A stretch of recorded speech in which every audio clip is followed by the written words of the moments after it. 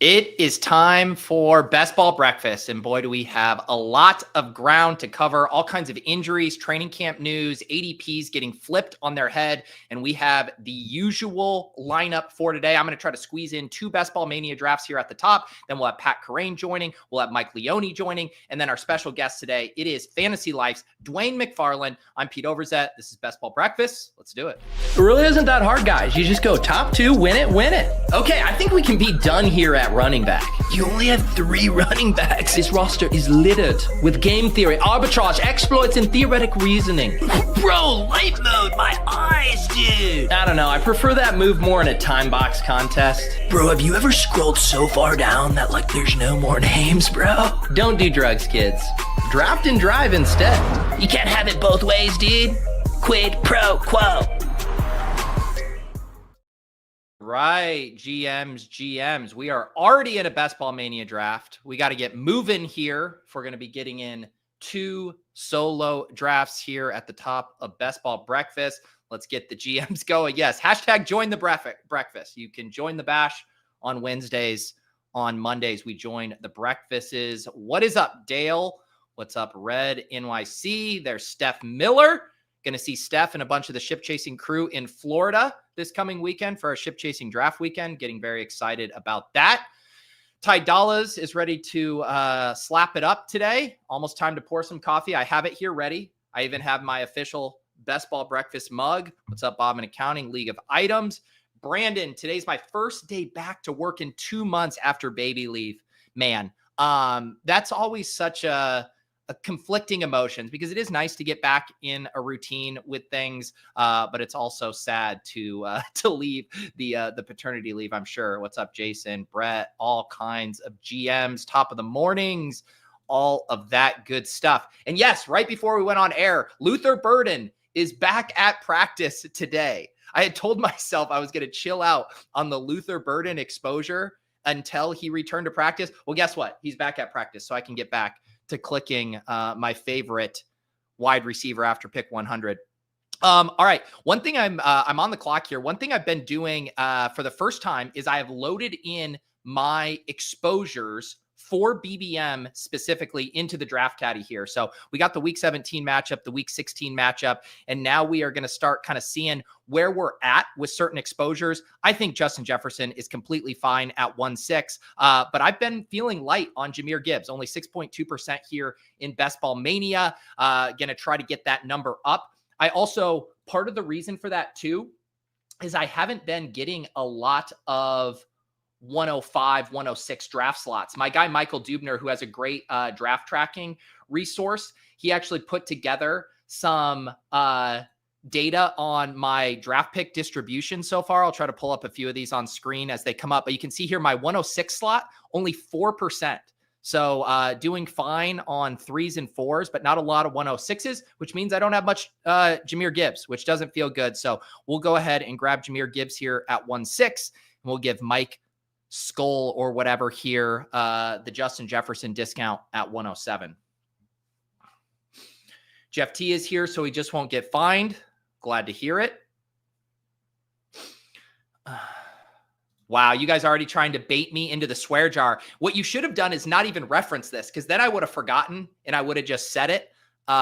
There were some very funny comments both in the Best Ball Breakfast Discord, in the Deposit Kingdom Discord, and in the comments of last week's video, which if you happen to miss it, we enacted a swear jar. I'm not allowed to call him by his former nickname. It's either Tedoroya McMillan or T-Mac. We're not allowed to call the slot wide receiver that the the Texans acquired by his government name. It is the Slot Demon. But now that you reminded me, I'm feeling good about not falling prey to the swear jar today. All right, AJ Brown, another guy I want to start boosting my exposure to, only 6.2% here. That seems very light. We're going to go ahead and grab AJ Brown here at pick 19, and we'll start Jahmyr Gibbs and AJ Brown. 2 guys I'm slightly below the field on at 6.2%. Feels like a good way to start our Monday morning. Also, in the swear jar department, there was a clip that got circulated over the weekend. I think Ian Rappaport tweeted it out, and it was Bajan Robinson saying how to pronounce his last name. Or his first name. I think I always default to saying Bijan, but the way he said it in the clip, which I did watch back 3 or 4 times, was Bajan. So kind of like the mustard, Dijon, Bajan. So the swear jar is coming for everyone. We all need to up our skills here in the pronunciation department. Let's see, weekend highlights and one low light to improve on. It was my father-in-law's birthday, so we were down at the beach with them over the weekend. Always fun going to the beach with April. There's this jetty out by the beach. We always walk down to the end of the jetty, and April loves doing that. So that was very fun. Let's see a low light to improve on. Man, a low light. Let me think about that one. Maybe I'm such just a positive person that I'm having I got one. We got stuck in traffic coming back from the Cape last night, and that was pretty brutal. And I need to be better about timing up when we are leaving to avoid the Cape. So there you go. All right, this works out well. If you're going to give me Trey McBride at 3.6, I'm going to do it. I am definitely going to do it. There is no chill on the Omarion Hampton ADP these days. I see him regularly going in the early 3rd. We're drafting that Mike Evans win at 3.2. But yeah, Trey McBride falling to me all the way at pick 30. Just the lightest of ahs here on this Monday morning. Jahmyr Gibbs, AJ Brown, Trey McBride to start.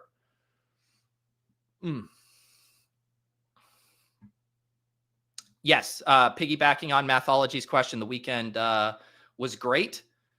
Had some nice weather days as well. I like what Steve says. He hated clicking the artist formerly known as the Slot Demon, but I'm really into clicking the Slot Demon. I'm very much with you there. I love David Kitchen just wishes his audience cared enough about his life to ask him how his weekend is. Sorry for asking in earnest, David. Also, are you allowed to be watching an Underdog stream as a hashtag DK partner? They might withdraw some of your bonus funds, Kitchen, if they catch you watching an Underdog stream. Be careful out there. Willis says, any comment on the allegations that you did not say Slot Demon on After Dark last night with Jack Miller and instead of his actual name? I didn't even remember that this happened, but if that's true, Willis, if I did it, I will pay the swear jar. Because I think I have to be held accountable on the swear jar, even on After Dark, which, by the way, we did a special Sunday edition of After Dark last night with Jack Miller from ETR. Really fun episode. We talked for about 40 minutes about some of his best ball data research, specifically on ADP values. And then we hopped in a draft where we didn't draft a single rookie. It was a draft that would have made Leone bring a tear to his eye. We're going to go ahead and scoop up the Terry McLaurin value here. I'm not really worried about the holdout stuff there. The ankle injury seems like it's kind of part of the continuation of the holdout as opposed to an actual issue. So we'll get some unique combos with Terry here, and we'll just keep value hounding in this draft. Jahmyr Gibbs, AJ Brown, Terry McLaurin. We also get that week 16 matchup between AJ Brown and Terry there. Seems like a fine pick. And I don't even have to think about talking about T-Mac, because if I drafted T-Mac and then I had to recap my team over and over for the rest of this draft, there is a very good chance that I would have to pay the swear jar there.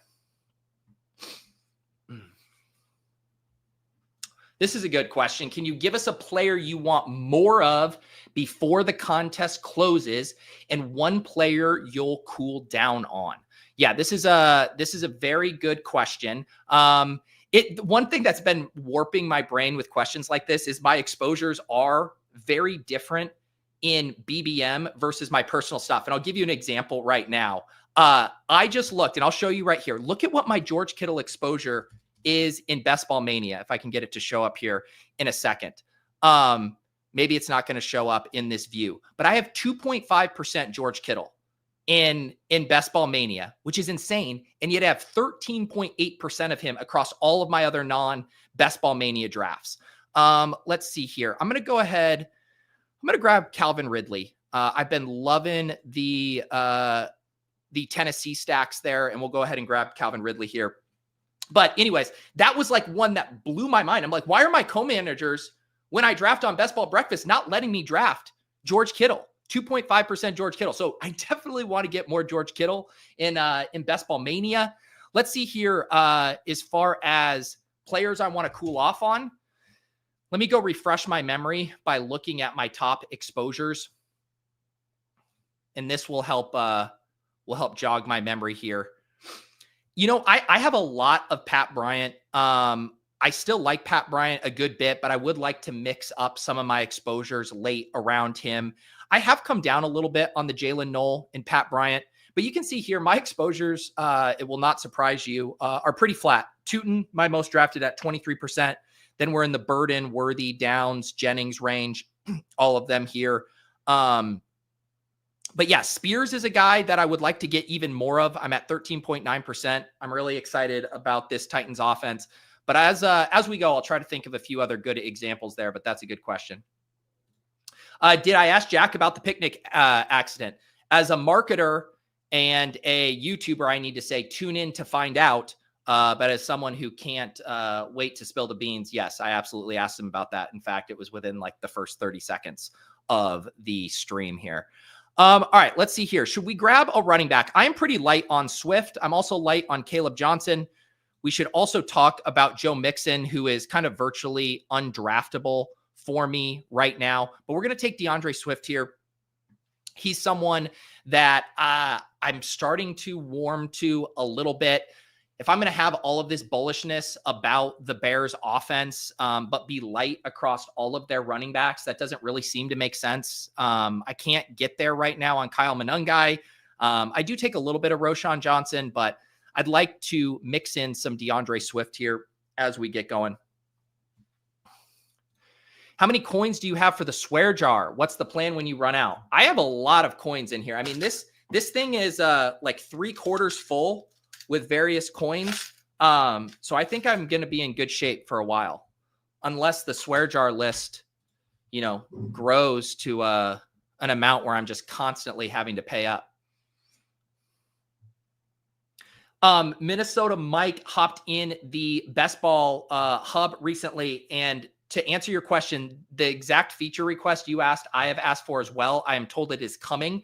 Hope it would tally my team exposures for me. If you scroll all the way to the bottom and hover over the hub list, I can show you that as well in a second after I make this pick. But let's see what we want to do here. Pacheco's another guy I'm extremely light on. I do like the idea of getting a little bit more Egbuka, who I think is going to push up a good bit. Let's see here. Egbuka. Let's go ahead and do Pacheco. They play Calvin Ridley in Week 16. This can be the Week 16 correlation draft, and we'll start using my exposures to draft some teams that I'm not normally getting to here. But Minnesota Mike, let me see if this is what you mean here as far as your player exposures. So if you scroll down on the My Teams page, you're going to have the team view of all the teams you've drafted. Sorry, where am I going here? Sorry, over to portfolio, I should say. When you're on the portfolio page, if you go down here, is this what you mean? Your team exposures? If you hover over these, you can see your team exposures there. So I'm hovering on Texans. You see CJ Stroud at 15.1%, an unfortunate amount of Joe Mixon at 7.6%, an unfortunate amount of Nick Chubb at 0.5%, Jalen Noel 16.8, Nico 8.1. So I think this is what you're asking for. Tally your team exposures down here. But yeah, if not, let me know. And by the way, this Best Ball portfolio is part of the Tier 2 pricing on FantasyLife Plus. We have a promo code over there. Promo code Pete will get you a discount there, 20% off all of the Tier 2 stuff. And that also comes with all of the utilization stuff, the league sync for your redraft leagues, the utilization headquarters, so much good stuff there. So very, very good value for $8.33 a month, not to mention the 20% off with promo code Pete. And we'll be able to talk a little bit more about that with Dwain when he comes on as well. He had a lot of input in some of those utilization features and some really cool stuff there. All right, let's see. Jaden Higgins goes. I think this is a time to circle back to wide receiver. Pittman seems like a solid choice here for us as our wide receiver 4. And I guess we could kind of think of the 2v2 where I went Pacheco, Pittman. I could have gone, Egbuka and Jalen Warren. I guess fairly close 2v2 there, but nothing crazy. All right, let's do a quick recap of this team. No quarterback so far. We got Jahmyr Gibbs, DeAndre Swift, and Isaiah Pacheco at running back. A.J. Brown, Terry McLaurin, Calvin Ridley, and Michael Pittman at wide receiver, and Trey McBride there at tight end.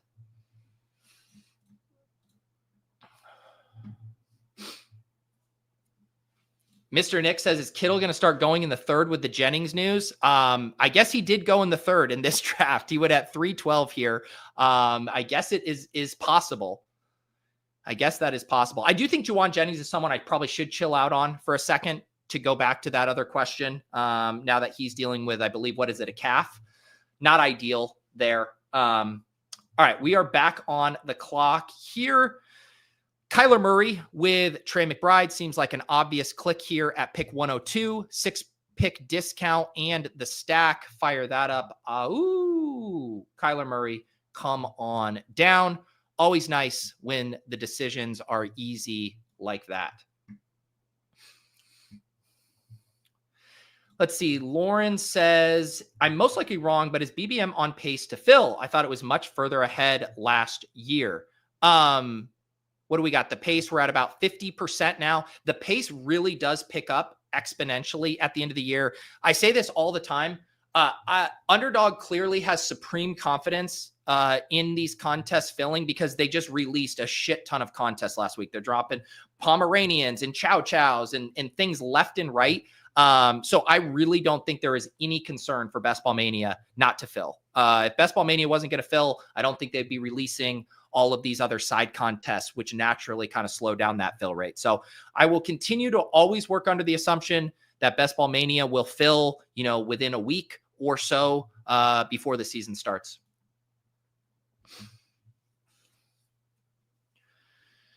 OMG says, how do you take the new Burden news? He's practicing. Should we move him up to near Egbuka? No. I mean, if anything, Egbuka needs to rise even further with the Chris Godwin uncertainty. And also the drumbeat on Egbuka from camp right now is really strong. Everyone's just saying he's a total stud over there. So that is something that I don't know. Those guys aren't close for me. It's more that I'm having more confidence in buying Luther Burden at his price tag. I think Luther Burden is a very good value around 110 where he's been going. All right, what do we want to do here? Dobbins is a guy I like a lot. He's sitting here at pick 12 opposite Kansas City in week 17. Wide receiver does really get wiped from here other than the slot demon. Let's go Rashad Bateman. We'll get another wide receiver here. Bateman's someone I like a decent bit, only 5% in Best Ball Mania. And I think there's a decent amount of running backs here that I kind of think I will like the 2v2 if I grab the wide receiver first. Yeah, so circling back to the Chubb stuff, the Mixon stuff, it does sound really bad on him. Chubb is going to get much more expensive. Tim says, even with the injury, I just don't have interest in Chubb. Battle line, older back off injury, and will get zero passing work whatsoever. I will say, this was similar rhetoric to the kind of the J.K. Dobbins thing last year. I think at those prices, what's his ADP right now? I mean, 169, you don't have to catch a ton of passes. You don't have to be a bell cow back profile to pay off an ADP of 169. That said, that cost is clearly going to be on the rise, and we'll need to kind of reevaluate from there. But for right now, I don't think there's anything wrong with getting your exposure to Nick Chubb while he's still a little cheap. I'm going to need to pour some coffee here in a second as well. We did lose out on Spears. We should check in on our other quarterback options here. We'll have Calvin Ridley is really the only other thing we have cooking here. Njoku past ADP looks nice to me. I'm going to put him in the queue. I don't see anything with running backs here. We could take Tuten for the millionth time. Let's go ahead and grab Njoku. a guy I continue to like. We talked about him a little bit with Jack Miller last night. Get him at pick 126 feels pretty good to me there. So here's the team so far. Kyler Murray, Jahmyr Gibbs, DeAndre Swift, Isaiah Pacheco, wide receiver, A.J. Brown, Terry McLaurin, Calvin Ridley, Michael Pittman, Rashad Bateman, tight end, Trey McBride, and David Njoku.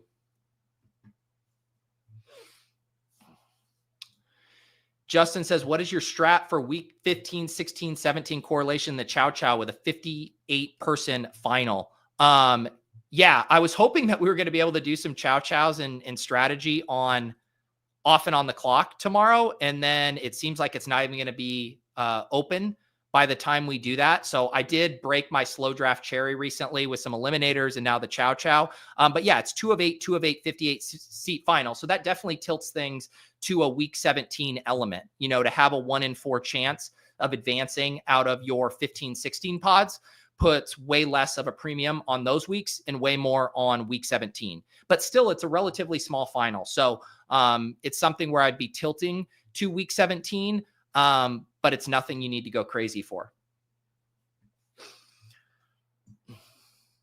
Woody Marxism, yes, the other kind of side of that conversation with the Texans. He's definitely interesting. I think his profile is a little limiting as far as what the upside would be. I think in scenarios where Mixon is out, that Woody Marks is never likely to take on a full role and will probably be more limited to a pass catching.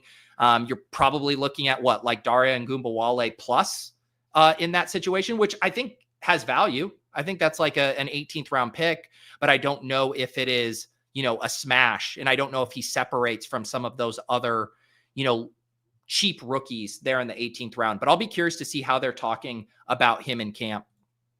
All right, let me get back to my draft because I am on the clock with only 12 seconds here. Let's go ahead and grab Trey Benson here. I love getting these big team stacks. We have Kyler Murray with Trey McBride. We'll grab Trey Benson as our running back 4 here. And that will keep us in good shape. 1-4-5-2 here on this team. Let's see. I next pick at 150. We're good at tight end, up to 5 wide receivers, 4 running backs, and Kyler. So in good shape there. This is, yeah, you're right. Before I talk Bigsby, let's pour some coffee. I keep slow rolling this too much. I feel like these drafts, the 20-second clocks, you guys are firing all kinds of fun questions and topics. And, sometimes the coffee just gets lost in the shuffle here 22 minutes in. Let's do a coffee pour in our Best Ball Breakfast mug in stores now.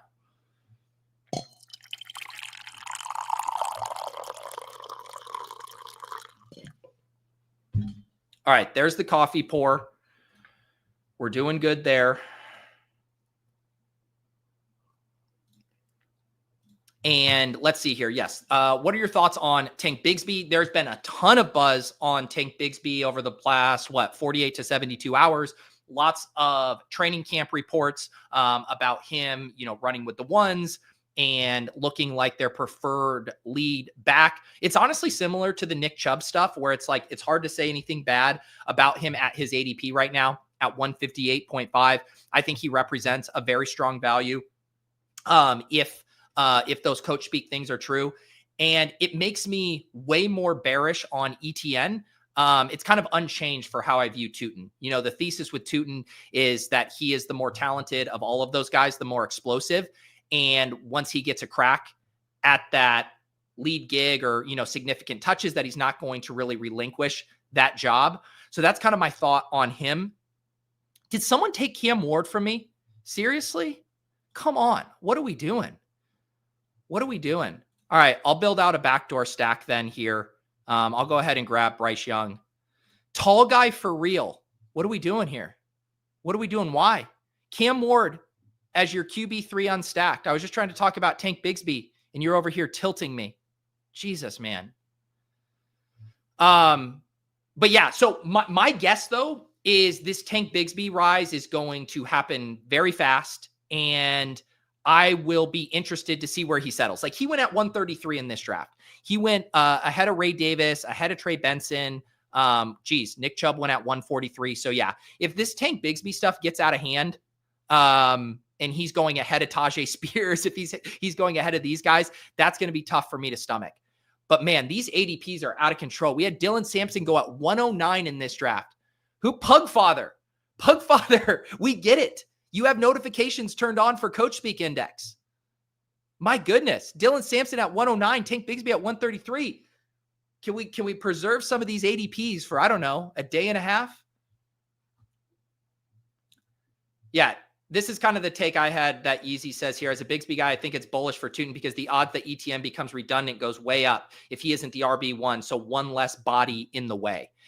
Yep. And I guess the real interesting thing is like who is going to catch passes in that offense, because that is kind of a role that seems more or less up for grabs. But at this point, pretty clear that Bigsby, the heavy favorite for early down touches, and then Tuten just kind of remains that mystery black box.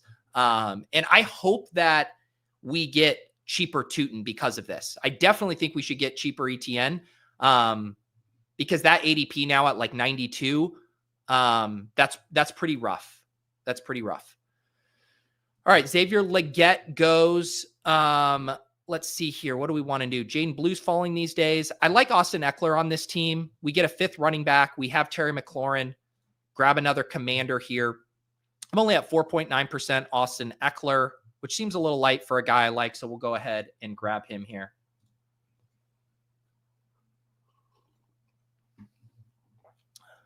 No Geno Smith. I mean, all things being equal, if I don't have any Raiders or Panthers on a team, I prefer Bryce Young. I guess to your point, though, kiss my third leg as I say that out loud. The fact that you have Thornton so cheap these days, he is like a decent backstack candidate there. But I still like the backstacking options for Bryce Young. I mean, when I took Young, Legette's still on the board, Thielen's on the board, Coker's on the board. Although I will say Dave Canales cannot stop talking about Hunter Renfrow. It's a little concerning. Like you go in the Coach Speak Index and you read all the reports and it's like every other blurb is about Hunter Renfrow. So either that means I need to start drafting Hunter Renfrow or start chilling out on my Jalen Coker late round love. ETN to the Bears would be very fun, except for this team where I just took DeAndre Swift. All right, we are back on the clock. Let's go ahead and take Adam Thielen. Let's just fucking do it. Let's just fucking do it. What do you want me to say? I have 2.5%. Let's just fucking click Adam Thielen. Now we need a real swear jar. If I say fuck about one player, I have to pay the actual swear jar. Ugh.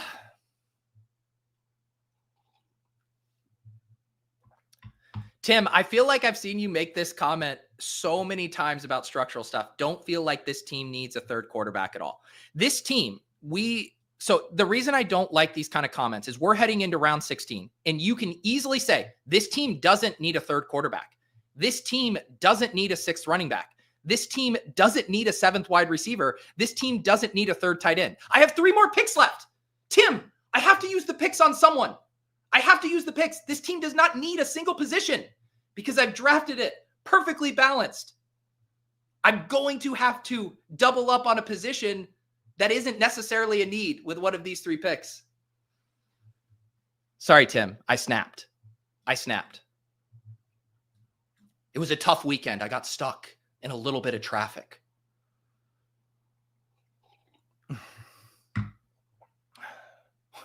What if I don't pick anyone? That's what I should say. I should just be able to run. I should just be able to tell Numi and Hope, hey, this team doesn't need anything else. The chat told me I'm good at all my positions. I want to vacate my final 3 picks. Wow. Psycho Pete? Jeez. I'm used to Sassy Pete. Psycho Pete, that's a new one. Jacob, welcome to becoming a YouTube member. If you'd like to draft with me on Wednesday, we'll have the Best Ball Bash.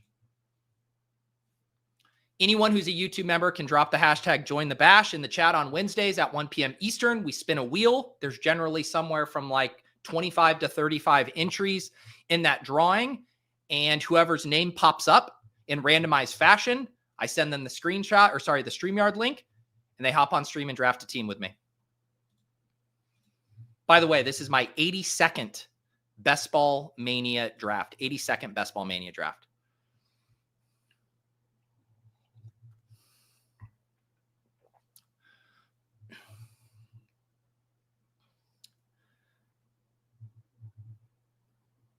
All right. We will definitely take Michael Wilson here if Mr. Mike doesn't bone me, and he does not.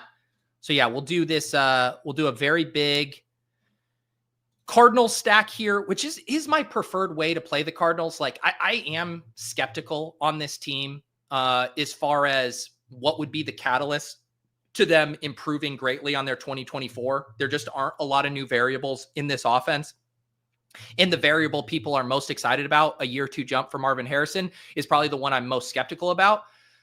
But if I'm going to draft Trey McBride, if I'm going to draft Kyler Murray, I want to play this offense as a surprise breakout team. So we go Kyler Murray, Trey Benson, Michael Wilson, and Trey McBride, and hope that the rising Cardinals tide lifts all boats here.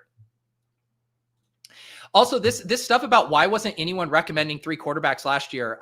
I've been doing 3 quarterback builds for a long time. It was 3 years ago, Osimo wrote an article using the sim data that he had done for Osimo at the time, Stochastic now, about why the 3 quarterbacks specifically in the BBM style gauntlet is something we should be striving for, because it gives you opportunities for 3 unique stacks, because ownership condenses around the highest performing quarterbacks. And when you only have 2 quarterbacks, and generally an elite one, the field is going to have a ton of the elite quarterback in the finals if that's the quarterback you need, because they perform really well in 15 and 16. So you show up in the finals, and it's nice to have unique pieces. So this 3 quarterback stuff, I know a lot of people are new to the best ball space and the best ball data stuff, but going back to the best ball manifesto, Osimo data from 2 to 3 years ago, like this is old conversation. It's just been in the forefront this year in a way that has people talking about it way more.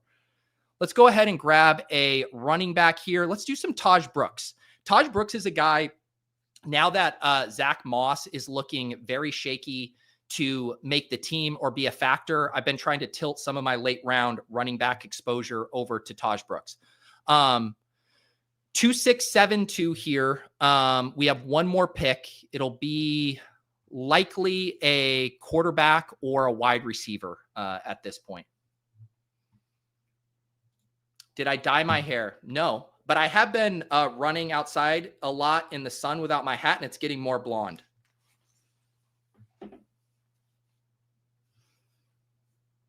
But I like the idea of thinking I'd get frosted tips, though.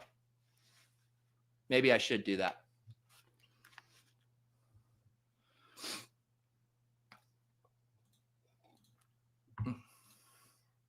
All right, let's see here. The chat said I can't take a 3rd quarterback, and I don't know if I need a 7th wide receiver. So we're going to really have a tough decision here. I mean, what do we possibly do with this next pick?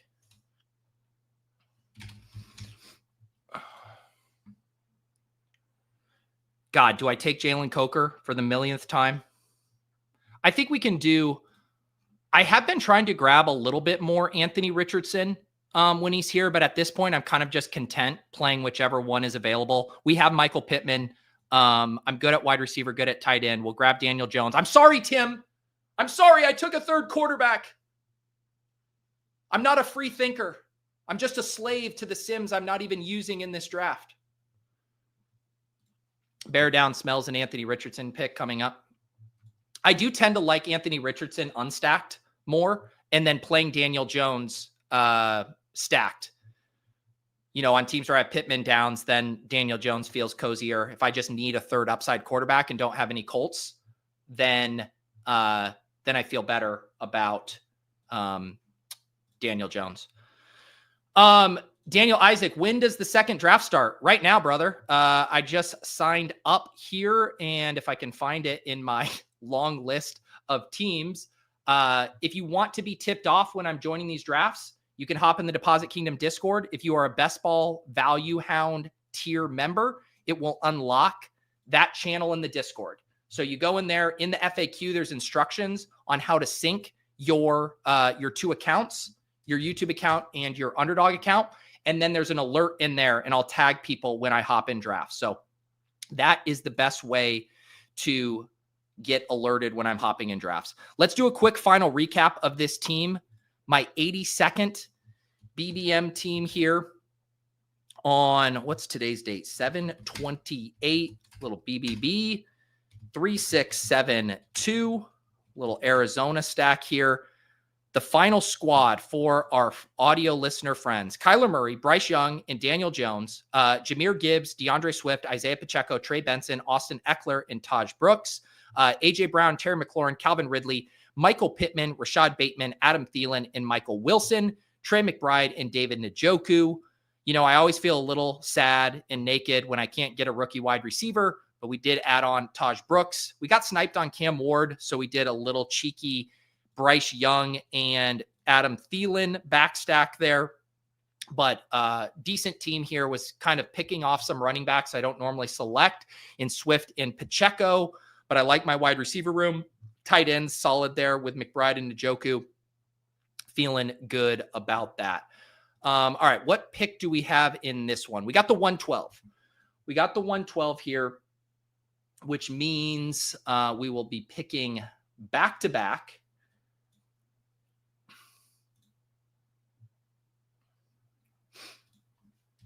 And this will be what? Draft 83. Draft 83. Pat Kerrane will be joining us at 11 a.m. Eastern. Then we'll have Mike Leone joining us, and then Dwain McFarland at 1 p.m.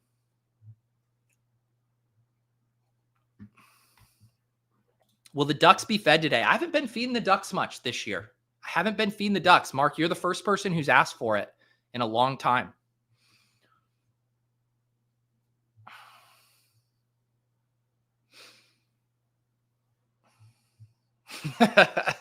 Tim says he's so tilted that I've taken a third quarterback that he's going to smash the like button. Yes, if you would please join Tim in directing your frustration with me as a drafter and smashing the like button, I would greatly appreciate it. I would greatly appreciate it. Let's see here. We got Amon-Ra at the top. I'm pretty even with all of these running backs here: Genty, Achane, and Henry. Let's do ARSB and Devon Achane there. Also, speaking of which, I was looking in my YouTube analytics and noticed I'm getting very close to 20K YouTube subs. I think we're like 170 away, a little less than 170 away. So if you guys are new here and you haven't subscribed to the channel, I would love if you did. You know, 20K, a completely arbitrary, meaningless vanity metric that would be fun to cross. So yeah, would love to hit 20K subs on this channel. I've already been thinking about my in-season content. We're going to have, you know, the usual shows that we normally have in season, but also some fun wrinkles and things I'll be adding this year. So yeah, subscribe to the channel. Enjoy the rest of Best Ball Summer. Then we'll be rolling in with the Underdog Dailies. We'll be getting into the salary cap DFS streets and all of that good stuff here on the channel, along with the usual lulls on Thursdays with with Brian Hooper. And then Best Ball After Darks morph into DFS After Dark in season. So thank you for your likes and your subscribes.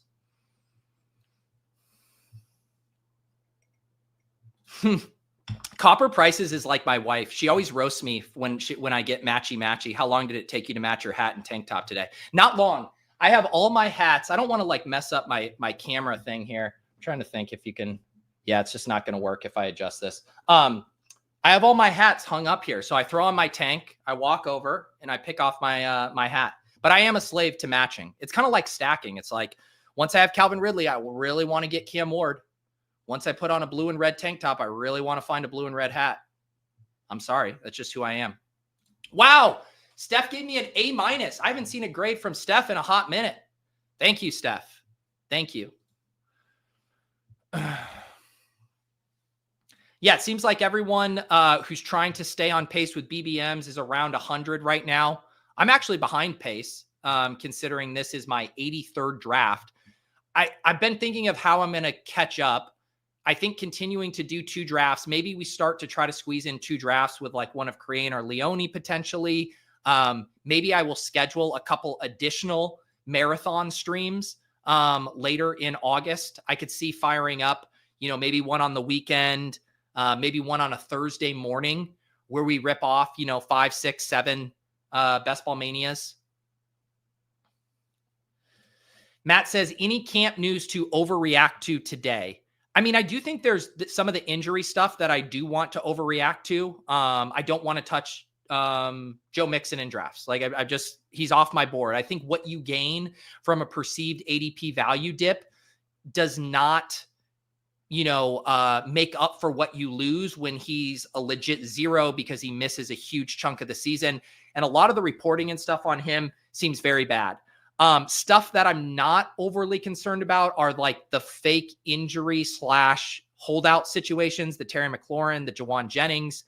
I think like massive ADP movements on guys like Tank Bigsby and Nick Chubb. In that case, I'm actually more interested in the Nick Chubb type of movements because that's related to actual injury news as opposed to the Tank Bigsby, which is just based on like a couple practice reports. So those are the things that I'm thinking about right now. All right, we're going to take Breece Hall. And also, this is what we're going to do, because I mentioned to you, people will not let me draft George Kittle in Best Ball Mania. 13.8% in my other contest, 2.5 in Best Ball Mania. Welcome to the 3-4 turn, George Kittle. We had to do it. This feels like a trap. Who is on the swear jar list? I believe it's Tedaroya McMillan, the slot demon. And can the chat remind me someone else? I think we're going to say Bijan Robinson is now on it as well.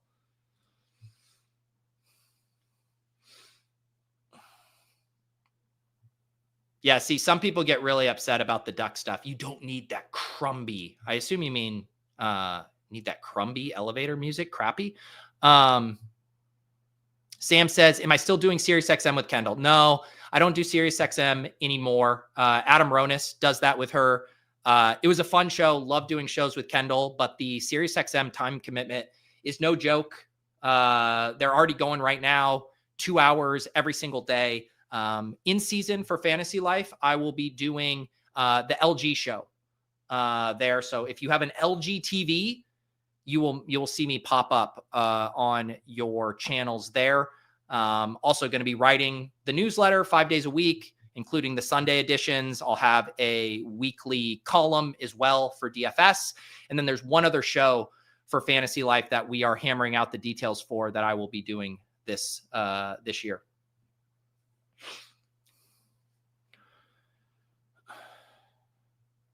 Yeah, I'm glad someone mentioned this. I do appreciate everyone who lets me know about when there are impersonators in the Discord. Chunk the Deuce said, did your Discord get hacked? No, it didn't get hacked. Anyone in the world can create an account and make it look like mine. When they enter the Discord, we boot them out. They're banned, but then they go and they DM people. So here's the thing. I will almost never, ever DM you on Discord. So if you get a DM from me, it's probably fake. It's probably fake. Check the usernames. There's often an extra period in there or 2 additional letters that shouldn't be there, etc. You can always tag me in the Discord. If you're worried, you're like, hey, I got a DM and it does seem like you have an incredible offer for me, Peter, and you're really unsure, tag me publicly in the DM and I'll let you know if that was me or not.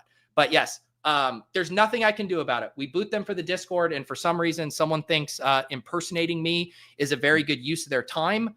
I'm pretty sure the IQ level of the people in the Deposit Kingdom Discord is high enough that no one should fall for it. But thank you as a reminder to make that PSA again here. 20K subs for a 20-day straight live stream. I think that would be an awful idea. I think what it would be is I fire up the live stream and then I stop when I get 20K subs. Man. Maybe we'll have to think about something like that. But truthfully, Zach, as someone who has young kids like myself, I think you can appreciate the fact that it would just be nice to hit it during regular business hours. Can we talk about DK Metcalf sliding to 512? I don't have a lot of DK Metcalf, but at 512, are you kidding me? Also plays Detroit in week 16. Let's do it, baby. Ow! And what do we want to do here at pick 6-1? We could do Travis Hunter. We could do RJ Harvey. Yeah, let's do Travis Hunter. I know he plays defensive back, but seems like a fun click here at pick 61. So here's the team so far. No quarterbacks. We got Achane and Breece Hall. We got Amon-Ra St. Brown, DK Metcalf, and Travis Hunter, and George Kittle. Glad you asked this, Alex. Are you planning on doing any drafts with Sean this year? So he did do a best ball breakfast a few weeks ago, but I just booked him for a draft on the Ship Chasing channel this summer. So on Ship Chasing, we're going to be doing a bunch of high stakes managed leagues drafts on the FFPC. Those are $1,800 drafts. It's tight end premium, pretty unique format, $1 million top prize. And we're going to do drafts with a bunch of various guests, primarily in mid to late August. And I'm finalizing the schedule for those over the next week or so. And then I will announce that, but I'm happy to spoil that Sean Siegel will be joining us for one of those on the Ship Chasing channel.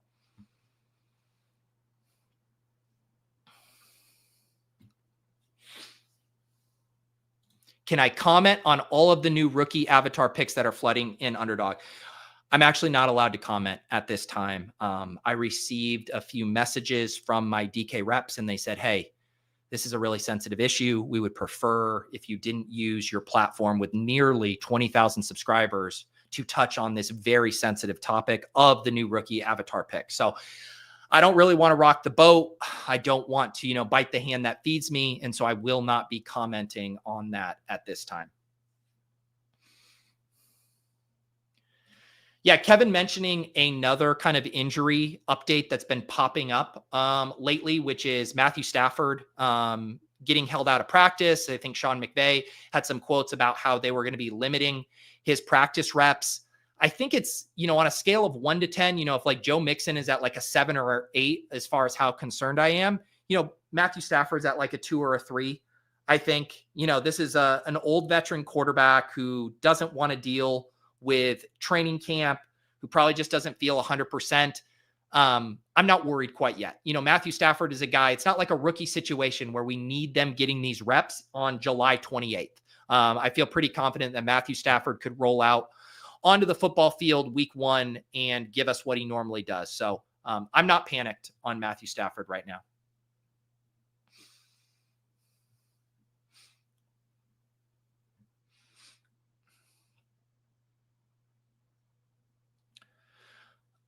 Let's see here.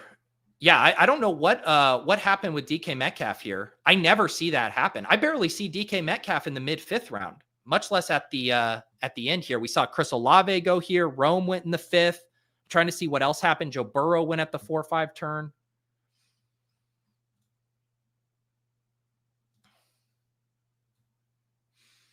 All right, we're about to pick 84 and 85 here. Jaden Reed goes. We're definitely in the market for some wide receivers. Jordan Mason goes. I think this can be a Jacoby Myers and Chris Godwin double tap. We have Achane and Brees up top. We have the 3 wide receivers. Let's put we look at these week 8 buys here. Let's do Godwin first and then decide if we want to do Jacoby with all those buys, or if we want to grab another guy like Aaron Jones, who I haven't been taking a lot of. Yeah, let's do Aaron Jones here. I only have 3.7%. I think with these 4 wide receivers up top, Amon-Ra, Metcalf, Hunter, Godwin, we can grab a 3rd running back here.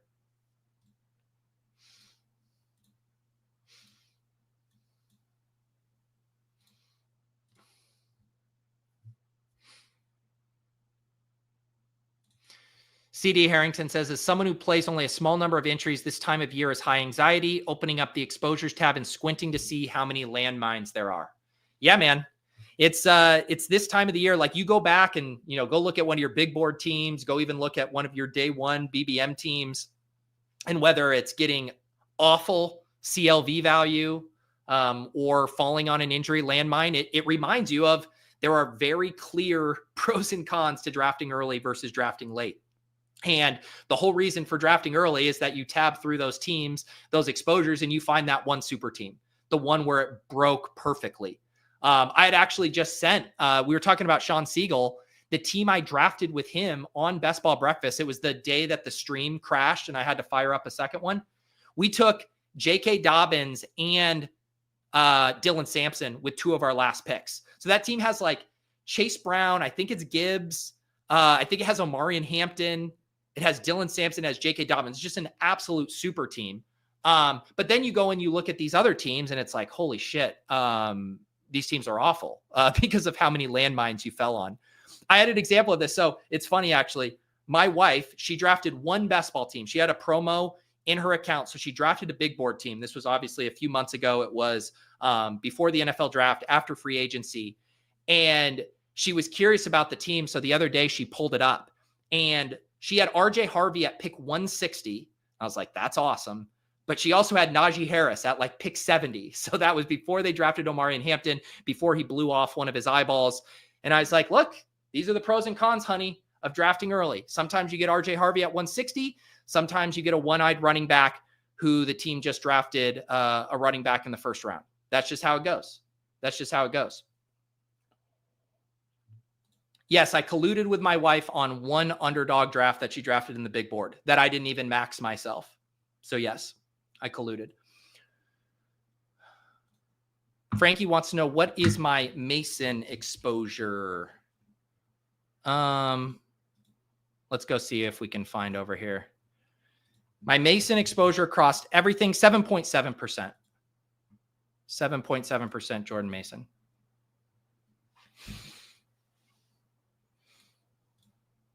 All right, let's lock back in here and figure out what we want to do. We have Achane, Breece Hall, and Aaron Jones. We have Amon-Ra, DK Metcalf, Travis Hunter, Chris Godwin, and then George Kittle. So Brock Purdy already went. Brock Purdy went at pick 100. Fields with Breece Hall seems fine. Goff with ARSB obviously seems fine. JJ McCarthy with Aaron Jones isn't bad. And then Baker, obviously, with Godwin. Although, man, these quarterbacks are getting snapped off. Look at that run. Jesus. Brock Purdy, Baker Mayfield, Bo Nix, Justin Fields, all in a row. That doesn't feel good. Let's see. What are we going to do here? We still have lots of outs. I mean, we have fucking Aaron Rodgers. We have Trevor Lawrence, JJ McCarthy, but do I just pass on? I think we probably pass on the quarterbacks here. Can't draft Rashid Shaheed, not after the dust up on chip chasing the other day. Let's go ahead and take J.K. Dobbins here. And maybe what we'll do, just because I don't want to get fully boxed out at quarterback, we'll take Drake May here. We'll have him opposite Breece Hall in week 17, give us some backdoor stacking options, make sure we don't fall too far behind. Could also do Dak Prescott with a similar line of thought, but a little bit cheaper options there with Drake May. So the rare time I draft Drake May without Pat on stream. Who is her favorite player? I think it's April's favorite player is Debo. And so by extension, I think Lauren's favorite player is Debo Samuel as well. I should have had her use promo code Davis. I should have helped the kid out. If you weren't a streamer, would you still draft all year? I would draft all the time in the summer. I love drafting post NFL draft, but I would probably have very few entries in the big board. I like taking off, February to April. I like having that break, and I don't do a ton of volume in the big board. So yeah, I don't mind sitting out the big board, but yeah, once the NFL draft happens, I got the itch. Cole says Mixon at 101, enough value to make it worth it. Sure. I mean, I'm trying to be like honest with myself of like where I would click him. And that is like a pretty dead range for running backs. You have Warren off the board. You're in what? Tyron. I mean, he went 106 in this draft. Yeah. So he went 106. I took J.K. Dobbins. Yeah, it's tough. I just don't want to take him right now. I think there's a ton of risk. Like if you just hold a gun to my head and you're like, Pete, who would you rather have? Tajay Spears or Joe Mixon? It's like, I don't know, Spears. Yeah, I guess my true price is probably around like 120 or something where I'd feel comfortable taking him right now. That's a take that could look poor in a few weeks, or a take that could look incredible. Can I sell you on Dobbins? Sure. Was really good last year. The Broncos offensive line run scheme has been elite. There are still, I think, a decent amount of question marks with RJ Harvey. Every time Sean Payton opens up his mouth or talks about running backs, he's wanting to utilize some kind of committee situation there.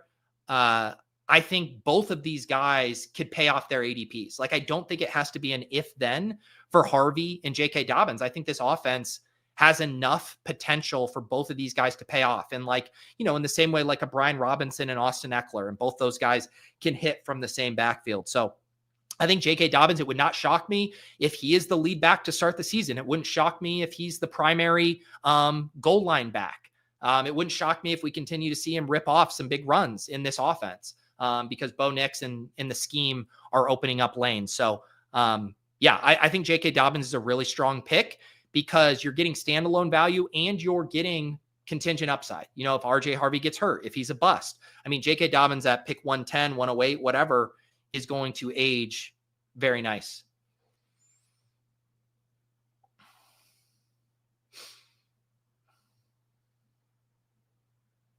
Could I rank my top 3 favorite draft positions? Sure. I would say, here, let me make these picks and then I will do that question, or maybe I can squeeze it in here.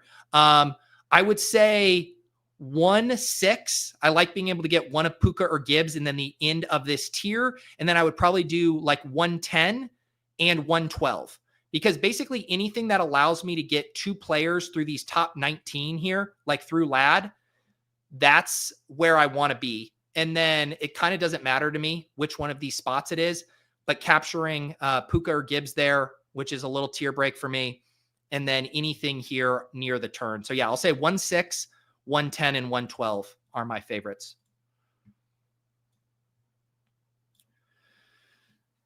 All right. Let's see here. We lost out on Trevor Lawrence and Kyle Williams went. This draft is no fun. Let's do JJ McCarthy though with Aaron Jones. That seems like a solid selection there. We could do Ramondre with Drake May. Wide receiver has gotten fairly wiped out. I think we could chill on it. Yeah, let's go ahead and do Ramondre. Ramondre is a full 10 picks past ADP. We have Drake May. This running back room is solid. So I don't necessarily think the Ramondre ad is like the perfect type of archetype for a team that already has Etienne, Breece Hall, Aaron Jones, and J.K. Dobbins. But the 10 pick discount with Drake May, I think, makes it a fairly easy pick. So here's the team so far: 2-5-4-1, Drake May and J.J. McCarthy, Etienne, Breece Hall, Aaron Jones, J.K. Dobbins, and Ramondre.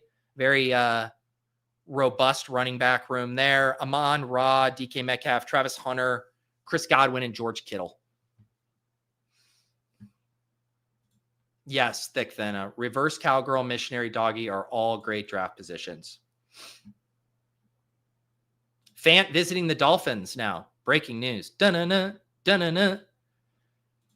Tim says he's Cedric Tillman pilled. Didn't Cedric Tillman just have a bad injury in training camp? I thought he had an injury that wasn't great. I like it. Okay, he's back at practice. All right, that's good. Yeah, he had a lower leg injury. He left practice early, was quickly cleared of serious injury, and returned. All right, just a scare. Okay. Good to know. I like Cedric Tillman a good bit too. I like that entire Browns passing offense. I'm kind of willing to take the leap of faith that whether it's Joe Flacco at the beginning of the season, whether it's one of the rookies at the end of the season. Jack Miller and I talked about this a little bit last night. But those Browns pass catchers just project well relative to their ADPs. And Tillman has some juice. Judy Njoku. I love Dylan Sampson. It's just unfun. It's not fun to not have a quarterback to stack an offense with, but that shouldn't keep us from taking stabs on those pass catchers. This was the other, someone asked about the swear jar. This was the other swear jar thing. Don't forget Pat's intro music. I was going to forget until you said this. So thank you, Juan. Thank you very much.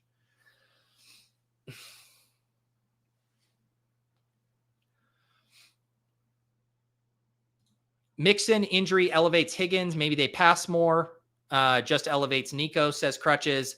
Yeah, I mean, it's kind of, I think about the Texans and the Packers a lot last year and how their identities shifted, like when they were able to run the ball versus passing the ball, and how both those offenses went kind of neutered. I wouldn't be applying a very strong bump to Higgins per se, just because his cost is already pretty frothy at pick 88.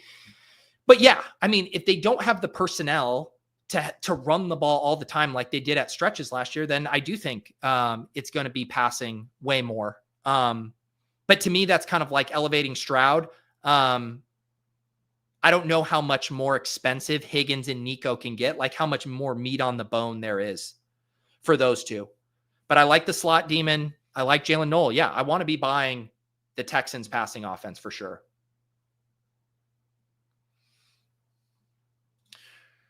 Robert Nemo, thoughts on Pop Douglas' potential to lead the wide receivers? I mean, I think it's probably the safest bet, right? I mean, the upside bet is still definitely Kyle Williams, in the market, is drafting it accordingly. But the safest bet is for sure Pop Douglas.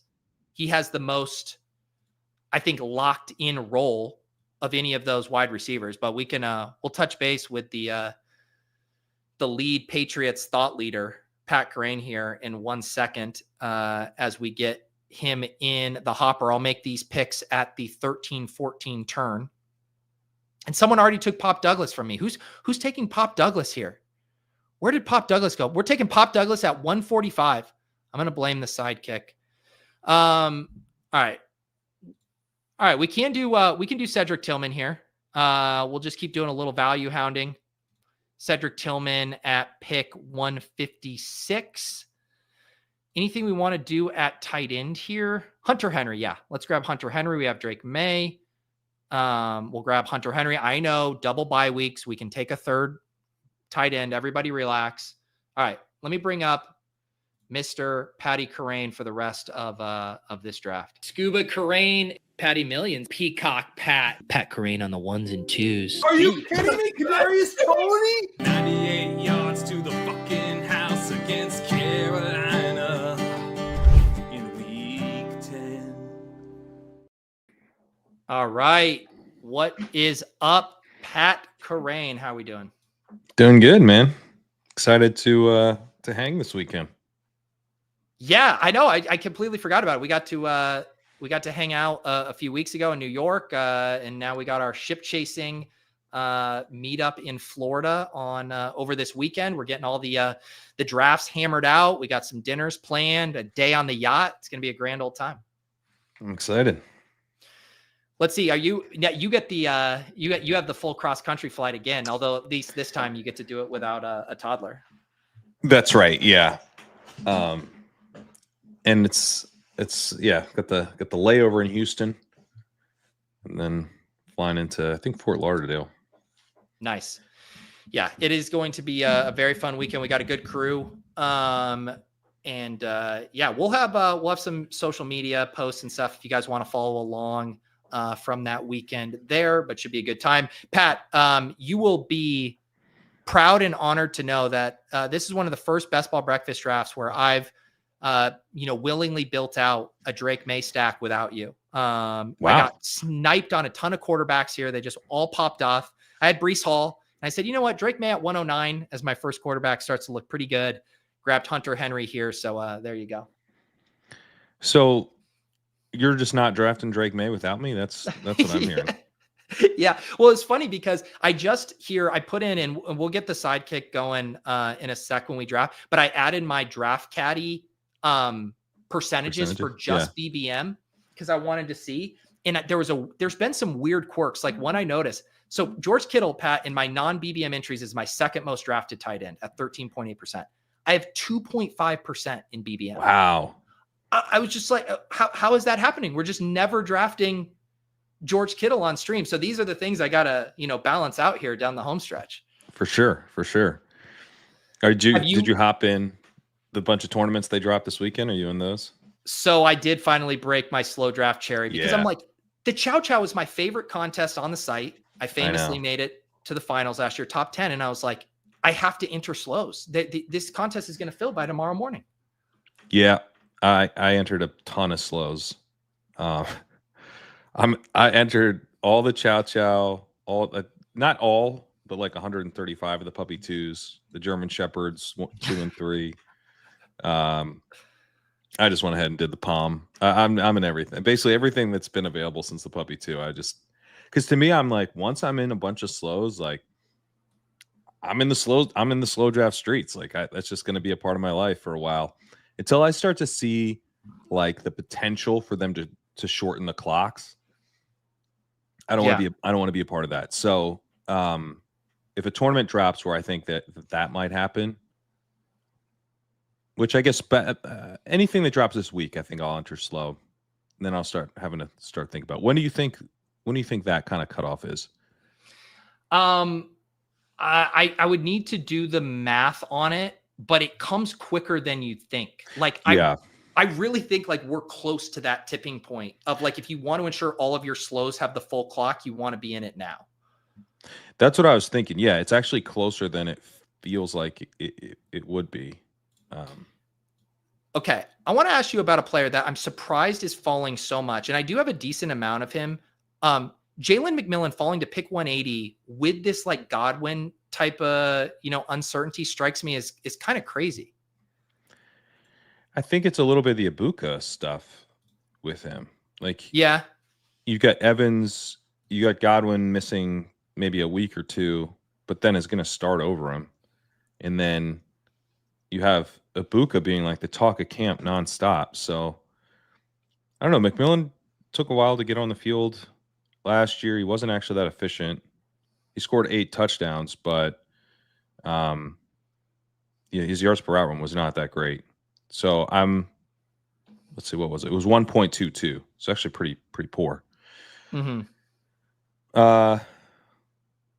So yeah, I mean, he's a fourth receiver. Maybe he's a third receiver for a couple weeks, but what's his path? Like, he almost needs an injury to really have a starting role this year.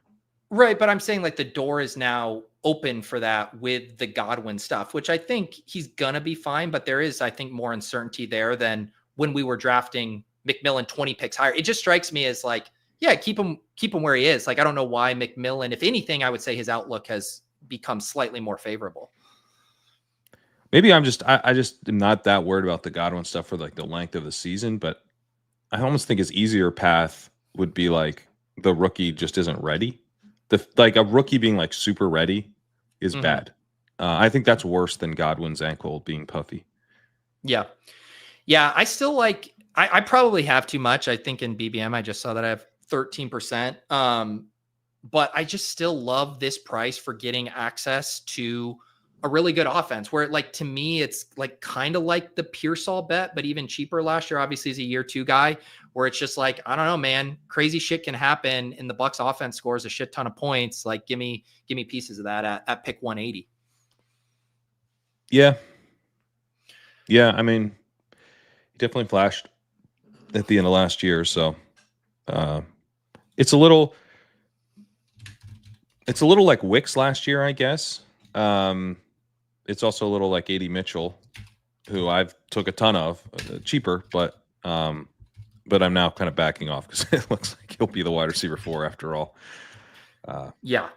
All right. I got 2 more picks here, Pat. We can land this plane and then we can hop in our own best ball mania draft. For the audio listeners here, we got Drake May, JJ McCarthy, Aaron Rodgers team, Achane, Breece Hall, Aaron Jones, J.K. Dobbins, and Ramondre Stevenson, ARSB, DK Metcalf. Pat, DK Metcalf fell to me at the 5-6 turn. Wow.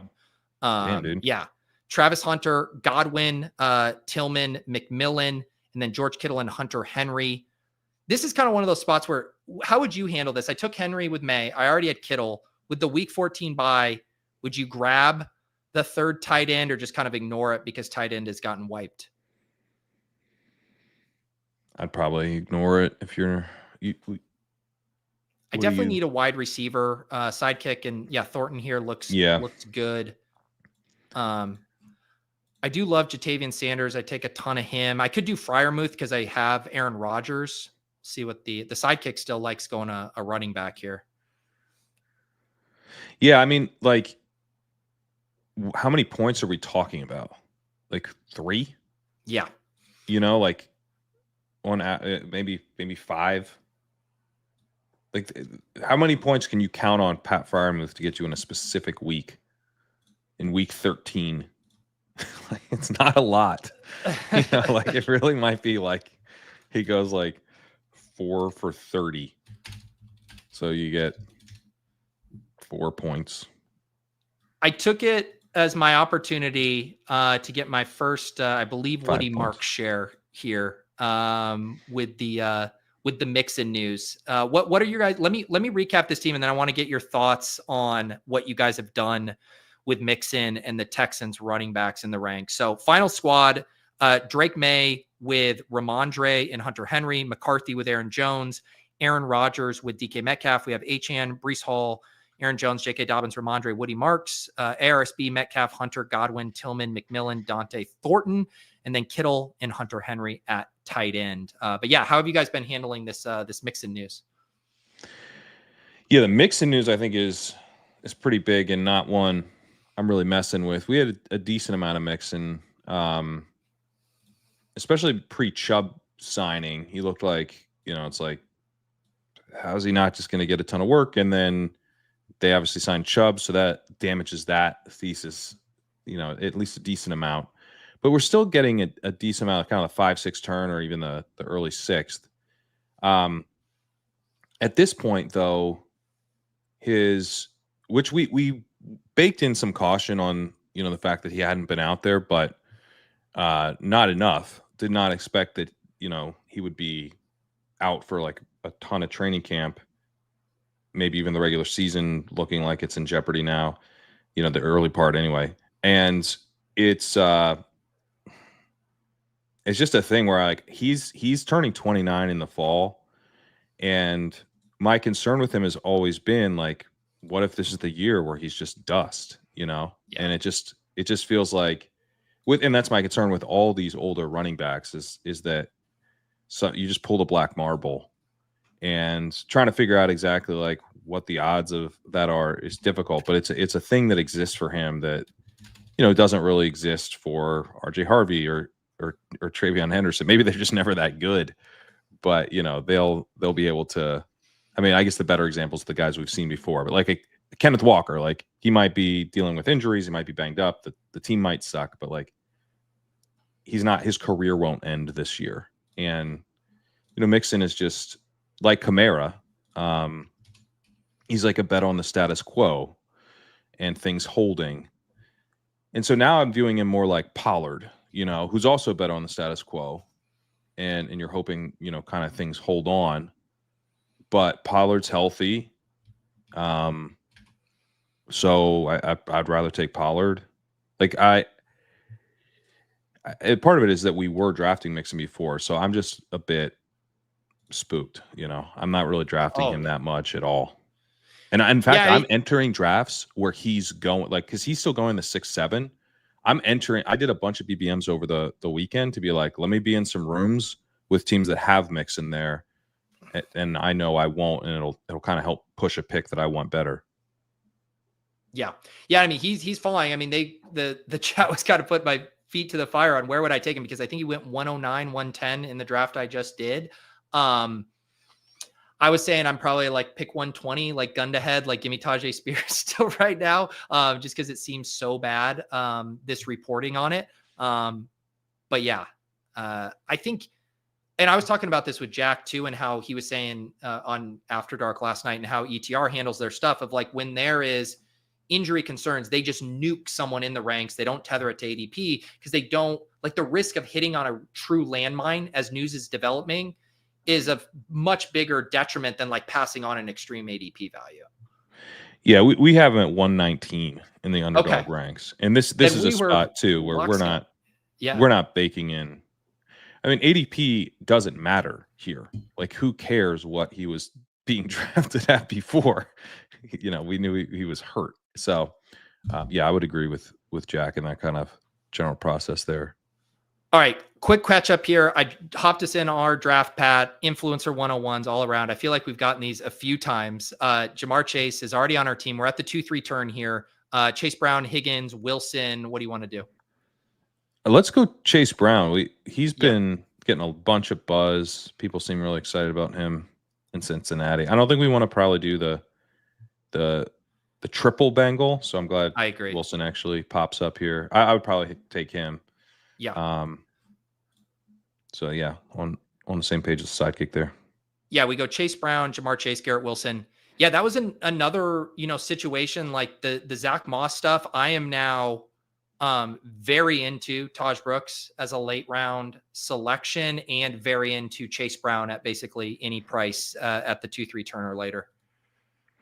Yep.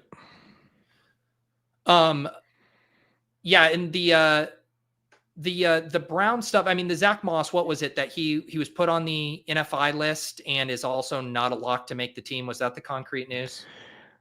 Yeah, I would at this point be surprised if Moss makes the team because Perine's going to make the team.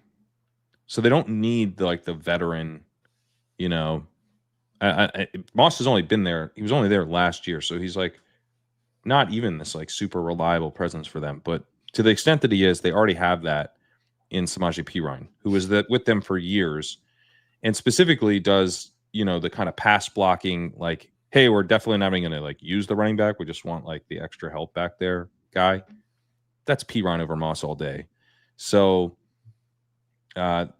he's sort of redundant. And then Taj Brooks looks like maybe he's ahead as a runner. If they need a little pop in the run game, Brooks might have more juice. So I don't think Moss will make the team. Yeah.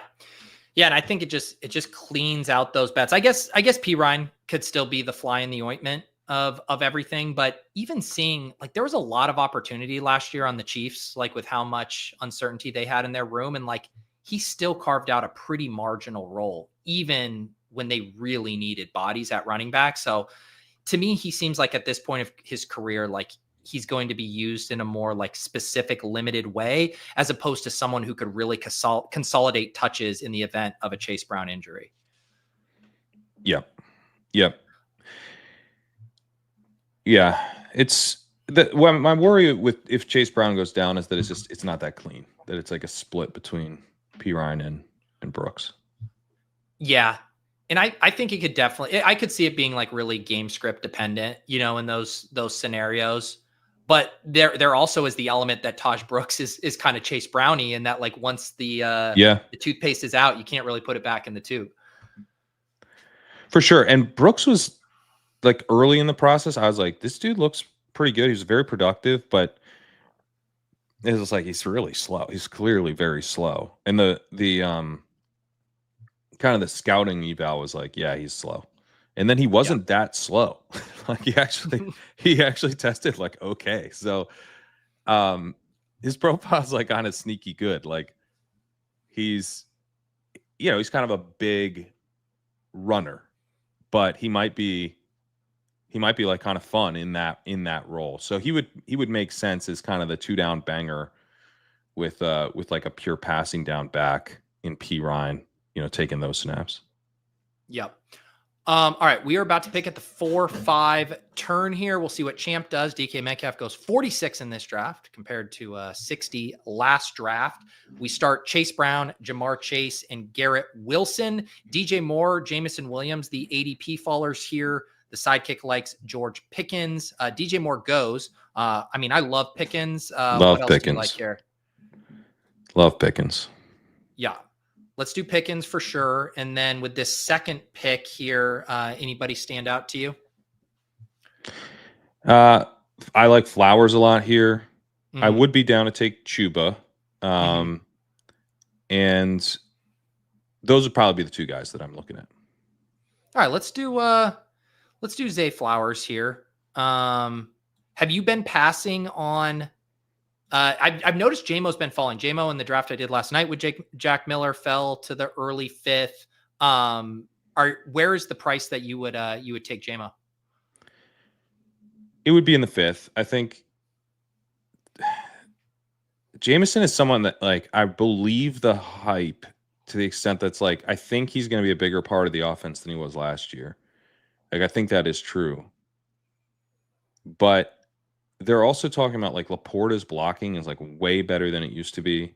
And they're talking about Gibbs being a huge emphasis of what they're doing in the pass game. And then Amon-Ra St. Brown looks completely healthy and stuff. So that doesn't, there was a little minor injury thing with him. That doesn't seem to have materialized in anything. So I'm just like skeptical that we are pricing the Jameson, you know, that he takes another step, but like we're pricing it as like it's going to be this huge breakout year, and I'm not really convinced that that's going to happen. So yeah, I still just think he's overpriced, even though I like the hype is just nonstop, and I think they believe the hype. Like I don't think they're BSing, but they're also hyping up all of his other teammates, and I think the fundamental issue that Jameson has is that Amon-Ra St. Brown is going to get fed, like by Jared Goff. Like it's Jared Goff. Like Jared Goff's going to feed the underneath guy who's open. And if Sam Laporta is blocking better, that means he's going to be out there, you know, a ton on play action stuff, and which he already kind of was. But that's locked in. Gibbs might be out there more on their play action stuff, which has been, they throw to the running back a ton on play action. So, you know, but those would be the types of, it's like play action deep shots is kind of what you'd be hoping for Jameson a bit more. So, I don't know. It makes me nervous. It definitely makes me nervous because I think there's some scenarios where like he just takes a giant step forward and crushes. But it's the type of thing where like in our main events, I would love to have a Jameson share. In best ball, I'm going to be underweight even at like the 4 or 5 turn.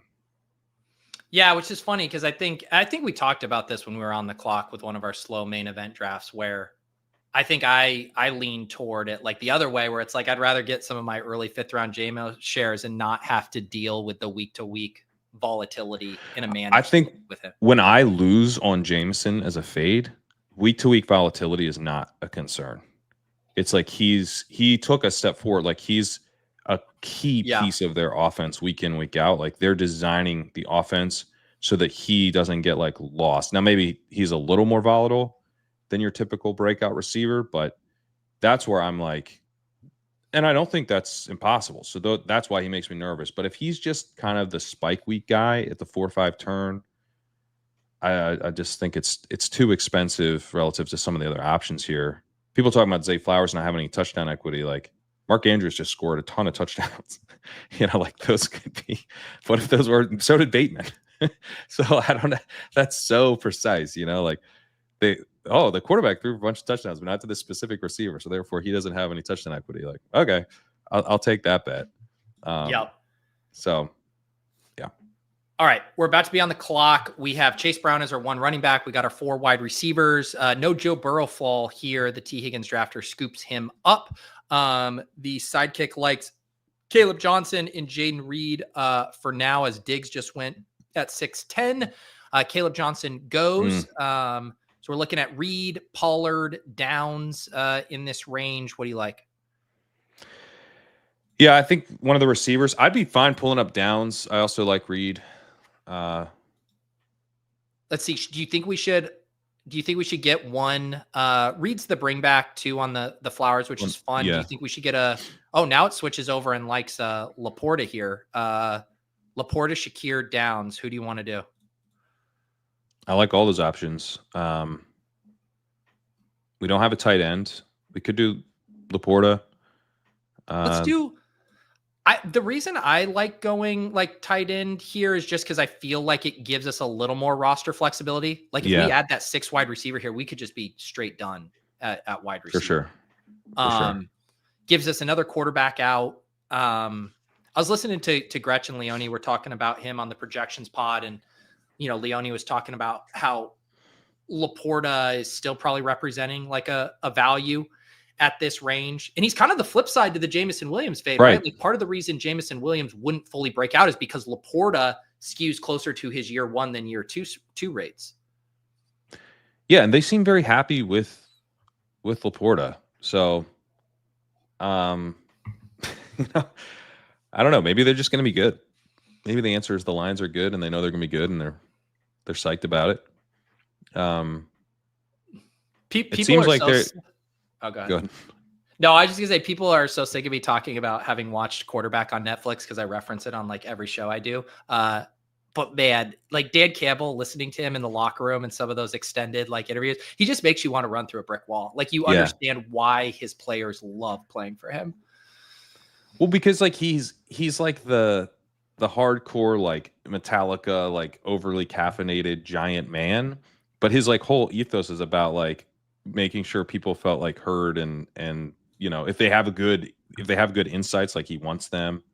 And it's like a player. He's like a player's coach. That's the crazy thing about Dan Campbell. You think he'd be like this disciplinarian, you know, type of Tom Coughlin type of dude, and he's like actually like a player's coach. Yeah. Also, I want to mention here, we do got the Sidekick pulled up. You guys, it's now in the Chrome store. Generally, we were sharing a Mozilla tab here. So now to have it in here, anything you want to say about the Sidekick? Got some new things in here as far as obviously the sim. We got the percent probability that they'll be available at your next pick. All kinds of new goods here. Yeah, because one of the questions we've gotten on the Sidekick, especially as we get into the rounds we're about to get into, is you'll start to see guys like we saw Pollard there, you know, was on the first pick, kind of popping up towards the top, and would have been a decent reach. But Pollard's not coming back most likely there. And as you get to the later rounds, you'll see in some cases, depending on like the team needs or the correlation and stuff, you can sometimes see recommendations that are quite a bit ahead of ADP. But we know in like the 14th round, ADP is not that valuable as, you know, kind of metric of who to take. It's more about like, here's the best pick for this team. But the percent available, I think, really helps dial in like, do I actually want to take this guy now? Or is it, you know, is it someone I want to push and try to get the top recommendation later? So I think it's a really, really helpful addition. Sack has spent a ton of time dialing that in, and it's something I've been using in my drafts. I think it's going to help me really build better teams. Yeah, and it helps again, like blend the context of, you know, what your opponents are doing with what the math says, and then trying to extract maximum value out of marrying those two things together. Yeah, exactly. So one thing I want to talk about on this turn here, it likes Fields. One thing I was noticing is like this dynamic when you have Pickens, there's like basically zero chance you get Dak coming back to you at 120 because the Lamb drafter is always going to take him at either 101 or 116. So that's just one thing I like to flag here. But with Fields, you can maybe take some of the pressure off of that dynamic. We could go double quarterback here. We're going to have to hammer running back. And so I don't mind just like getting quarterback taken care of like that. And this is a bad pocket for running back. Yeah, it's not. No one here jumps out as like must have. So I'm curious what. Okay, so yeah, it does put we don't Kelsey get there, running. but Yeah, I think Let's I do like it. Dak. Let's do it. Yeah. Yeah, and then Dak, by 9 and 10. So yeah, so we go Fields with Garrett Wilson and Dak with George Pickens here. So we got a 2-1-5-1. Chase Brown still our anchor running back. Chase Wilson, Pickens, Zay, and Reed. So we're actually at a spot where quarterback's solid, wide receiver solid, tight end is solid, and it's just going to be cranking some green. Yeah. I mean, Chase Brown feels like a good anchor running back target right now because their whole thing is like, we're going to kind of feel like we're going to feed Chase Brown nonstop. It's like, cool. It's just, that's one running back spot taken care of. So now we just got to find another. So it's pretty fun. All right. We do, when you have Pat on, you have to pass along any breaking Patriots news. This is on the defensive side of the ball. Christian Gonzalez just went down with a leg injury. Although I will just say this, like if we've learned anything, like I even just had it before where someone like was talking about Cedric Tillman. I was like, didn't he have a pretty bad injury? And then I pulled up the blurb and it was just a scare, but I only saw the original post and not the follow-up one. It's like the amount of scares. Everyone thought Justin Fields was out for the entire season for like 30 minutes last week. Yeah. I don't know about these breaking news reports. I know. And the cart, everyone, you got to take the cart back to go to the bathroom. Like the cart doesn't mean anything, it doesn't really mean anything. Guys will sometimes take the cart and then they'll hop off the cart and walk. Like you got it. So it's like, was it a full cart? How long was the cart ride? I need how like Twitter will if you have like their premium or whatever, it'll allow you edit a post for an hour. Like they need a feature where these training camp reports, they just go into a holding tank for an hour and then you come back to it and they say, is there anything I need to revisit or edit before I publish? Where it's like, just let it sit there for a second, because these snap takes are working everybody up into a ridiculous frenzy. It really is. But someone else would just tweet it, Pete. Unfortunately, that's the way this economy works. It's like artificial intelligence. We have to develop it in case someone else develops it faster. Yeah. Great. Great. All right. Fields and Dak, Chase Brown, Jamar Chase, Garrett Wilson, George Pickens, Zay Flowers, Jaden Reed, Sam Laporta. Yeah, in good shape here. This is a pretty gross period for running backs. Even since we took Dak, Tracy and J.K. Dobbins, the only two to go here. As we wait for this 10-11 turn, have there been any other rankings updates you guys have been making? I mean, it's like a lot of small stuff that we keep tweaking. Like Devon Vele's up, Josh Reynolds is up. AD Mitchell's down news? A bit. I missed Vele was a beat had him as clearly the wide receiver 2 right now. So there's been like a lot of positive talk about Franklin, which I've obviously like here for, but it seems that as far as actually like who is playing with the team, which is so much more important, it seems like it's Vele, who's the number 2. Yep. At least now, it doesn't mean it's locked in, but that's the way it looks right now. All right, we are about to pick here. I think that quarterback move worked well because a pretty nice pocket here. Judkins falling to 120, Scatabo at 121, Ramondre as a bring back to the Jet stuff. What do you like? I like Scatabo and I like Judkins. Judkins at a certain point when he falls, this far, I think it's worth taking, especially like this team needs the upside, So yeah. Yep. I like that too. Judkins 120, Scatabo 121. I don't know what's been contributing to Scatabo falling. I want to say I saw some reports that he was having a really good camp as well. So I don't know what's going on there. Yeah, I saw a report. I can't remember from who, but was saying that he had gotten drunk with an unnamed source, and Scatabo was in for a huge season. So. Is this the latest crack rock bomb? Yeah. I remember. I got to pull this up because this needs to become a recurring segment on Best Ball Breakfast. I should also mention, I was telling people before we're filling out our main event schedule. We can spoil another one. We will be doing a main event draft with crack rock at the end of August. Here's the report. This was from July 24th, 4 days ago.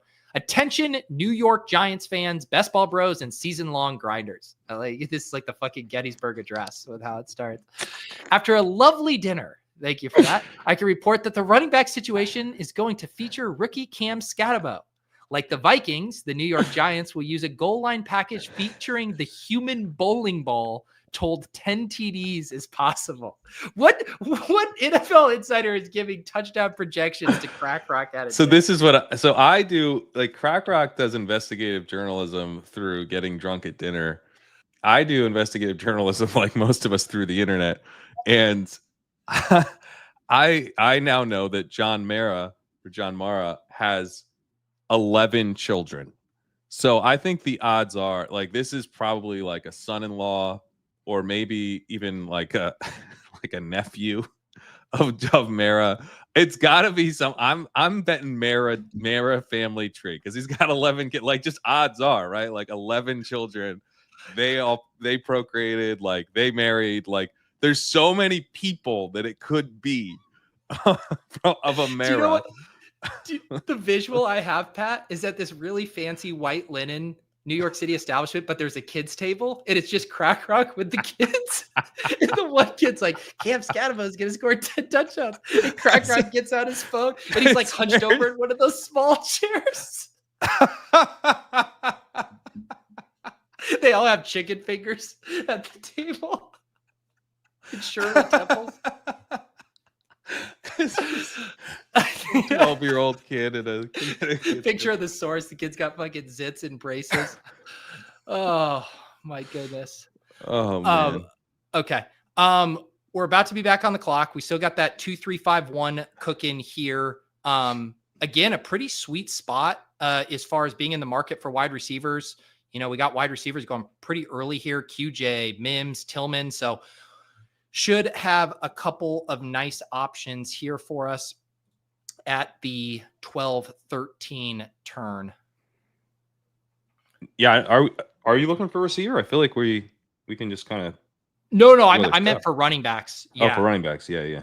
Yes. Nice. And I also think, I think Ferguson with Dak makes a ton of sense. Yeah. As well. I like Ferguson a lot here.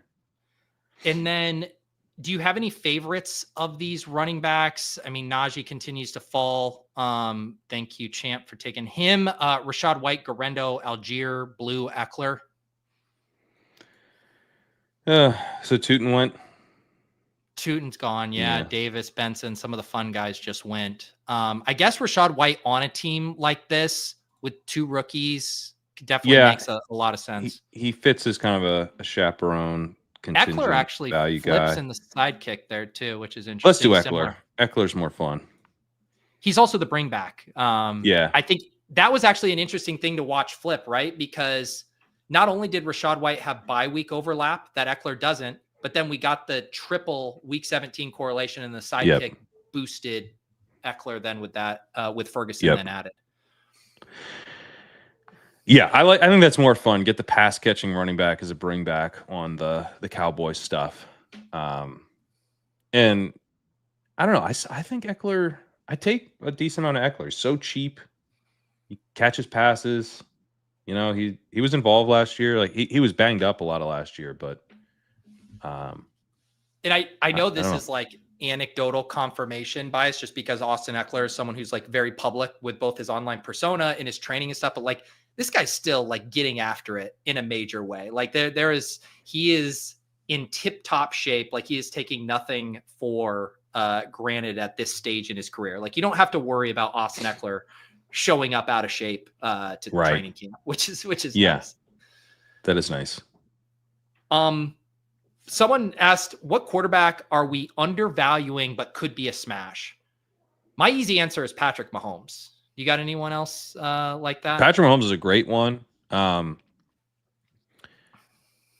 Maybe McCarthy, who are not like undervaluing by that much, but I'm definitely not like super psyched about. I was doing a DraftKings draft and McCarthy. I had Justin Jefferson and I took Aaron Jones, and I was like, all right, like obviously I'm thinking about McCarthy, and I think his ADP was like 115 or something over there. It's so much higher. And ended up trying to push him, and it worked. And it felt amazing.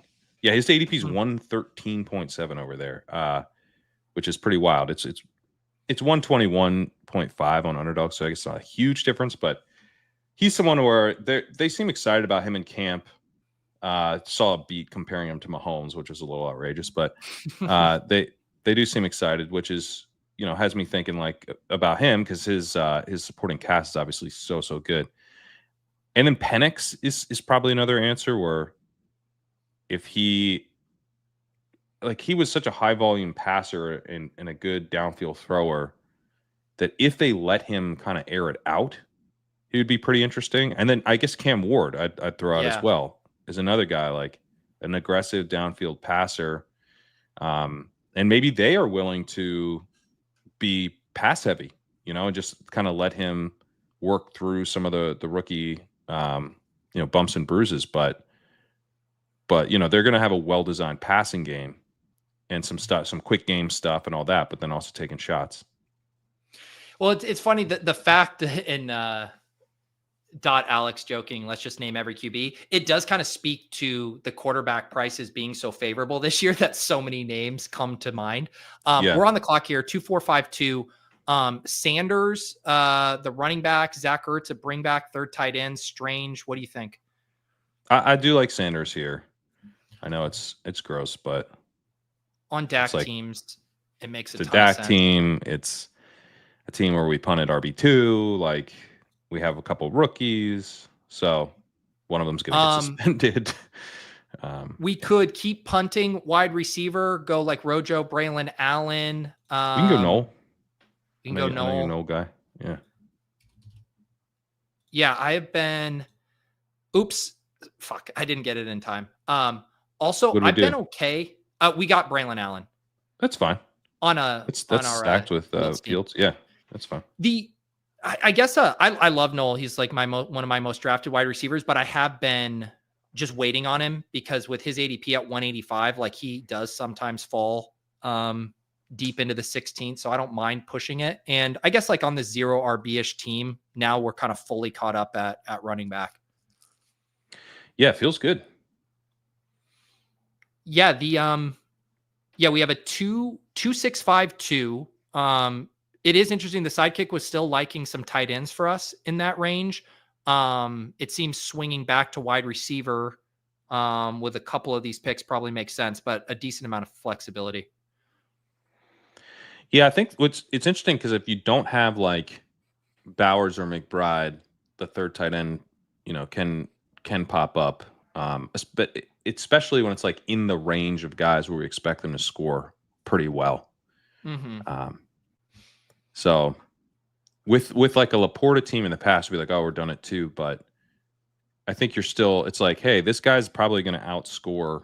Like Brenton Strange probably like outscores Jalen Noel a lot of the times, Yeah, I don't like hearing that, but I definitely agree that's the median scenario. So that's kind of what it's like. You're not good enough at tight end for that not to matter. Yeah. Yeah, and I think now it's funny. Look at our color pattern in here. We had our wide receiver era, we had our quarterback era, and then we had our running back era in this draft. Yeah, I like it. Here's the team so far: Fields and Dak at quarterback, Chase Brown, Judkins, Cam Scatterbo, 10 touchdowns incoming per sources. Austin Eckler, Miles Sanders, and Braylon Allen at running back. Jamar Chase, Garrett Wilson, George Pickens, Zay Flowers, Jaden Reed at wide receiver, Laporta and Ferg at tight end there. Travis says, how fucked am I having my QBs matched up in week 17, Caleb and Brock? You are completely not fucked, sir. You are fine. If you get a week 17 team to Best Ball Mania, which the average 150 maxer will do once every 8 years, you will feel extremely unfucked. In fact, you will feel very fucking excited. Is how I think you'll feel, Travis. I know which game you're going to have on in the Sunday ticket. I know one of the 4 gets to me red zone, and then you got to keep red zone in there. Think about the EV is you just take all 49ers and Bears, and then you're actually able to cancel your red zone package and just watch them play in the 4 p.m. window. You lose some EV on the entry, but you gain back not having to pay for red zone. Yeah, exactly. Okay, let's see here. 16-17 turn. Sidekick liking a third quarterback here. Hopkins with Flowers. It's liking as a 6 wide receiver. Which way do you want to go? I probably like Hopkins the best. Continue to get that 6th receiver going. And then, the third quarterback probably just adds more points than it feels like it does. Also, the third tight end. So either of those I'm good with. Yeah, let's see here. Cade Otton. Let's go ahead and do Rodgers here. Especially like when you do Rodgers, like, Freiermuth becomes decent at the end. And we do have a lot of week 9 buys that I was noticing there with the Cade Otton pick. So just shaded away from there at the last second. But we go Rodgers as our third QB, Hopkins here, and then we can see what we like best with that final pick here. Let's see. What other questions do we have here? Pat, are we still doing Arian Smith? Considering I've never heard you talk about Arian Smith in your life, is this something you were doing at a previous time? On ADP chasing? I took Arian Smith as my last call, which was mocked at the time, but now it actually looks even worse. So, let's see here. Do we think Swift is going to be the starter? I certainly I'm certainly expecting it. I'm expecting it too. Yeah. Yeah. Yeah. I mean, I would say that Ben Johnson kind of looking like a real hardo is not good generally. It's funny. I think it's very funny that Dan Campbell's like actually like a big sweetheart and Ben Johnson's a skinny little asshole. But it's probably not great for his players because he might be like a little volatile, hard to predict in terms of the player usage. It's probably worse of everyone. I'm probably the most nervous about it for Swift and then Luther Burden, who's finally out there though. So Luther Burden maybe can win back Ben Johnson. But yeah, Swift with like his inconsistent running style, which has just been a problem for him every single year of his career. Like it's actually like not a small sample size. His success rate has sucked constantly. It's like hard for me to believe that they're just going to like ride him all year, but maybe he holds down like a 1A type of job that has some pass catching to it. And when they really need like 3 yards, they just put in Kyle Monangai or Roshan or whatever. But yeah, I mean, he's definitely going to start the year as the lead back. And, I'm nervous about him holding it, but like he's not crazy expensive. So I still mix him in the 6-7 turn if I need a running back. Happy that I have him in the 7th, drafting him there when he was going there. Yep. All right. Final pick here.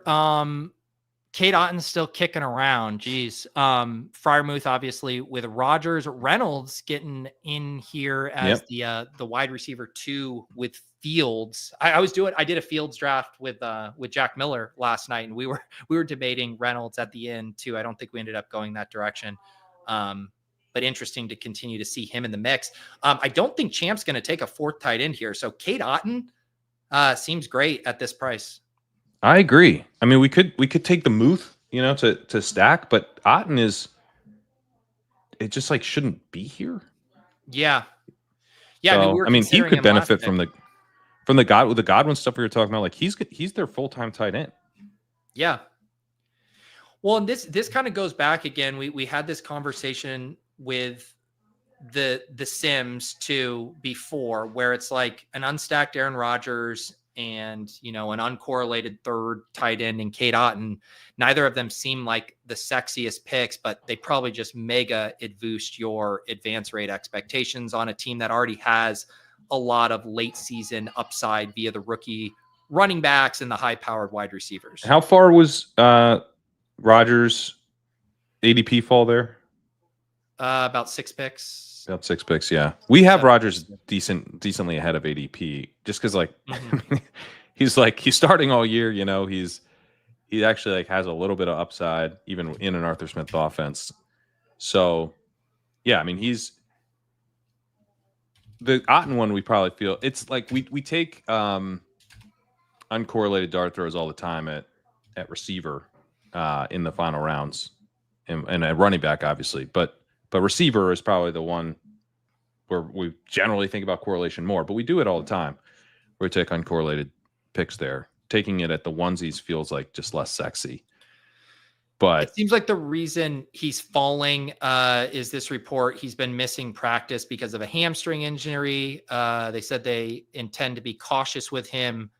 He might miss some practices, but it doesn't sound like there's concern about his week 1 availability. So I don't think any reason he should be sliding, in a huge way, but he's never been a tight end people are excited to click in the first place. So, yep.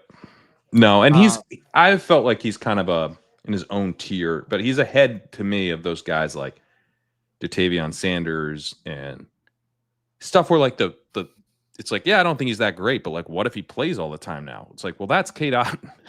I already have that in Cade Otton, So if you're going to give him to me with the last pick of the draft, I think we take it. Yep. All right, let's recap this team. 3-6-6-3. Fields, Dak, and Aaron Rodgers at quarterback. The past and present for the Jets there. Chase Brown, Quinshon Judkins, Cam Scatterbo, Austin Eckler, Miles Sanders, Braylon Allen at running back, Jamar Chase, Garrett Wilson, George Pickens, Zay Flowers, Jaden Reed, and DeAndre Hopkins, and then Laporta, Ferguson, and Otton. Had those 5 wide receivers early through 72, and then just one more there at the end. I would say that's definitely one of the biggest shifts as far as kind of like seeing the Sims and thinking about team building, like really chilling out on your late round wide receivers when you get those 5 early. Any other takeaways from this team? Yeah, although I mean, in a different room, we have Josh Reynolds on this team, as a correlated wide receiver bet. So it's more about like, I think a lot of times, like when I was drafting before, it's that like I would always take, that extra receiver, and I would never have taken, the double 3 onesie, especially with both being unstacked. But it's like there's different paths to good picks, and Josh Reynolds was a good pick. We didn't take him. He goes undrafted here, but he was a good pick. But these guys are also good picks just for different reasons. They're good picks because like we get a huge ADP fall on Cade Otton.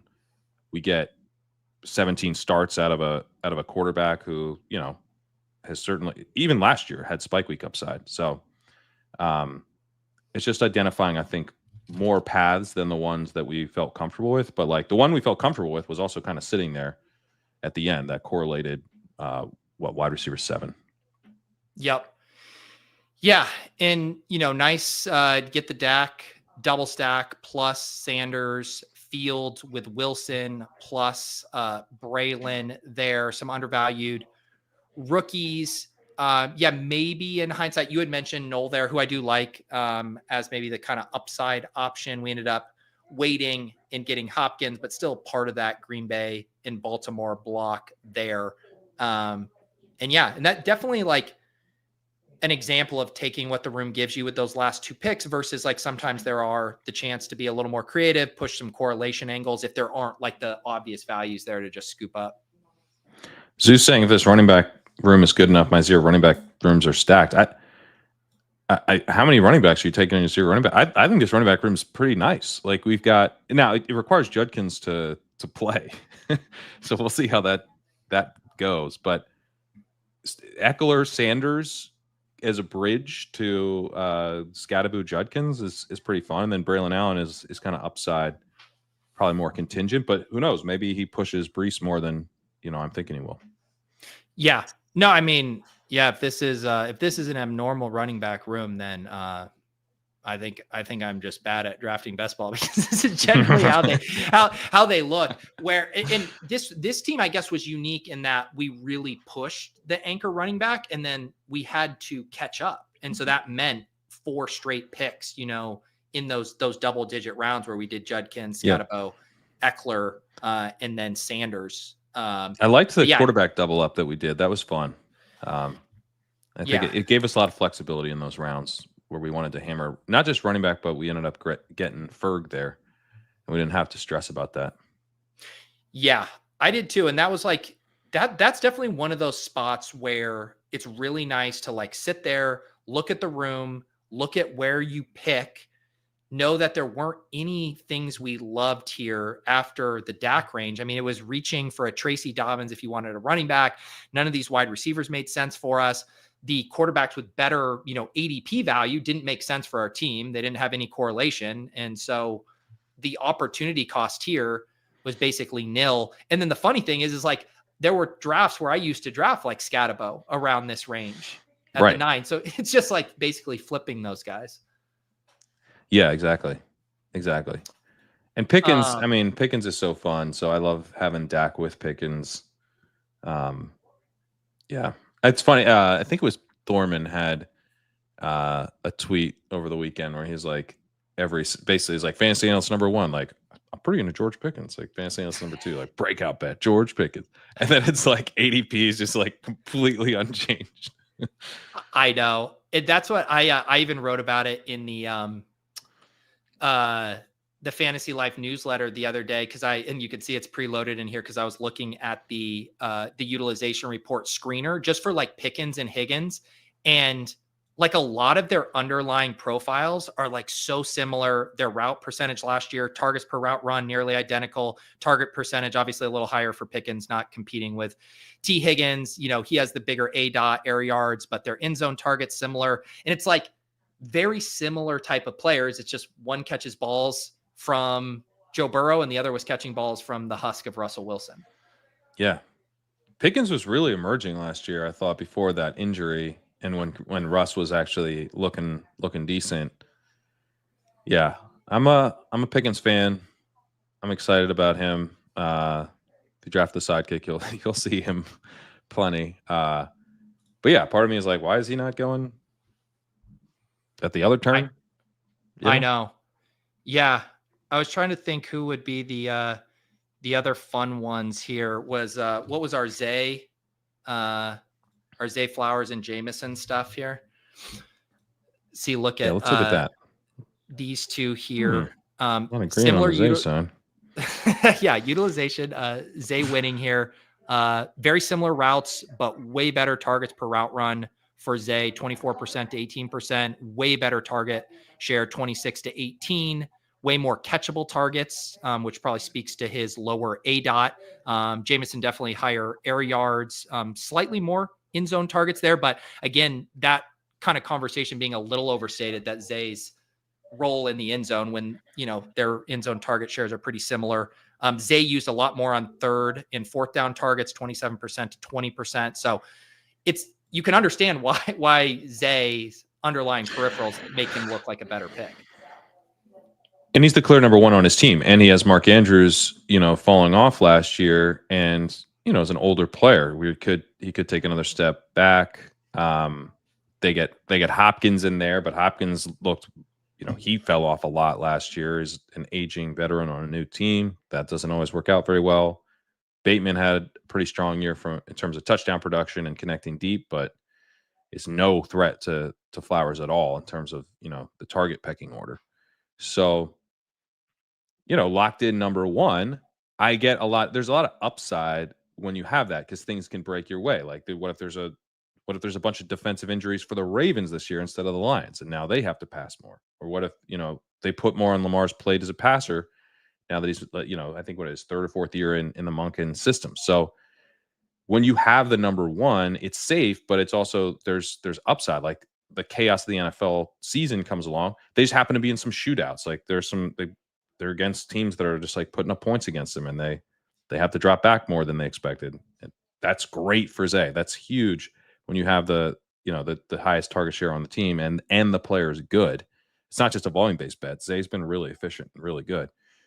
So yeah, I think that this kind of sums up a little bit my stuff with Jameson, where it's like, he could be anything. He could even be Zay Flowers, and it's like, but he goes half a round ahead of Zay Flowers. So it's just, yeah, I don't know. I don't want to be fading Jameson. I wish he went like a round later and I could like greedily scoop him up in the 6th or something, but that's not what's happening.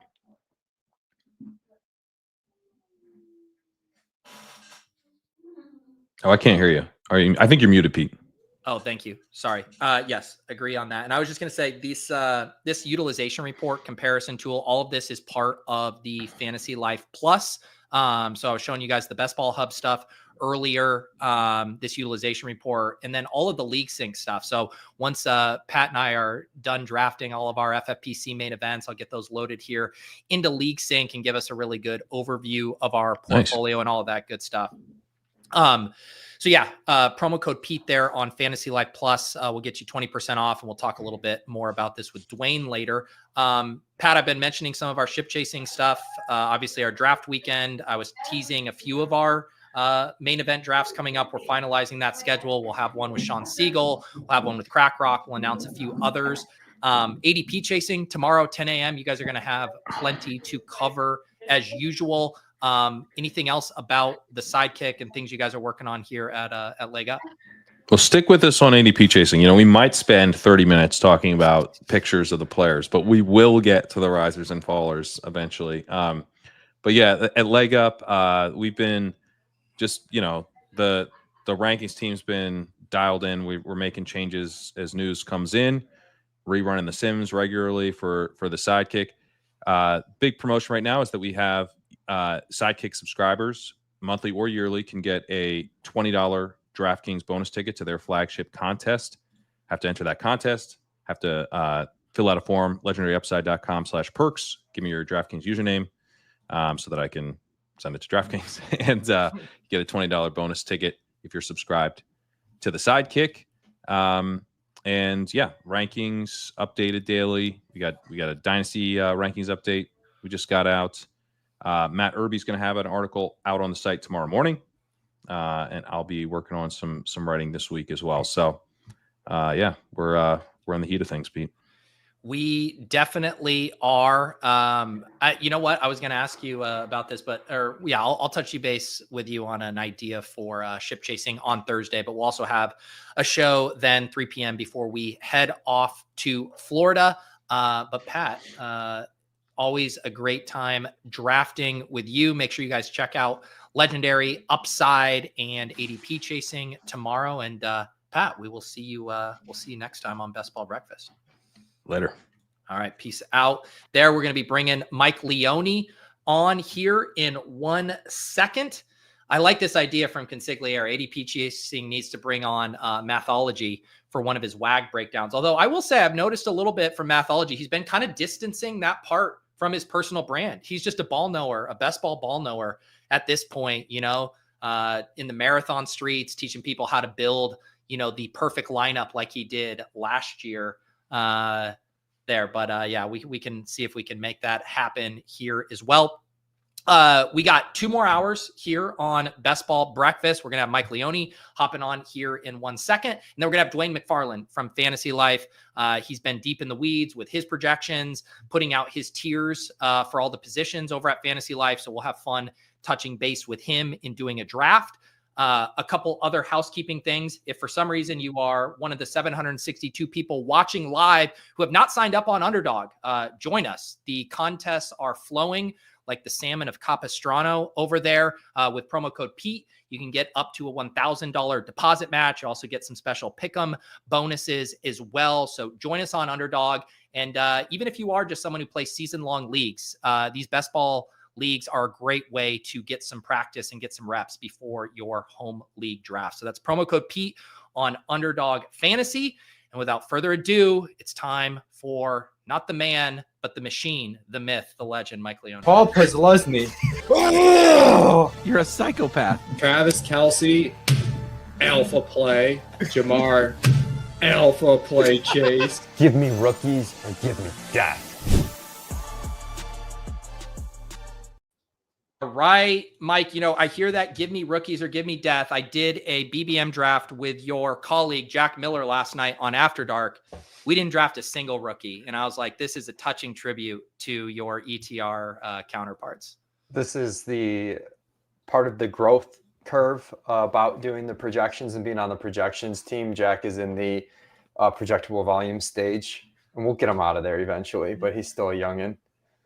Well, it was funny. I was talking with him, a lot of similarities to talking with you. And I was saying how it's kind of a funny dynamic that you guys who are as deep in the weeds, like almost on a microscopic level with some of these projections, are some of the ones who are most humble about your player evals, where you think it would be the opposite. It's like, I've done all these work on the projections, therefore I have these really strong takes. And it's you guys that are actually most respective of the market, of ADPs, of ranges of outcomes, which is just a funny dynamic because the people who aren't in the weeds are very confident on their takes. Yeah, it's definitely the classic, the more you know, the more you realize you don't know sort of thing. Between that and you just see how, small tweaks can move guys like, half a round or something. And it's like, you get people banging on the door being like, why do you have CeeDee Lamb over Justin Jefferson or vice versa? And it's like a very minute difference. And it doesn't, just because we have to have them ranked, we're not going to rank them 3A, 3B. That would be a really funny thing if you were able to actually have that in your. We do have tiers, which is, part of the point of tiers, I guess. But yeah, I think people think you have firmer stances than you do. You certainly, learn a lot and you will have hard stances here and there. But a lot of times it's like, instead of a 50-50, you think it's like 52-48 in your favor, it's like. Yeah, for sure. And that was. Yeah, we're off to the races here. I did jump us in a draft. This is my 85th Best Ball Mania draft. Here we got the 106, which is nice. Pat and I just came off of an Influencer 101 draft. What's your pace like in your personal BBMs? I think I just entered a slew of slow drafts, which puts me like just over halfway. Do you want to capitulate to big Evan Silva and the ball knowers and take Jahmyr Gibbs at 1.6 here? I do. I'm not trying to end up with, sometimes with these Gibbs conversations, you end up being kind of feeling like you're pigeonholed into opinion you don't really have just because you're not super optimistic about the player. Doesn't mean you hate the player. So it's tough because I do love the CMC ceiling, but I'm going to go Gibbs there. I'm sure we'll talk about Gibbs when we do man versus machine, which is coming up soon. And you and Gretch had a pretty extended combo on it as well. And I think one of the things you were doing a good job in that conversation is almost kind of like what I would call it is like a narrative momentum. Like we all collectively get the narrative momentum. This is the year Jahmyr Gibbs gets more work from David Montgomery. This is the year he catches more passes. Like this is the year he has the 101 season. And that's firmly within the range of outcomes. And I don't even think like in a logical, ascension or whatever step to make, but it doesn't capture all of the scenarios. It doesn't capture maybe even what is most likely to happen. But because that's the prevailing narrative, it's hard not to get caught up in that. Yeah, and I feel like there's an element of, are you trying to nail something really specifically and be super right? Or are you trying to play fantasy in the way that gives you the best chance to win? Like, you could see this outcome for Gibbs and maybe it happens. And if you really want your flowers, you want to call ahead of time and put him 101, that's fine. But you really have to be right on it when you're talking about this first half of the first round that has all elite players with really strong ceilings. And, you're kind of making this cute argument about them getting rid of David Montgomery, which there's been absolutely no indications that they're going to do in order for Gibbs to be projecting better than Saquon Barkley, Bijan Robinson on a weekly basis. It just seems a little thin for me. So Brock Bowers, Tyreek Hill, JT are the top assistant suggestions. Brock, JT, Tyreek. Go with Bowers here. Let's do it. I feel like he's the end of a tier. I pretty much always take Bowers there almost regardless of how I've started. For sure. I agree. I was looking at the board in the first one and I was saying, someone asked me my favorite draft slots and I said 1-6, 110, 112, basically anyone that gives me two of the top 19 players here. Sometimes it's AJ Brown, sometimes it's Ladd. Sometimes it's Brock. I have noticed the Gibbs and Brock are now pretty tightly correlated by ADP. So I'm getting that pairing a good bit, but still not something I'm really worrying about too much.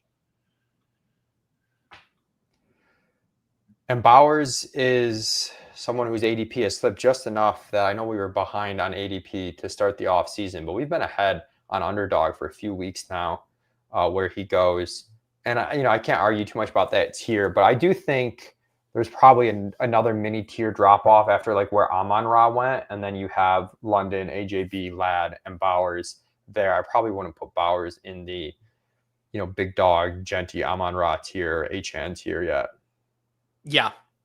Yes. As our friends at ADP Chasing would say, that's fair. I noticed last night, Jack Miller said that's fair a bunch, which the whole kind of subtext to saying that's fair to someone is like deep down, you're like, I fully fucking disagree with every word you're saying. And yet I'm just going to say that's fair to be polite. So now as I run back those conversations with Jack last night, I am a little worried that I got hit with too many that's fairs from him. All right. We start Jahmyr Gibbs and Brock Bowers here. We're about to pick in the middle of the third round here. I've noticed like Devontae Adams sliding just a smidge. I think people are getting a little spooked about this. Matthew Stafford back injury, some of the quotes. I hate the receivers in the middle of the third. I'm starting to think like Breece Hall, Omarion Hampton, are the right picks in the middle of the third. We're in a tough spot starting running back tight end that we probably got to take a chance on one of these receivers. But I think Wilson, Adams, JSN, MHJ, they all have kind of their warts. Yeah, and I'm fine. Like, I mean, I've been seeing Omarion Hampton go much higher than this. Like, if you want to take Omarion Hampton here and then hammer wide receiver, like I'm good with that. What do you want to do? I'd probably still go wide. I'd probably go wide receiver here. Which one? Either Adams or Wilson. I'd probably go Wilson here. All right. I'd probably just take Wilson. Some ADP falling. I'm not going to have a lot of Wilson. We could have done Hampton and made it work. And I do think he's probably the right pick, but I'm a little scared about starting with no wide receivers through two, that it's close enough. I'd go Wilson. Yeah. I feel like I've been ending up with a lot of Wilson because I'm like pretty out on the early Marvin Harrison prices. And so like I find myself in this like 26 to 29 window, just having Wilson. But even then, just looking at my exposures, I think it was like 9% Wilson in that range. I'm pretty spread out on these third round wide receivers. I mean, this is where you do start to get to the point where if you don't like them, if you're like, if I want teams that have both Xavier Worthy and Tet, do I want to just pull up a guy because I really think this is a long flat tier?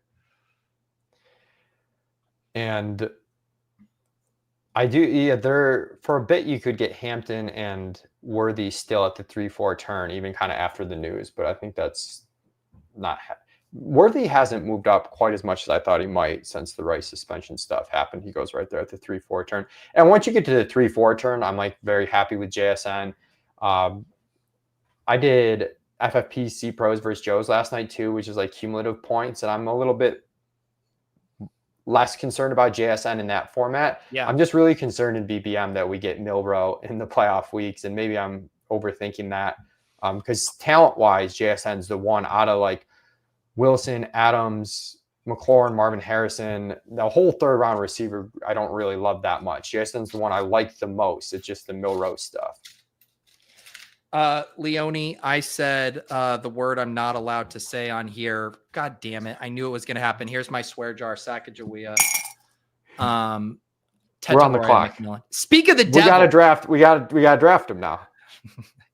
I'm getting so a scared. ton of.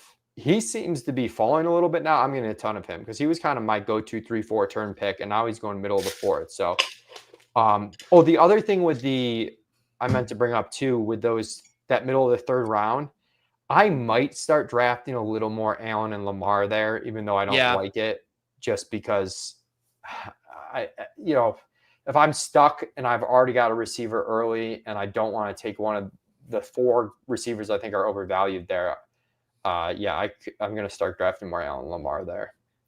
Yeah. And I think, looking at it too, I'm trying to think because Pat and I just had a long Zay Flowers conversation, but if you take Lamar at like pick 29, 30 or 31, there's a decent chance Zay is coming to you in the early to mid 5th, which is a really nice stack that a lot of the Lamar drafters at ADP don't have access to right now because he's now kind of more pinned on the 3-4 side. So those are some dynamics to think about. Josh Allen in the mid 3rd lines up really well with Shakir later too. So I think that is a good way to play it. Boost your exposure to some of those elite QBs and just stop hating every time you click one of those 3rd round wide receivers. The chat betting against me on not saying T-Mac. You guys are probably right. The other thing we had last week was the name pronunciation thing. And didn't the Bijan happen after we had that stream? It was almost like it was timed. I think he was watching us and figured now's the right time. I listened to him say it like 9 times on that clip, and it's Bijan is how he said it. Okay. Sutton, Waddle, Ridley, all the running backs kind of wiped here. What do you like? I like Sutton. I know some of the names behind him are a little sexier, but he's the one guy on Denver they trust to run all the routes. I'll take the ADP value. Clearly, we were going receiver there.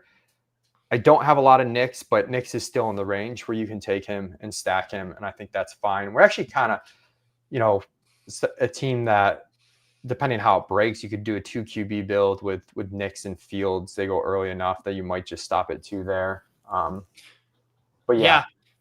I know my heart probably wants to take Waddle there, but I'm trying to be smart about it. Yeah, pick 54 for Sutton, slight ADP value. I mean, Pat was just mentioning there's a report saying, Vele's the locked and loaded number 2 right now from a beat, which to me, I read that way more as holy shit, there's a lot of ambiguity after Cortland Sutton right now in that wide receiver room. And Gretsch was saying how much of the signal it was that they ran Sutton on such a high percentage of routes, and then you look after him and it just spread out. And it's probably going to be the same thing this year, just completely spread out. Yep. So we start Gibbs, Bowers, then take 3 straight wide receivers, Garrett Wilson, T-Mac, and Cortland Sutton there. trying to see if there were any other noticeable picks here. George Pickens always inching up. He goes at 46 here. Been a pretty strong flippening ADP wise with Jameson Williams and Pickens. We were kind of talking about that before. Let's see what we're looking at here at pick 67. Joe Burrow not going to be of any interest to us on this team. Mixon goes here at 66. That's nice. Addison, Debo, Judy, Jacoby, Addison, and Judy per the assistant. What do you like? I'd go, I think Addison here. I know it's giving us Jacoby because of some of the teammate, I think the teammate correlation. Mm-hmm. I think I'd go Addison. I really like continuing to hit the receivers here, continuing to hit receivers with quarterbacks that we know we can stack, being repetitive to things we've talked about previous weeks, but just like max flexibility. I do like Swift. Like we could have gone second running back, but I'd like him better in like round 7. Yep. Yeah, I keep, what's the latest on do we have a timeline on when Addison's suspension is supposed to get announced? We don't. So we're not entirely sure exactly what it's going to be. Probably going to be in the 2 to 3 games and exactly when it's going to occur. Yeah. Yeah. I'm not too worried about it. Man, he's been really good. I had been kind of holding off on taking him just because I do think he's going to like push into the 7th round when that suspension gets handed down. But on the other hand, it's like every day it's more drafts and inching closer to filling your best ball media portfolio. At some point, I got to start taking a guy I like and not hold out for a half a round discount. Yeah, that's a good point. I've just been taking them. There's a few players where I think about where the ADP is going to go, especially the players that are dropping a ton and are probably going to drop further, like the Najee, Judkins, Rashee Rice type things. But outside of that, I try not to, I guess, like overdo it. If I think they're the right pick in the draft, I'm not going to be mad. What do we got up here? Aaron Jones, Shakir, Godwin. What do you like? I like, my heart likes Emeka Egbuka. Okay. Is that too much? I didn't get it in time. I got us. I was filling the queue with the top suggestions there, and I got us Aaron Jones as our RB2 with Addison. That's fine. That might be the smarter move. We get the week 17 correlation. We don't have a second running back. We get the teammate correlation. That's probably the right pick. I'm just an Egbuka slappy, so I just said I'm trying not to worry too much about where the ADP is going to go, and that's one where I'm worried it's going to really start to rise, and I'm just grabbing as much as I can. I just want to put this out officially. I assume everyone realizes what just happened, but me, who notoriously gives Leone shit for not wanting to take rookies, just selected reaching for a rookie ahead of ADP. And I denied him that to get our second running back. I mean, talk about a Freaky Friday role reversal right there. I know. I was feeling spicy today. Consigliere says, if Egbuka comes back, can we get a Leone Awu? I'm sure he would have, but he literally went 2 picks after. There was no chance that was happening. No, we lost both the rookies. Golden goes right after Egbuka. I mean, Golden probably should go before Egbuka. I don't know. I don't know. That one's close. Yeah, I mean, I guess it really comes down to, I mean, most people evaluated Egbuka as a better prospect than Golden, but now this Godwin injury too has like almost leveled some of the opportunity pathways that everyone's so excited about for Golden. Now Egbuka could have that as well. Yeah, and I'm trying to look. Yeah, Egbuka actually does go before Golden by a few picks. Was a much better prospect. No, I think Egbuka over Golden's fine. It's the better offense to be in too, right? Yeah, I think it's a little early for Fields. I would ignore that suggestion and probably want to do Pittman, Mason, not with Aaron Jones, probably. Probably the boring Pittman pick is the pick here. Yeah, there was not a lot. There's a universe where we go Egbuka and then Jordan Mason. If I wasn't robbed by the host of the show, I will concede that an Egbuka Jordan Mason 2v2 looks a little better than Aaron Jones, Michael Pittman. I did the Leone 2v2, and you wanted what I should have wanted. Yeah. Keon Coleman's been get some camp hype. He's been one of my guys that I feel like we're a little too low on. He had a really bad first day of camp, and then it seems like he's been doing a little bit better, which I only know about and am paying attention to for confirmation bias purposes. Yeah. Yeah, that was one of the tougher spots for kind of like a decision for the team. The best available running back didn't make sense. Kind of big reaches there on the next batch of wide receivers. I guess it was just pulling up the quarterback, which is what the assistant liked as well. Pat and I did that in our first draft where, at pick, I think it was 97, we had Pickens and we're looking and it's just like, there's no way Dak comes back. The board is so flat that we just pulled up Dak there. So I don't hate it, but yeah, that was a tricky spot. I don't hate it when we don't get Fields coming back. Kind of a curious pick there out of the one spot. Very. But there was a decent chance Fields came back where we were. Like your spot with Dak where he's not coming back. You really want to bet on the Dallas offense. I'm fine reaching on ADP. We've also got Nix, who we can take here, similar ADP as Fields, and we've got McCarthy, who we can take later. True. I kind of think it's Nix here, right? On ADP. I mean, we're right at ADP. Past ADP. Yeah, Nix with Sutton here makes a ton of sense. Yeah, that's the easy pick. We can just say that Michael Pittman and Aaron Jones bought us more fun picks down the line, right? Like we paid our tax early. Yes. All right. The chat also talking about, it sounds like our beloved Bhayshul Tuten just suffered a hamstring injury. I will be scouring tweets when this stream is over to see if you guys are lying to me or if my heart is indeed broken. I have drafted a lot of Tuten since he started. I wasn't taking any when him and ETN were even in ADP, but I've taken a lot lately. Yes, and I will just say for the audio listeners, I have not fact-checked this. I am just Ron Burgundying comments from the chat, but some of you have mentioned it. Here's the team, though. We must press on. A 1-2-5-1, Bo Nix, Jahmyr Gibbs, Aaron Jones, Garrett Wilson, T-Mac, don't catch me slipping, Cortland Sutton, Jordan Addison, and Michael Pittman Jr., and we do got Brock Bowers holding it down at tight end here. Grok has chimed in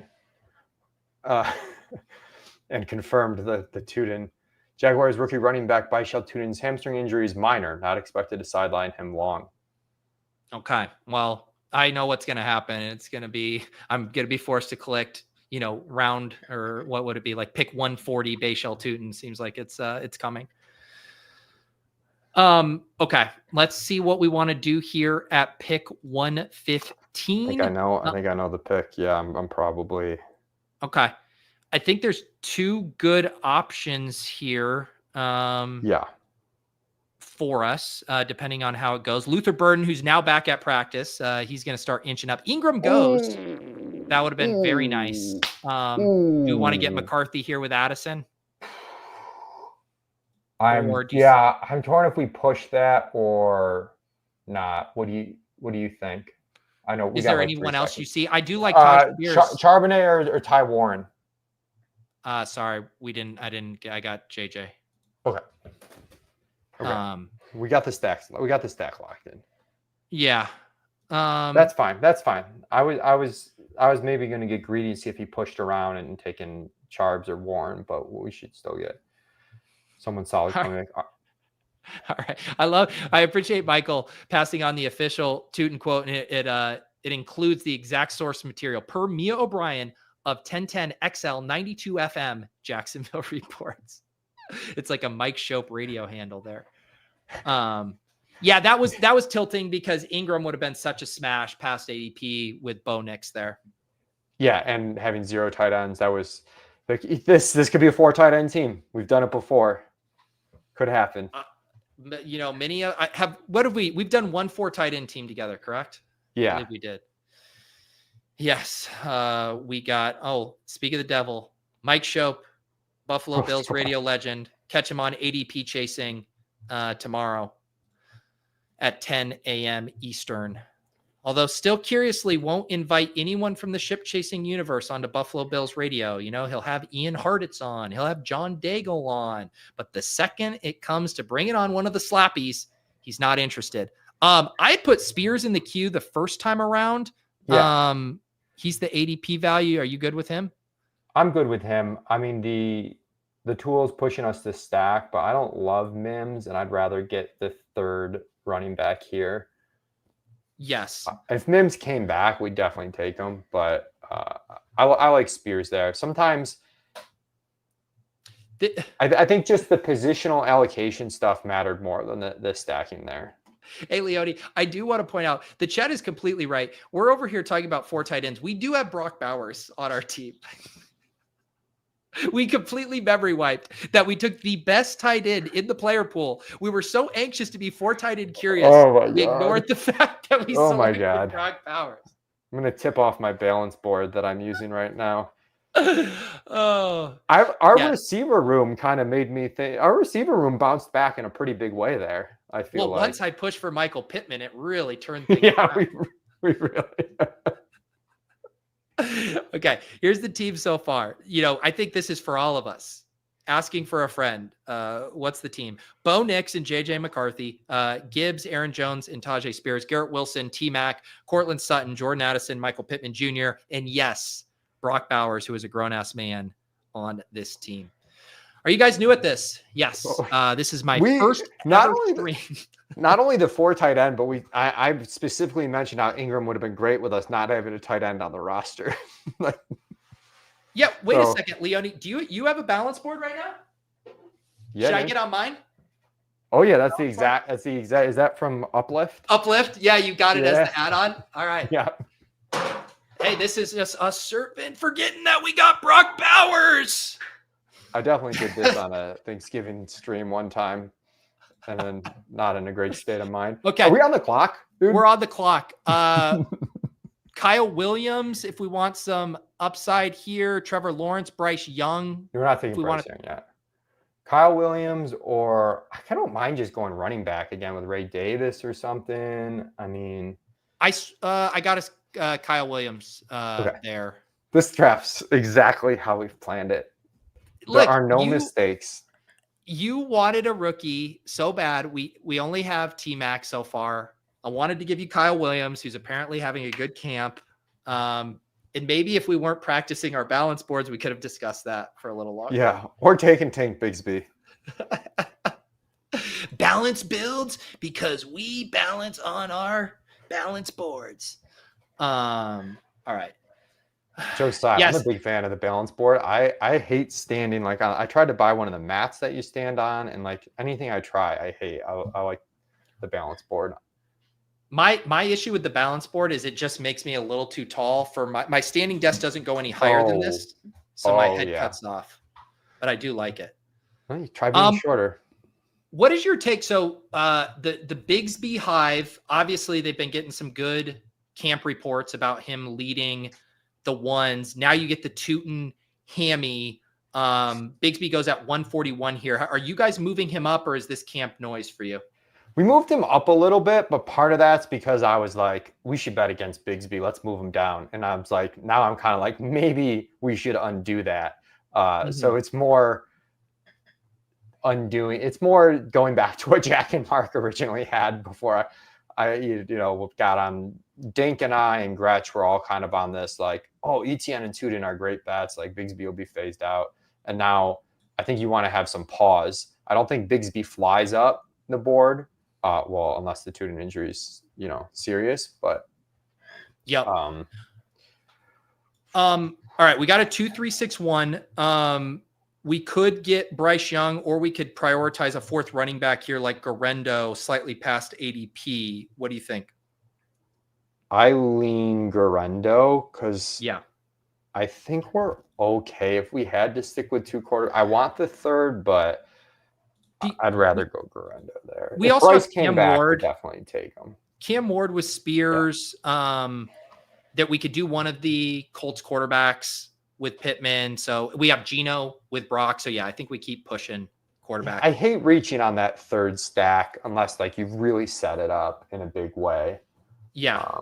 Although this person who just took Legas, maybe they looks like they only have Stroud. Did they take quarterback earlier? I can't see. Did they have like Allen or someone?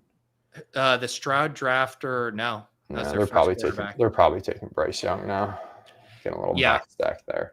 But that's Also, fine. I'm such a sucker for Anthony Richardson too as like 08 third quarterback. I got off of it, and now that it seems like it's back to 50-50 or maybe even slanted his way of winning the job, I've been taking him again as in these exact builds where it probably should be a third quarterback team, but like the two I have are fine. That's where I'm like, give me the upside super late. Yep. No, and I mean, we're now kind of, I think getting Kerrane there at 150 is pretty nice. We are more thin at running back than we maybe envision there. Aaron Jones RB2, Spears RB3, and then Kerrane RB4 there looks pretty nice. Also, the chat pointing out more camp injuries coming in. MarShawn Lloyd hobbled off with trainers, just got hurt in practice, hit low in practice and limped off the field. It is July 28th, and I feel like everyone is already injured, Michael. This is going to be a long 5 or 6 weeks. Long. The Hampton thing, I think, would have worked out with the receivers that have been available to us at each pick, though. I think we could have made the Hampton thing work that you had suggested.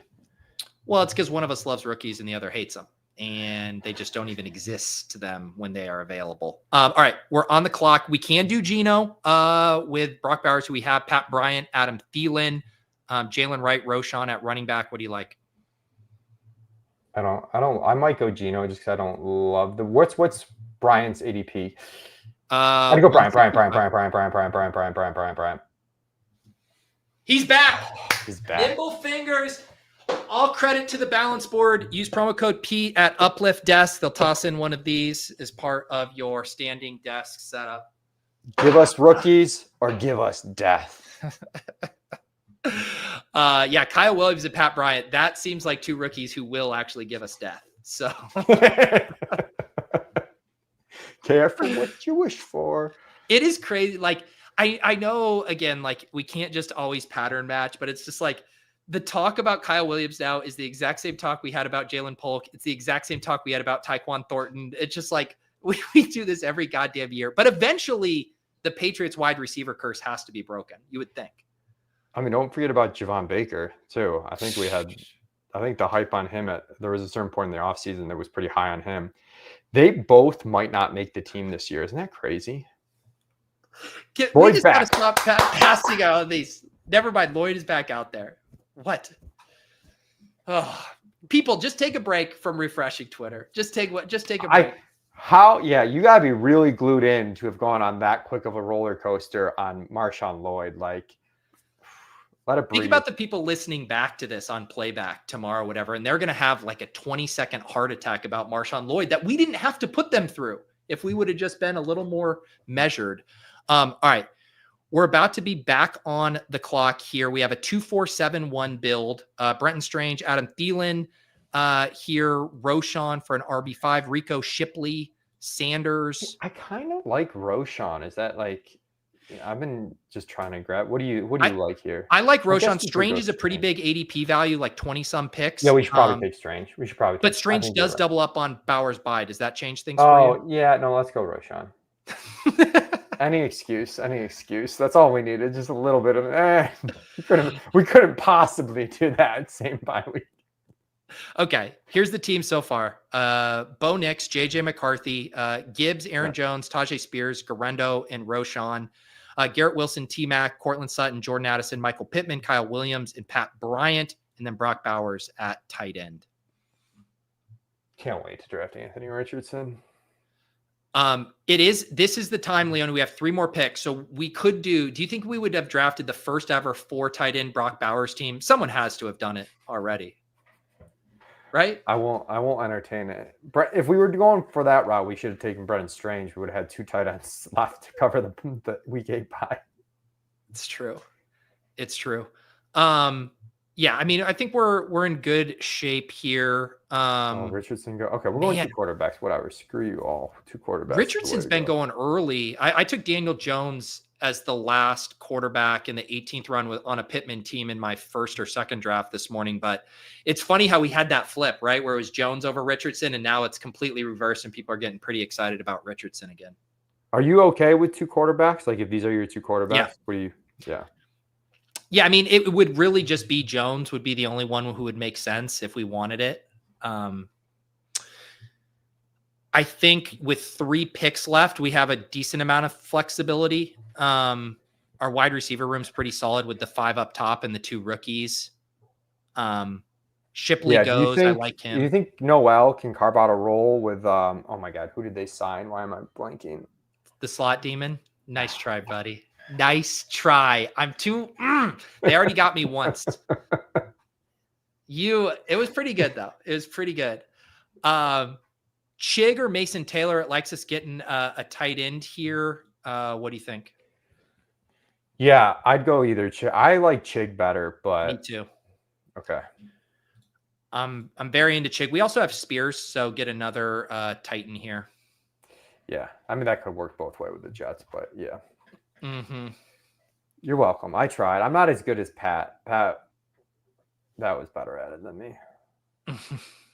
Do the Patriots have a new personnel guy picking wide receivers? No, I think it's one of the most befuddling things. They've let the same guy pick the wide receivers for about the past 10 years. It's the same N'Keal Harry guy. Really like Kyle Williams this year. It's crazy that he's keeping his job, but I think it's like Bob Kraft's nephew or something, and he just gets to keep doing it. All right.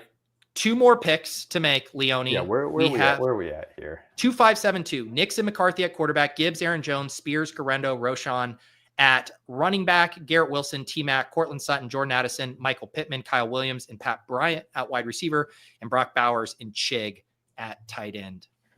Man, what are you thinking here? We're like a thin 2 tight end team and a thin 2 quarterback team, but that's my lean to just bias the skill player dart throws. Yeah.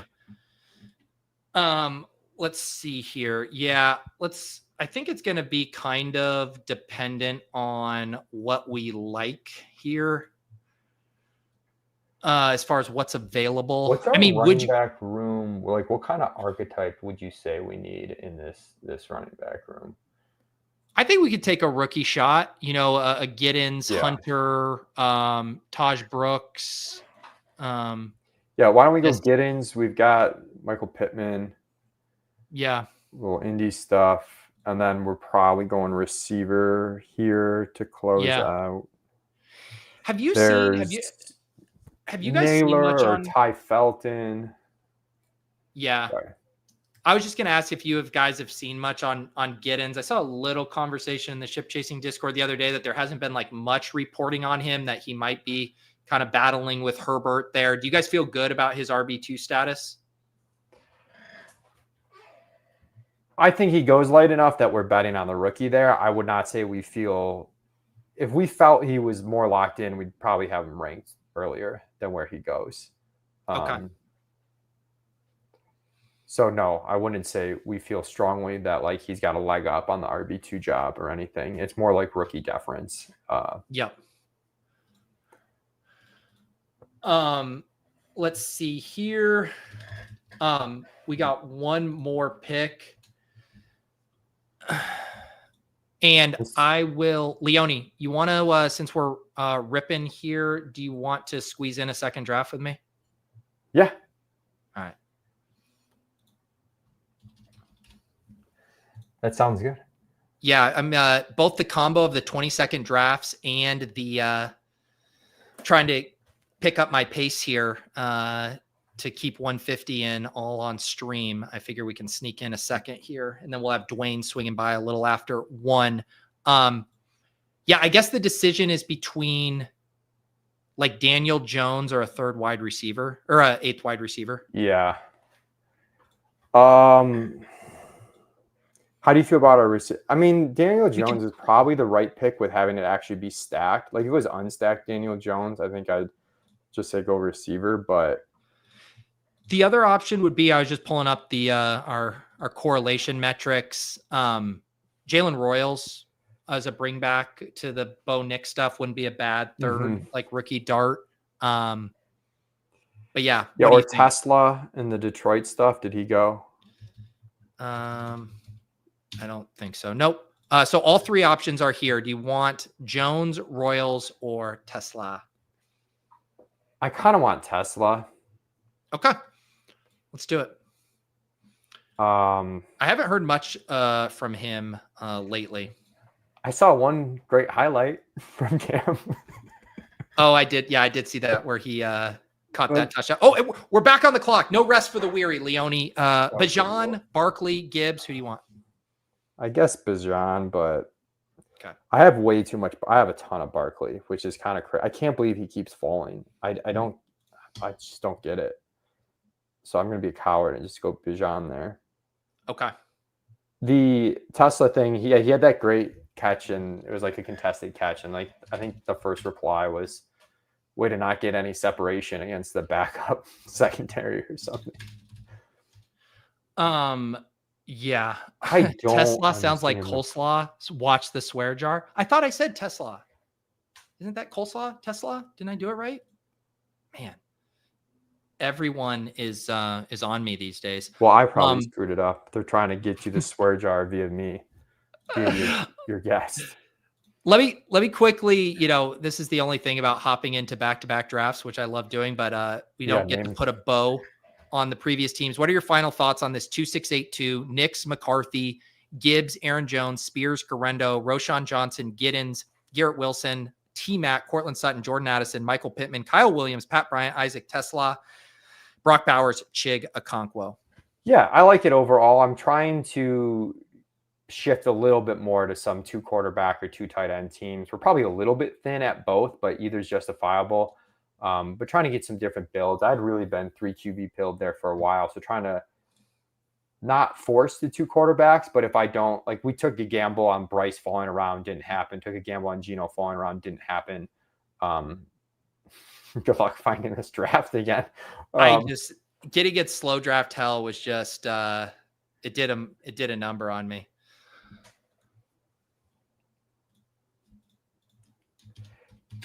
Yeah, I'm mixing those 2 quarterback things in. Like I would have definitely taken the 3rd quarterback at a few different points in that draft. And then late, I don't know, I just felt like we could take on a rookie wide receiver, and I don't know, maybe I probably am betting too heavily on Anthony Richardson relative to Daniel Jones, given the odds are 50-50, but the upside swing on if A-Rich hits is just so much higher. Yeah. And it's just a pick where, you don't have to worry about any correlation things too. It's just a natural click for teams that need quarterback upside. All right. So we are in another draft here. We just completed draft 85, hopping in one here with Leone. Dwain will be joining us shortly after this draft finishes here. But like I said, with these 20-second drafts, might as well use them to our favor to get a couple in here. We'll see if we get Brock falling back again here. I have in a few slows done the RB ×3 to start from this spot. Yeah. Well, if we lose out on Brock, it definitely seems to make sense. Yeah. You want to go JT here?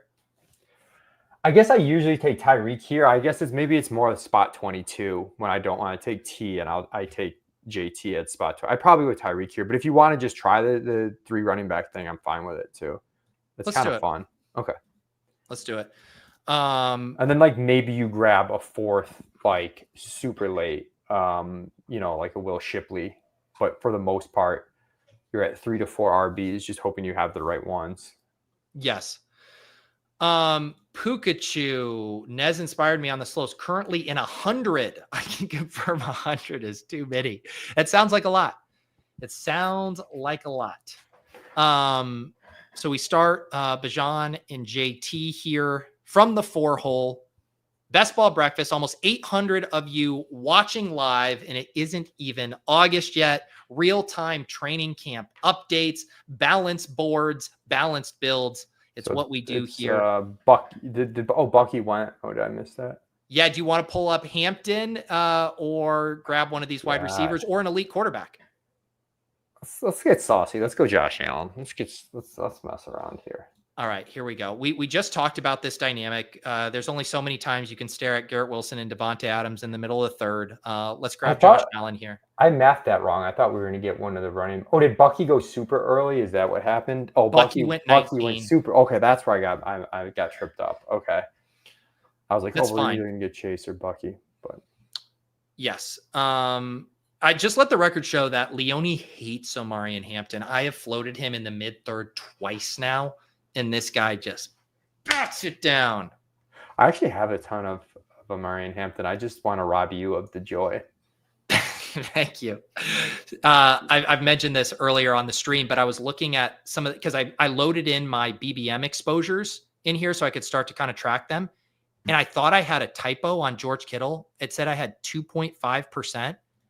And then I looked and in BBM, I'm at 2.5%. He's my second most drafted tight end in non-BBM contests. And somehow you and Pat and whatever freakazoids I draft with on here won't let me draft George Kittle. So I have started to take him. I mean, what receivers do you take at the 3-4 turn ahead of him?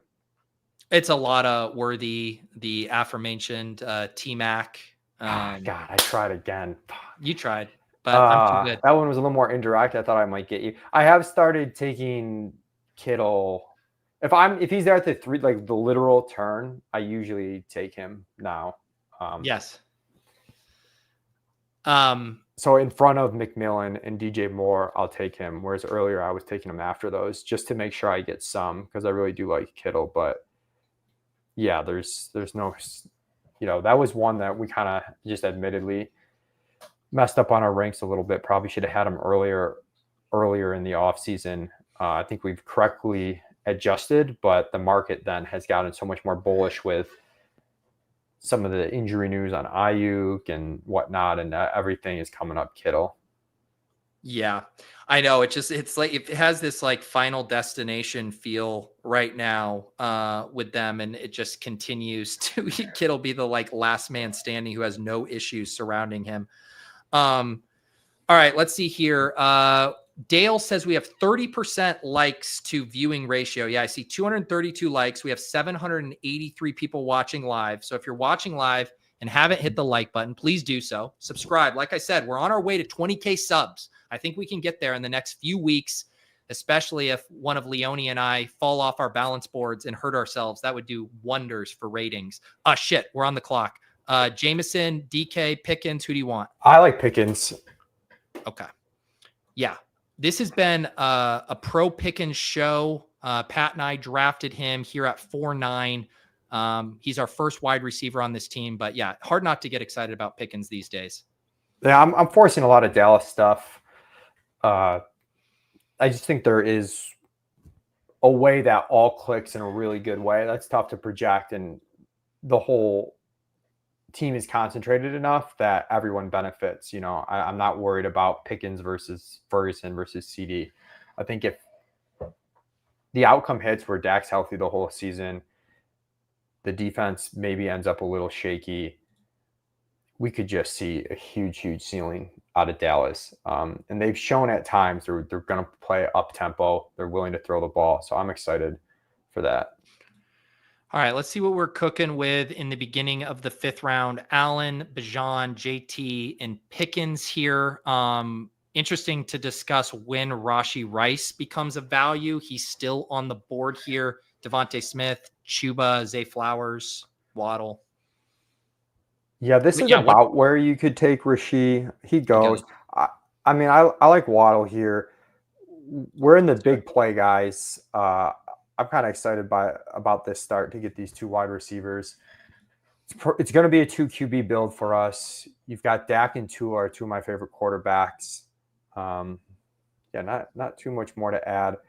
We do want to obviously keep spots for stacking Bills players. That's one of the advantages to taking Allen ahead of ADP is I think almost all the pass catchers are like decent values where they go. Everyone's so spooked by how things played out last year that Shakir, Keon, Kincaid, where they go at ADP lines up pretty easily to make at least 2 of them work with Allen, and even Josh Palmer late as well.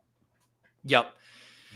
Yeah, and it's Yeah, it's one of those things where I'm slightly light on all of those elite quarterbacks, but I do think with this mid round 3 ADP landscape, it should hopefully get easier to start tilting some exposures there. I mean, we're going to always see the like McLaurin, Jaden ADPs be fairly correlated. You know, whoever takes one of those, it doesn't really matter which order they're looking at the other. But the Lamar and Josh Allen, they just kind of float in this range. So you really kind of have to be intentionally going and grabbing them. Man, this Kenneth Walker ADP though, I'm not going to be able to pack, my bags too much longer on Kenneth Walker. He's starting. Well, we're all trying to find the guy who did this. I hate it. It is frustrating though sometimes when you feel like you're early on a guy, and then I'm only halfway through my BBM. So even with like a pretty solid overweight through half, if he continues to go ahead of that or in that group of receivers, I'm usually going receiver there. Yeah. In that cluster of Pickens, Jameson, Metcalf, Sutton. I mean, yeah, it's tough to take him, I think, any earlier than where he went in this draft. Yeah, and I mean, you get in these spots, right, where like the 1, 2, 3 hole, you can kind of see it here. They end up with thinner running back builds. And if you're on this side of the board, you kind of start to feel a little panicked, and you are pulling up a lot of Ken Walker or Chuba here, just the way the ADPs are falling right now. There's not a lot of running back options at the 4-5 turn. So I kind of get why he's filling that vacuum for teams looking for a running back. All right, let's see what we got here. I got a question we can hit in the chat after we make this pick. Burrow, not of interest to us. Do we pull up Shakir here to lock him up, or do we go with more of an ADP value on like a Caleb, Judy? I think I'd go more of an ADP value. I think so. I'd either go Caleb or Judy here, or Swift, one of those three. If you have a preference, if we want to play it light at running back, if we want to do a 4 running back team, we probably got to get Caleb or Swift here. If we want to do more of a 5-6 running back team. Let's Judy's go Judy. Judy's probably the right pick there. I think Judy's the right pick. It's only our 3rd wide receiver, so there's still plenty of spots open for the stacking stuff. Yeah, the other thing that was kind of like a light tiebreaker there, if we're building out a Buffalo stack, Judy, week 16 against Buffalo is kind of a nice little correlation there. No bye week issues. So yeah, I have been noticing Diggs has certainly been inching up these days. Now kind of a fixture of the late 6th round, which is something I'm paying attention to in these drafts. One thing I'm torn with our upcoming pick, I do love a 7th round David Montgomery, and I'm just toying with, do we do that or do we pull up Shakir? And I think I might lean Montgomery, knowing we have other stuff. He goes. So So Shakir's ADP 79. So it's a 4 yeah, pick I think that's the reach. pick. That's the pick here. I would have gone with Montgomery because I think there's some structural things that would have been fun with that build, but now you can't overthink it. Do you know that I have an ungodly amount, like a surprising amount of Khalil Shakir?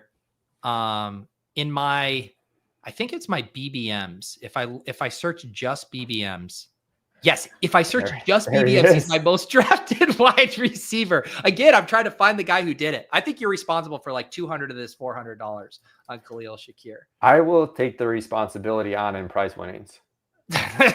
Yeah.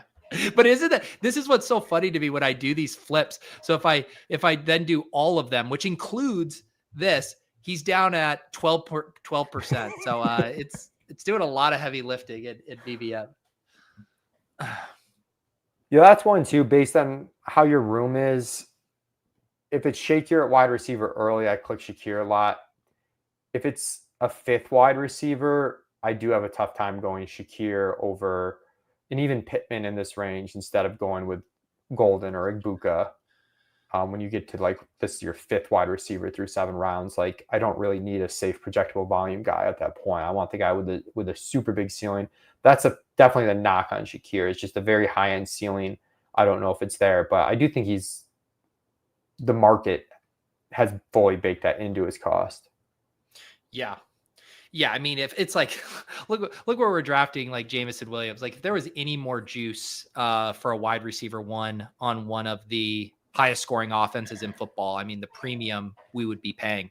I mean, it's kind of like I saw Gretsch getting a little tweet battle with the Terry McLaurin stands yesterday too. And a lot of the defenses, it's just like, well, Terry McLaurin's the wide receiver one on a top 5 offense, and it's like there's a lot of offenses, the Bills included, where their wide receiver one isn't, worthy of a top 3 round pick. Yeah, Zay Flowers as well.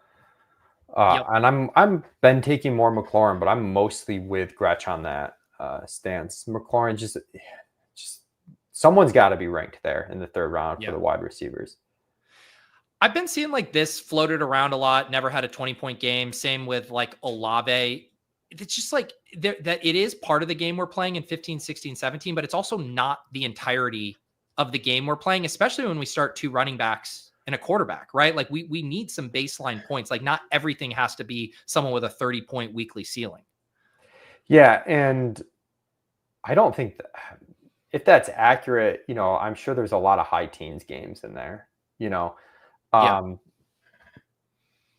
I don't know exactly how much I buy it. All right. So we're about to pick at 93. By ADP, you're looking at like Mason. Nothing we need to really do with quarterback. Kelsey's here. We could pull up Coleman. What do you like? I think I'd go Mason and hope Coleman drops. Yeah. Let's do Mason as our running back 3 here. We got Aaron Jones in the last draft. We'll grab Jordan Mason in this one.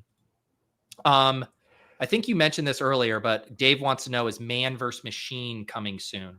So we're doing 2 episodes this year. We're doing one on the 31st before I go on a mini vacation, and then one when I come back. And I think we're splitting it up by positions is the way it's going to work, instead of having all the positions in one.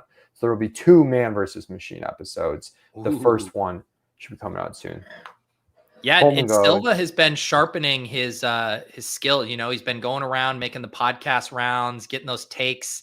The slot demon, Ricky Pearsall.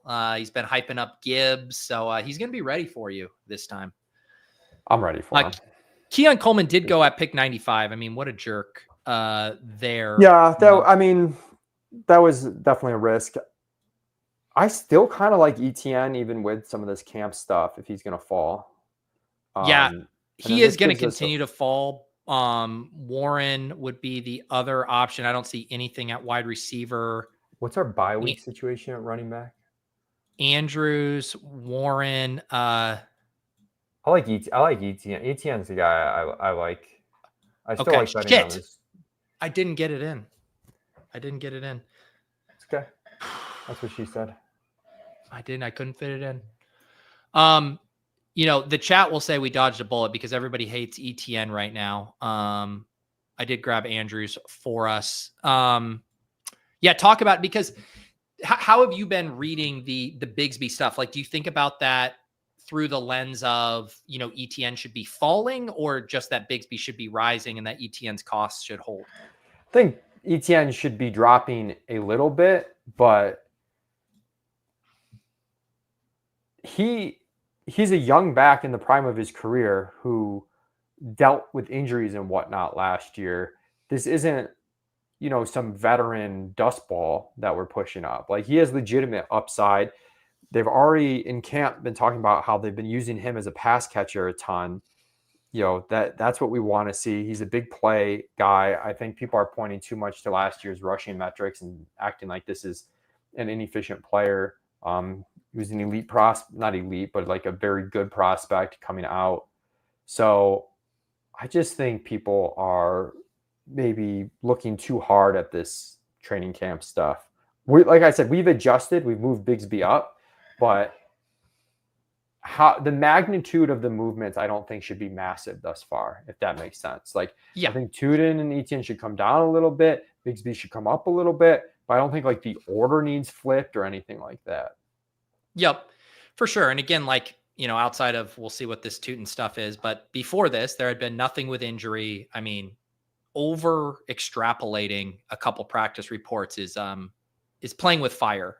If that's how you're going to approach every situation. So I've been in on with you on that. I still want to be taking stabs on this whole backfield, and I need to start mixing in a little bit more Bigsby here. But yeah, I'm perfectly fine taking ETN a little bit as well. 117 here. Would you do Dak with Pickens and shut it down at quarterback? Yeah, absolutely. I would take the value dip on Dak. I really like him. We get the correlation. We can just call it a day at quarterback. I think that's a pretty easy pick, honestly, for us. Yeah, Dak at pick 117. You get the nice dynamic where the CeeDee Lamb drafter took him 102. So we get to box him out unless he wants to draft him at 96, 97. Then we kind of get rights on him at 117 with no other Cowboy drafters really vying for Dak's services. So yeah, I like how that works out. We got a 2-3-4-1. Allen with Shakir, Dak with Pickens, Bijan, JT, and Jordan Mason, and then Waddle, Judy, the other two wide receivers, and Mark Andrews, not Travis Etienne, as our tight end. Do we have any chance of Kincaid coming back? Like a small chance, but not a great chance? We do have Ferguson. One of Ferguson or Kincaid probably should come back, right? I think so. At 141. It's worth the risk, I think. So this is like, is this a running back pick after we kind of missed? I mean, fuck, I love Spears. I mean, you normally make me take Javonte in this spot. I'm also good with the slot. He's correlated with Dallas. I mean, the slot. God, if we didn't have these correlations coming up, I'd say Njoku, but maybe let's just take Slot Demon. I think Slot Demon makes sense to get a fifth wide receiver on a team that still isn't that strong at wide receiver. I mean, right. Even Pickens, Waddle are like, they're not high floor players. So, you have two fun efficiency players as your top two wide receivers, but they are wide receiver twos on their team for a reason. Yeah. Yep. This is the all, well, I guess Judy and Shakir are wide receiver ones, but otherwise Pickens, Waddle, Christian Kirk are the all. Fuck! I said Christian Kirk. Every time I think I'm making progress. Every time. And I'm running out. I got you by not trying to get you that time. Exactly. I went with Slot Demon. I made you too comfortable, I think. You were like, I don't have to worry about it. He's not trying to get me anymore. We can just talk like normal people. That's what did it. Apparently, I have $1 James Garfield coin. It sounds like something that's not real, but I think it's real U.S. currency. I also have a $50 here. Is this an Eisenhower? Or no. I think that's JFK. All right, we're going to have to get creative. I'm also going to have to go to a Coinstar and convert all of these pennies and dimes and nickels to dollars or 50 or quarters at least. All right. This is stupid. Okay. Let's do a recap here. We're going to have Dwain McFarland joining us in about 5 to 10 minutes. Leone and I sneaking in a second draft here with Josh Allen and Dak, Bijan, JT, Jordan Mason, George Pickens, Jalen Waddle, Jerry Jeudy, Khalil Shakir, the Slot Demon, and Mark Andrews. Don't know why I did that in a Trump accent. I just needed to get his name out of my head. All right. Okay. So Ray Davis goes. He was a backup option. I mean, it's the correlated tight end here in whichever one they give us. They didn't give us Kincaid. Yeah, I mean, people are tripping over themselves to draft the fifth option on the Bills, unstacked. I'm just down so bad.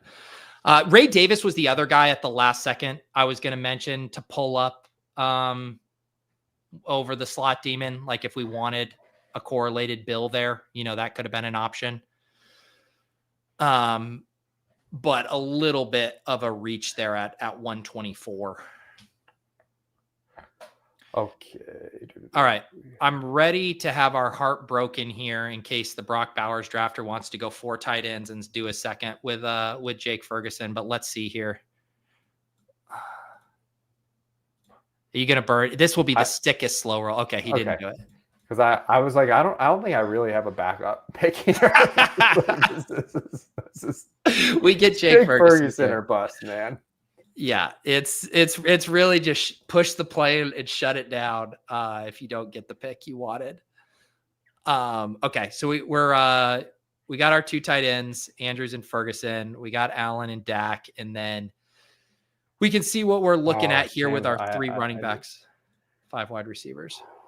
A little bit of a Rashad White slappy here, but I think we got to go running back. There's a running back tier. We should be in on running back. Yeah, I mean, you're looking at Leggett. I mean, the only thing is if you want to pull up Palmer. Just grab Palmer now, though. For some reason, I was thinking Palmer. I might go Palmer. Give us the 2 double stacks. There's nobody else we can take on Buffalo. It's probably Palmer, right? And then we just figure out running back.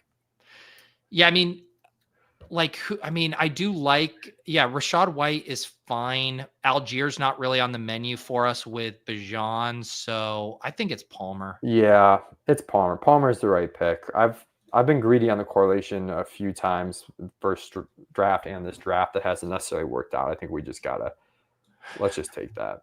I like how we were like, we're going to go 4 running backs early, and then we just completely stopped taking running backs other than Jordan Mason after round 2. It's as if we went 4 running backs early, except they're not on our roster.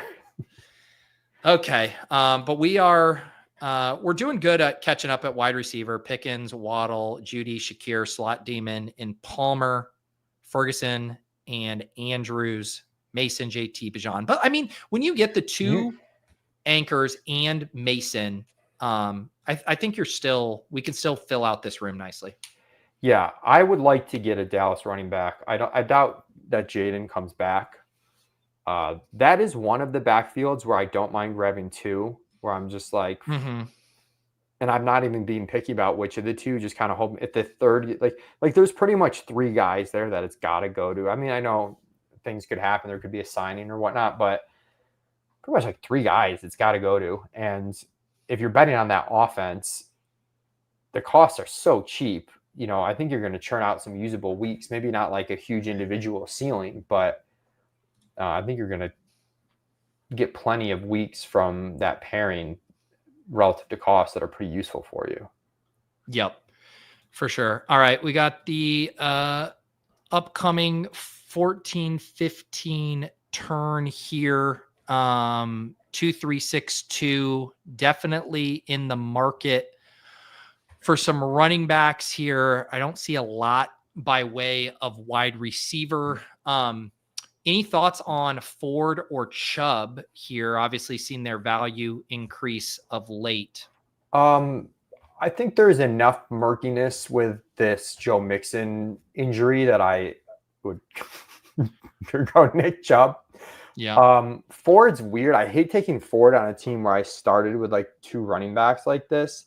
I mean, but we do get some playoff correlation with Buffalo. I guess I'd take Ford and then that, but our next running back is going to be a swing, Yes, I agree. Yeah. Ford, it definitely, and this could be one where we even take like 2 swings at running back. Might end up, we took so many receivers in a row.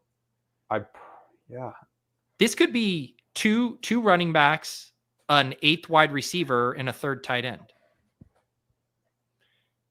Right? Yeah. Yes. Where you get to a 7th wide receiver. So it'd be a 2-6-7-3.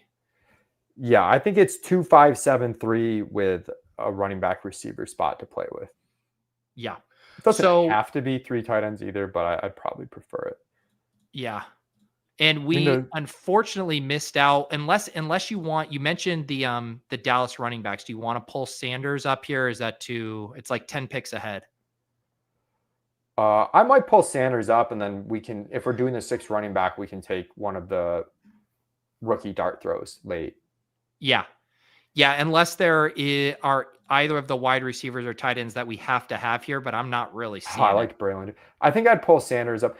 If I was doing this in hindsight, I might have gone McMillan with our last pick, because Sanders is sort of like the Jerome Ford pick, but correlated. Yeah. You know what I mean? It's not as safe as a Jerome Ford. That's not entirely like Jerome Ford is like locked into some playing time that Sanders maybe isn't. But in hindsight, I think I would have gone McMillan first and then Sanders and then finished running back late. But that was a good shout out though. Ollie is incensed that we would consider 7 wide receivers on a team with Pickens as your wide receiver 1. If George Pickens is your wide receiver 1, you need 10 wide receivers to make up for that colossal error. I think it could be a tweener. Like if we really felt comfortable or didn't like the tight ends available, I think you could go 8 wide receivers for sure. Yeah. We also don't need the stash running back ups. I mean, this team is built around Bijan and JT doing their thing, right? Like, we could still go 8 receivers. There's Noah Brown as a bring back, who's usually there in round 18 on the Dallas stuff. Yeah, it's funny. I keep seeing some of these deep names that I haven't been getting to. It's Josh Reynolds been popping up on Fields teams. Noah Brown on some of these teams have not been getting there. But I'm listening. I'm open to it. We also don't have to take a third tight end. Like I said, I prefer it, but you definitely don't have. I mean, Mark Andrews. You don't have to. You don't have to. It's a pretty tweener spot here. Can you just X out quarterback just because it bothered on the widget thing under? Oh yeah. Gotcha. Yeah. So Jonnu would be a decent value here at 189. He does go. Do you have any thoughts on 7th wide receiver here? It seems like kind of that's the spot we take Thornton every time. We sure do. This could be a Diami team. Yeah, I mean, we get a little bring back JT in week 17. I think that's I like Diami. Thornton goes. It spares Thornton us from that. Saves us here. Yeah. I think on a team like that, I mean, look at this is a Leone-ass wide receiver room. Pickens, Waddle, Judy, Shakir, Slot Demon, Palmer, and Diami Brown. All right, let's land the plane here, and then we're going to be bringing up Dwain. Let the people know, Leone, here as we wrap up this draft. What's going on at ETR this week? Yeah, I mentioned recording with Silva later in the week, Man versus Machine. Also doing a podcast on late round quarterback strategy and redraft with JJ Zachariason joining me and Levitan for that one. So be on the lookout for those hitting the Established Run podcast and YouTube feeds over the weekend or early next week, given we're recording the end of this week. All right, Leon, you want to grab a rookie wide receiver here, like a Hunter, Taj Brooks, Woody Marks type? Yeah, I think I like Hunter for this team. Like, give me the pure handcuff upside, right? We don't really need playability. Yeah. Playability? Is that I'm sorry. I made that one. I'm going to allow it. Allow it. This is deep into the stream, 3 hours and 11 minutes into Best Ball Breakfast here. And let's get this final pick. I'll also give a plug again. If you guys are YouTube members on the channel, I had Jack Miller on After Dark. That's a weekly show I do for YouTube members. If you're the Best Ball Value Hounds tier and higher, you get access to those. We generally talk some ball, research projects that the guests are working on, and then hop in a draft sometimes. So I had a good, 30, 40 minute conversation with Jack and then hopped in a draft with him last night. So check that out if you are a YouTube member. All kinds of good nuggets there from Jack, who broke my heart, Leone, when he revealed to me that he's only 24 years old. Dude. Yeah, we old. Yeah, we old. All right. Leone, let's I'm going to do a final recap of this team. So once we make this pick, I can get Dwain up here on air. Josh Allen, Dak Prescott, Bijan, JT, Jordan Mason, Jerome Ford, Miles Sanders, and Jarquez Hunter. Pickens as our wide receiver 1. Jalen Waddle, Jerry Jeudy, Khalil Shakir, Slot Demon, Joshua Palmer, Diami Brown, Mark Andrews, Jake Ferguson. What are you thinking here? You want to try to grab a tight end or something else? I think tight end. I think this is where part of me wants to go receiver, but realistically, there's some tight ends that are more likely to even crack flex than wide receiver at this point. What is it there at wide receiver if we did? It's nothing. You're like in the Yoshi Voss, Ray McLeod, Tyler Lockett, Elijah Moore. Tight end. This could be like a fan-in range, third tight end, upside swing.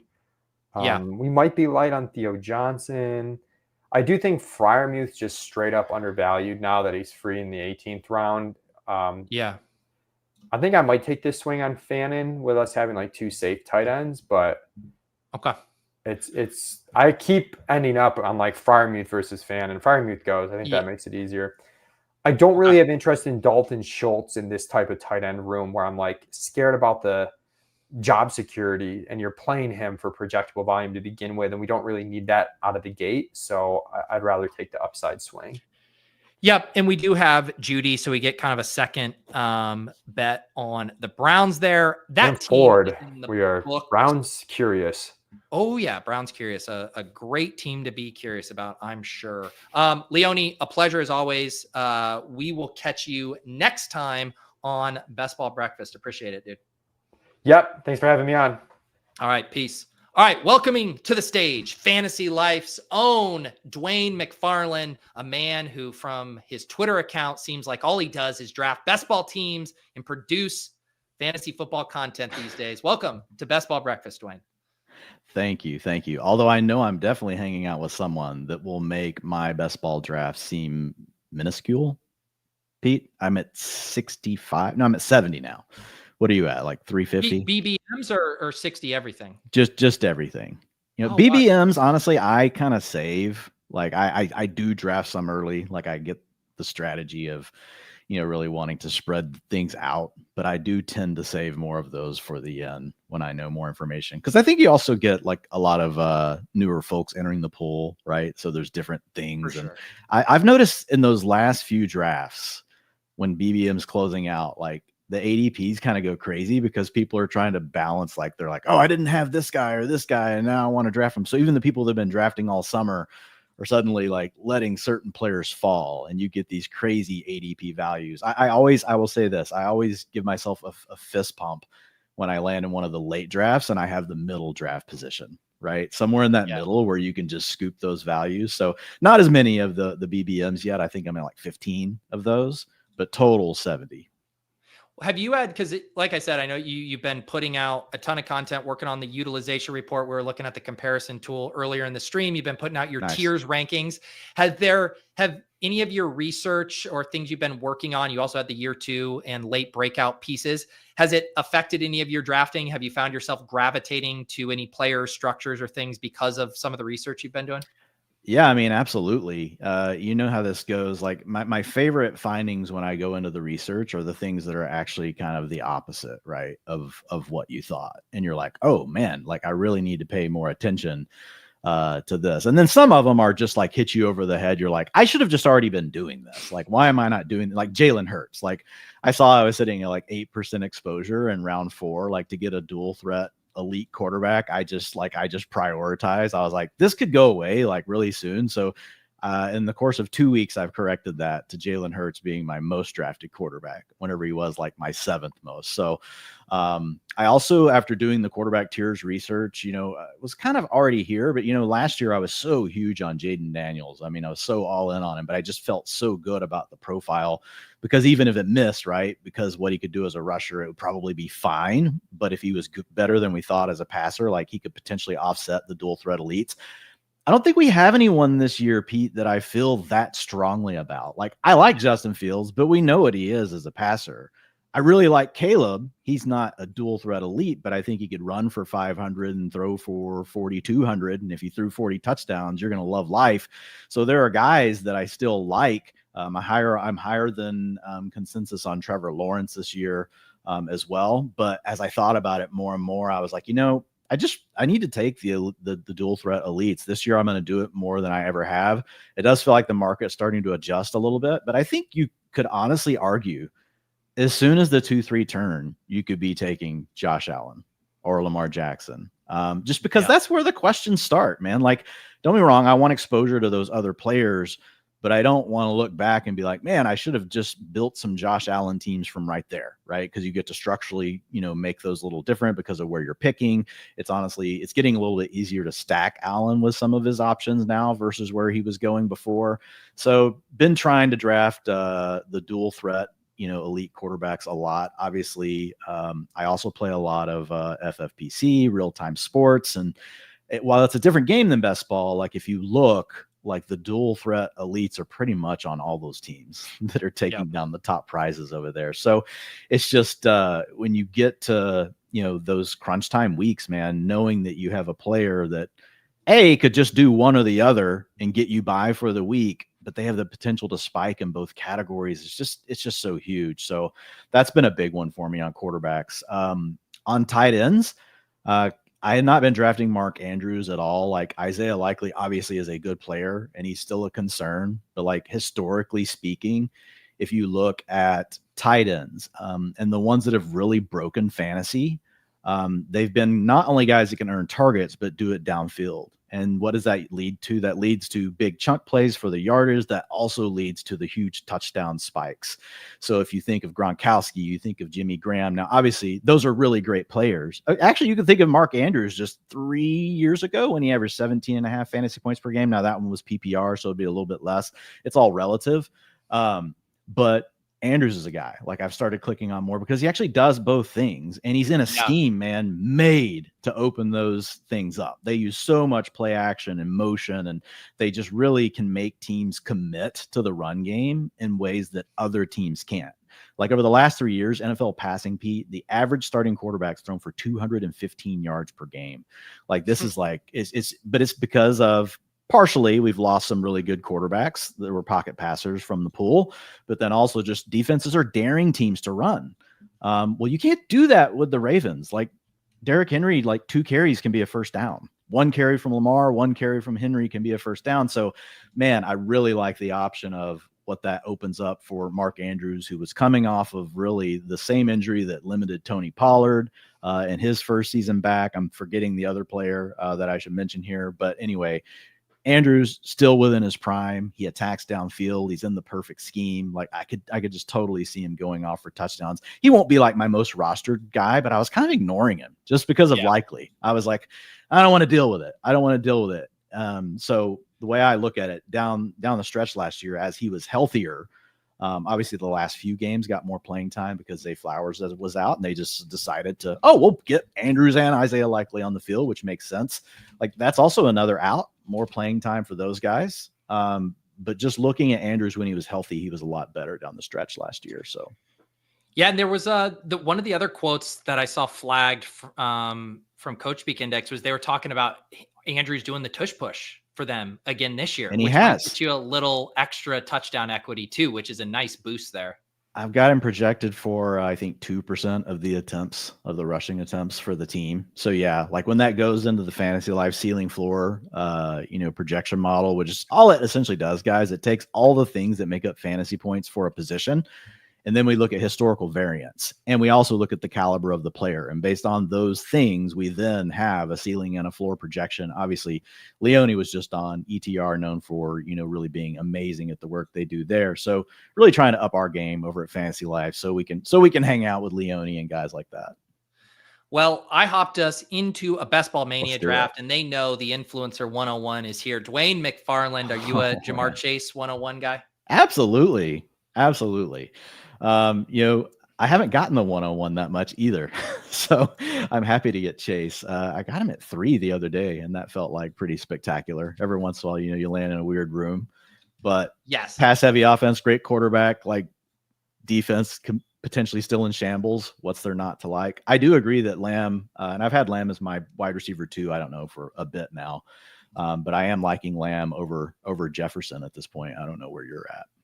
Well, yeah, and especially now with some of the injury stuff now is pushing people that way. But also, I was noticing, so this is my 87th Best Ball Mania draft. It would have been very fitting with a Dallas guy, a CeeDee Lamb, Des Bryant, to have it be number 88 draft, but I just couldn't pull that off for you. So it is 87. Well, I know you guys took Pickens in the last draft. He's one of my favorites. Yeah. I did a late breakout wide receiver article. Actually, he fits still within like the first few years, but he's that tweener. Like in the research I was doing, it's weird. You get this down year for year 4 players, and then you get this resurgence in year 5, especially for like round 1 and 2 NFL draft picks. And 53% of the guys that went on to break out, meaning their first wide receiver 2 or their first wide receiver 1 season ever, like the biggest thing they had going, over 50% of them saw some sort of change in their team environment. So they got to leave to another team. They got a quarterback upgrade, a major target earner on their team left. So when I look at Pickens, like I have the Cowboys projected for 2 extra games worth of passing attempts versus the Steelers. So even though he's got to deal with CeeDee Lamb, like the potential for touchdowns is there on what, I mean, honestly, the Cowboys, would it surprise us if they're the most pass heavy offense in the league, looking at their running back room and just looking at the way things set up? Like, I think if Dak's healthy, that's going to be the plan. Yeah. And I wrote it up in the newsletter the other day, and, piggybacking off of what you had wrote. And like one thing that was kind of, my huge flaw last year was underestimating the change of scenery for the veteran running backs who change teams. And we don't have a ton of comparables this year, but Pickens is the biggest one, like the biggest change of scenery for a veteran. And it's hard not to get excited about him when you really start to dig into how good he's been and then plopping him in to this offense. So yeah, I'm with you. It feels like his ADP is rising more and more each day. We are at the 2-3 turn here in 1 second. You always got the kind of decisions with how you want to play the chase stuff with the other Bengals elements. There's always McBride as a bring back too. Higgins goes, so we don't have to deal with that. What would you like to do? I'm kind of glad Higgins went. I think he's a tad overpriced. I get my exposure to him. I like getting a running back here with one of these 2 picks for sure. So I don't know where you are on Chase Brown versus Omari and Hampton, but I'm fine with whichever one that you want to take. I meant to try to get Omari and Hampton twice with Leone, and he didn't let me. So let's grab Omari and Hampton here. What would you like to get with the next pick? So here, honestly, I know some people are not going to like it. I say we either go elite quarterback or we take McBride. Okay. I needed a quick one there, and McBride was on my screen. So I just, I pulled the trigger on him. But yeah, because this is kind of the other thing we were talking about when you were talking about wanting to be more in on the elite quarterbacks. Leone and I were realizing like just how gross the 3rd round wide receivers are. And it's like, maybe the answer is just pulling up the elite quarterbacks there a bit and not dealing with it. Now, the guy I like there, and I know he comes with questions, right? So, I mean, it's obviously when you go with the elite quarterback, you really do, guys, like the bus rates are so low. You're getting something that's very well known, and the ceilings are so high just because, again, they could spike as a rusher and as a passer in the same season, which is just something that's really hard to find. But whenever you start to look at the wide receivers, I really do like JSN. The questions of Sam Darnold, I get it. The offensive line, they did make some upgrades there. But man, it's just hard for me to imagine, Pete. JSN, the way he broke out over the second half of last season, basically once DK got hurt, missed 2 games, it was like JSN just took off. So even if Cooper Kupp is like decent, like that's an even trade, in my opinion, at the age he's at for Metcalf. And JSN kept it going once Metcalf returned. But what if Cooper Kupp really is just completely washed? Even if this is a bad offense, like how does JSN not get to 150 targets? Like I don't see a way that he doesn't. So he is a name that I am willing to click pretty much anywhere in the 3rd round if I'm going to go receiver. He's my favorite guy in round 3. Yeah, and he's actually, you can sometimes get him at the start of the 4th round.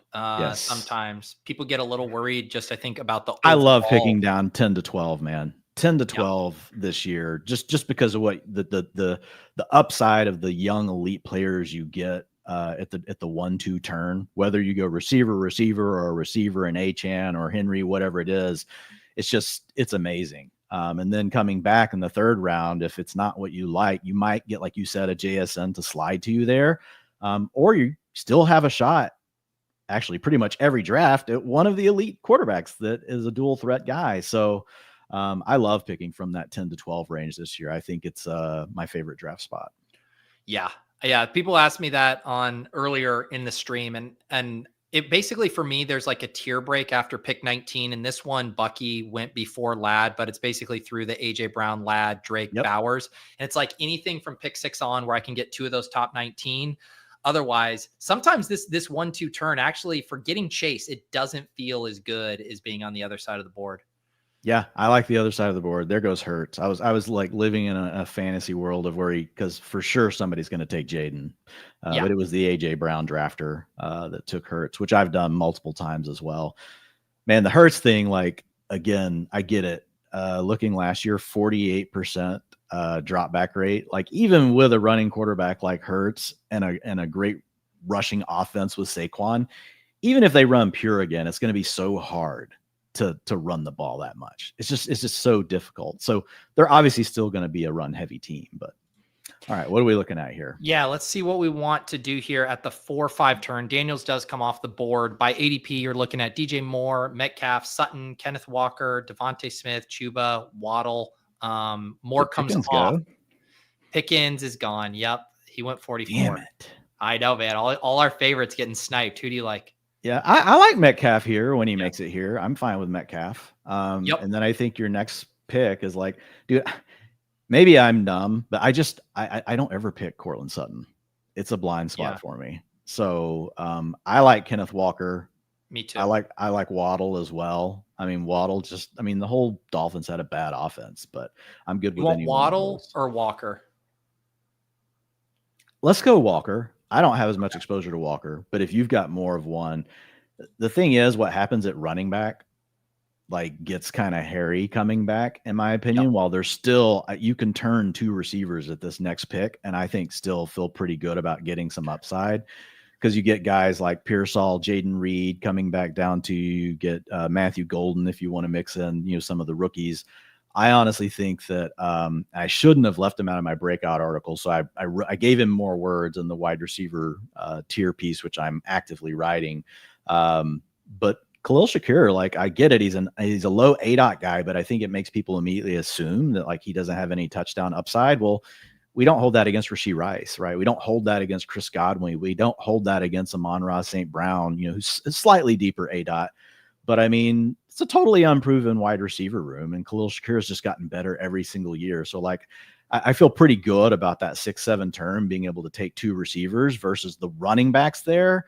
I get a little more iffy on. Like I like Pacheco, but I'm not sold that he's going to be locked into the same role that we saw from 2023 or even early 2024. Like there's a bull case definitely there for Pacheco. But like they're talking up Elijah Mitchell and he's an explosive player. Maybe he takes some passing down reps. So like there's more questions. Whereas the receivers, I think offer the upside that we're looking for. And we know they'll be on the field. So for the most part of the guys that we'll be looking at down there. Yep.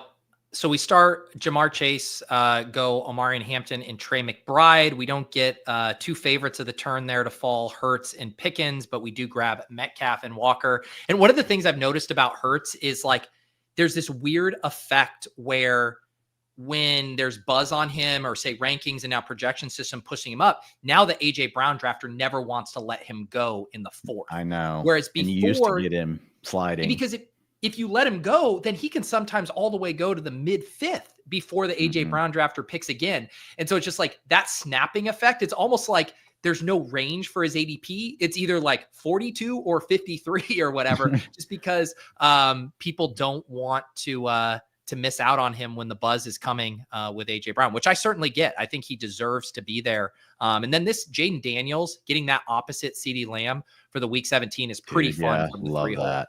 Yeah, I like actually all the picks, the 3-hole. I'm not huge on Chuba, but I know enough to mix him in. I mean, they paid him and don't really see a huge threat to him, but yeah, I like that team. All right, so we got our 2 running backs, Hampton Walker, Chase and Metcalf, Trey McBride, about to pick at the 6-7 turn. I think this is 2 receivers. I agree. Yeah, the Mixon stuff is a fake ADP. He's not on the board here. This is a really nice pocket. Jennings is the slider because of that calf. I have a ton of him. Pearsall here, Godwin, both the Green Bay wide receivers, Shakir, Egbuka. I don't mind Juwan Jennings. How much of that is a calf versus him like finding a way to hold in? That's what I thought. Kind of like the Terry thing. Yeah. So I like him. And then I'll let you make the choice between the Green Bay guys. I have bull cases for Reed and Golden. I think Golden probably has the more clear path to playing all the time just because of what we've seen with Jaden Reed. But Jaden Reed is one of my favorite breakout candidates, as far as a year 3. So I'll let you make the tiebreaker. I like both guys. All right. I actually have more Golden than Reed. I did upload my BBM only exposures here, 9.9% Reed and 13.6% Golden. So we'll tilt to Reed there. Shout out to TD in the chat. Dwayne, he wants more best ball streaming from you and Ian. Can you hook the people up with some Dwayne and Ian drafts? We're trying to work on that. We actually do have some real-time sports season-long stuff that we're about to start doing. The plan is for us to hopefully we'll see if we get some contests filled, but doing a Wednesday night show that would come out the next day, and then a Thursday show that might come Saturday, where it would be over at Real Time, which is a fun format. If you guys haven't checked it out, they've got a $500,000 first place prize. Obviously not best ball season long. Got to manage fab and waivers, which sometimes makes me crazy about week 7, Pete. But yeah, I still love redraft. Obviously best ball is honestly it's interesting because best ball I think has just made people such better redrafters as well, because they're used to drafting. One of the advantages I would get would not just be like research that I might do that other people wouldn't do, but it would be I would have already drafted 10 or 12 teams by the time someone else would decide to plop down, whether you're going to play in a $300 event or a $2,000 event. And they would have uncertainty right on the clock, and it would just cause them to make errors that would work out in your favor. You don't get that as much now because like the more people are allowed to practice, which you get to do in best ball, people are just so much more confident and they don't make as many mistakes. I think it's actually made everything harder to win because everyone has improved their game. No, I agree. And, part of you is like, oh, damn, that sucks. Everybody's getting better. On the other hand, like for us doing content and writing the newsletter year round, to be able to talk about best ball and not have it be this scary alien thing is just so nice. Cause like people are using it as like a real-time stock market to discuss these players is super valuable from a content perspective. And I also want to shout out, I was screen sharing them as Dwayne was talking about them, but all kinds of great articles up on the site. I will just drop in Dwayne's author page specifically here as we talk about some of this stuff, tight end rankings, quarterback rankings, and tiers. And I highly recommend scrolling back a little bit to the wide receiver breakout pieces, both for late breakouts and for year 2 and year 3. Really good research there. And if you're looking just more for the evergreen of like, how do you identify the breakouts? It's a 3-part series. If you don't want that and you just want the players, and I still talk about the methodology, but there really is that kind of like teaching you how to fish article that just gives you all the data and research that I did. And you guys can check that out all over at FantasyLife for free. All right, Dwayne, we're about to pick at the 8-9 turn. We have Omarion Hampton and Kenneth Walker as our 2 running backs, Chase Metcalf, Jawan Jennings, and Jaden Reed as our wide receivers, Trey McBride as our tight end. We could be in the market for a Kyler McBride stack here at the 8-9 turn. Otherwise, I like getting one of the quarterbacks here because this year so many people are drafting 3 and you just don't know where they're going to go. Even the elite quarterback drafters a lot of times in these rooms will take another quarterback in round 9. Yep. So if we can get Kyler, I prefer to go ahead and have one quarterback on board. Me too. So let's get Kyler. And then what do you like? I'm still a sucker for Jalen Warren. Like, I mean, he checks the boxes we want. Like, he's still an explosive player. He can play pass downs. I like Caleb Johnson, but I just still feel like if he runs pure, it's the same thesis as last year. He got hurt and it didn't ultimately work out. Yeah. But wouldn't you say, like, if you had to choose, like, does Jalen Warren have a better opportunity to seize the backfield this year versus last year? I feel like he does because the rookie has to prove themselves. We knew exactly who Najee was, and we knew that the coaching staff knew exactly how he was. And there was no, other than injury, there was really no way that his role was ever going to expand beyond the base work. Whereas now that's way more in question because of that rookie black box upside. It works in both directions. They could be a round 2 player. They could also be a complete and colossal bust. So I agree. And so far in camp, Warren is working ahead of him. And I do think Warren's the kind of player, like when you're giving him reps at practice, if he's healthy, you're going to like what you're seeing. I just don't think it's going to be possible to sit there and watch him and be like, well, this guy sucks. I kind of feel like, the median outcome. I don't kind of feel I have it projected this way. I've got him projected to lead, the team in the passing down work. And I gave a slight lead to Caleb Johnson in the early down work. But I do think it could easily start off the year as it being Jaylen Warren. And man, if he's just playing well, even if Caleb looks good in practice, is there a real incentive to hand the rookie a bunch more opportunities? I think Jaylen Warren's good enough to hold on. What you mentioned, obviously you do all three. You do projections, you do rankings, you do tiers. Yeah. Talk about like either places where maybe projections differ from your rankings or how you use the two to inform the other. Well, I mean, a big part is what you guys talk about a lot on the show. When you project rookies, quite often their projections aren't going to come in as high because we know a lot of it's going to come later in the year. So in the pure projections, it can make them look like they're worth a little bit less than what they are, because what we really care about is what they're going to be worth when we're trying to win, the big prizes.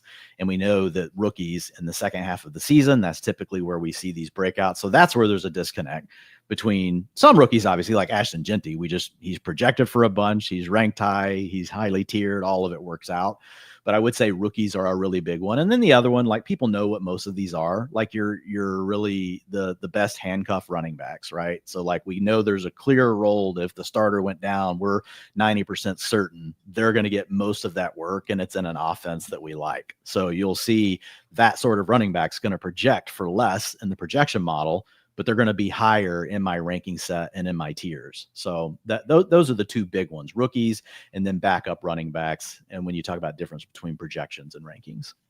Yeah. And it's understanding the format you're playing as well, and playing in these top heavy best ball tournaments where week 15 through 17 is where all the premium weeks happen. Those players who don't project as well, who might see their outlook improve over the course of the season, become much more valuable. I think if you are playing in some of our guillotine leagues or in the eliminator contest where you're trying to get out to fast starts, looking at those projections, even our week 1 projections, which are up on the site as well, those will give you a really good idea of, hey, how do I get off to a fast start? How do I make sure I'm not getting eliminated week 1? And so these tools can be very helpful depending on the format you're playing.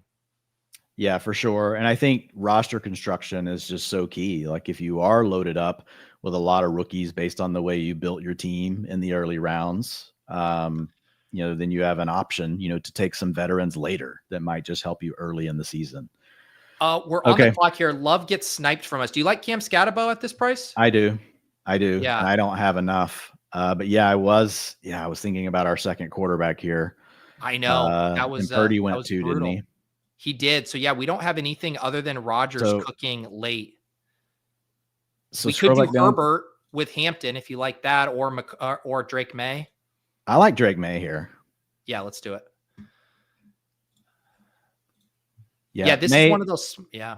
Yeah, well, and there's backstack options for it. But he is the guy that, and I know the talk is he's going to run less. We'll see, guys. Like the Patriots, while Stephon Diggs is an upgrade, we have high hopes for Kyle Williams. A big part of why Drake May scrambled so much last year is when he did try to buy time, there's no one open. So you just have to take off. And I mean, that happened to Bryce Young late last season, and it actually worked out in a good way for fantasy. Like when he came back as a starter for the Panthers, he averaged 19.1 fantasy points per game. Why? Because he decided to stop trying to force it in the guys that aren't open, and he just decided he was going to run.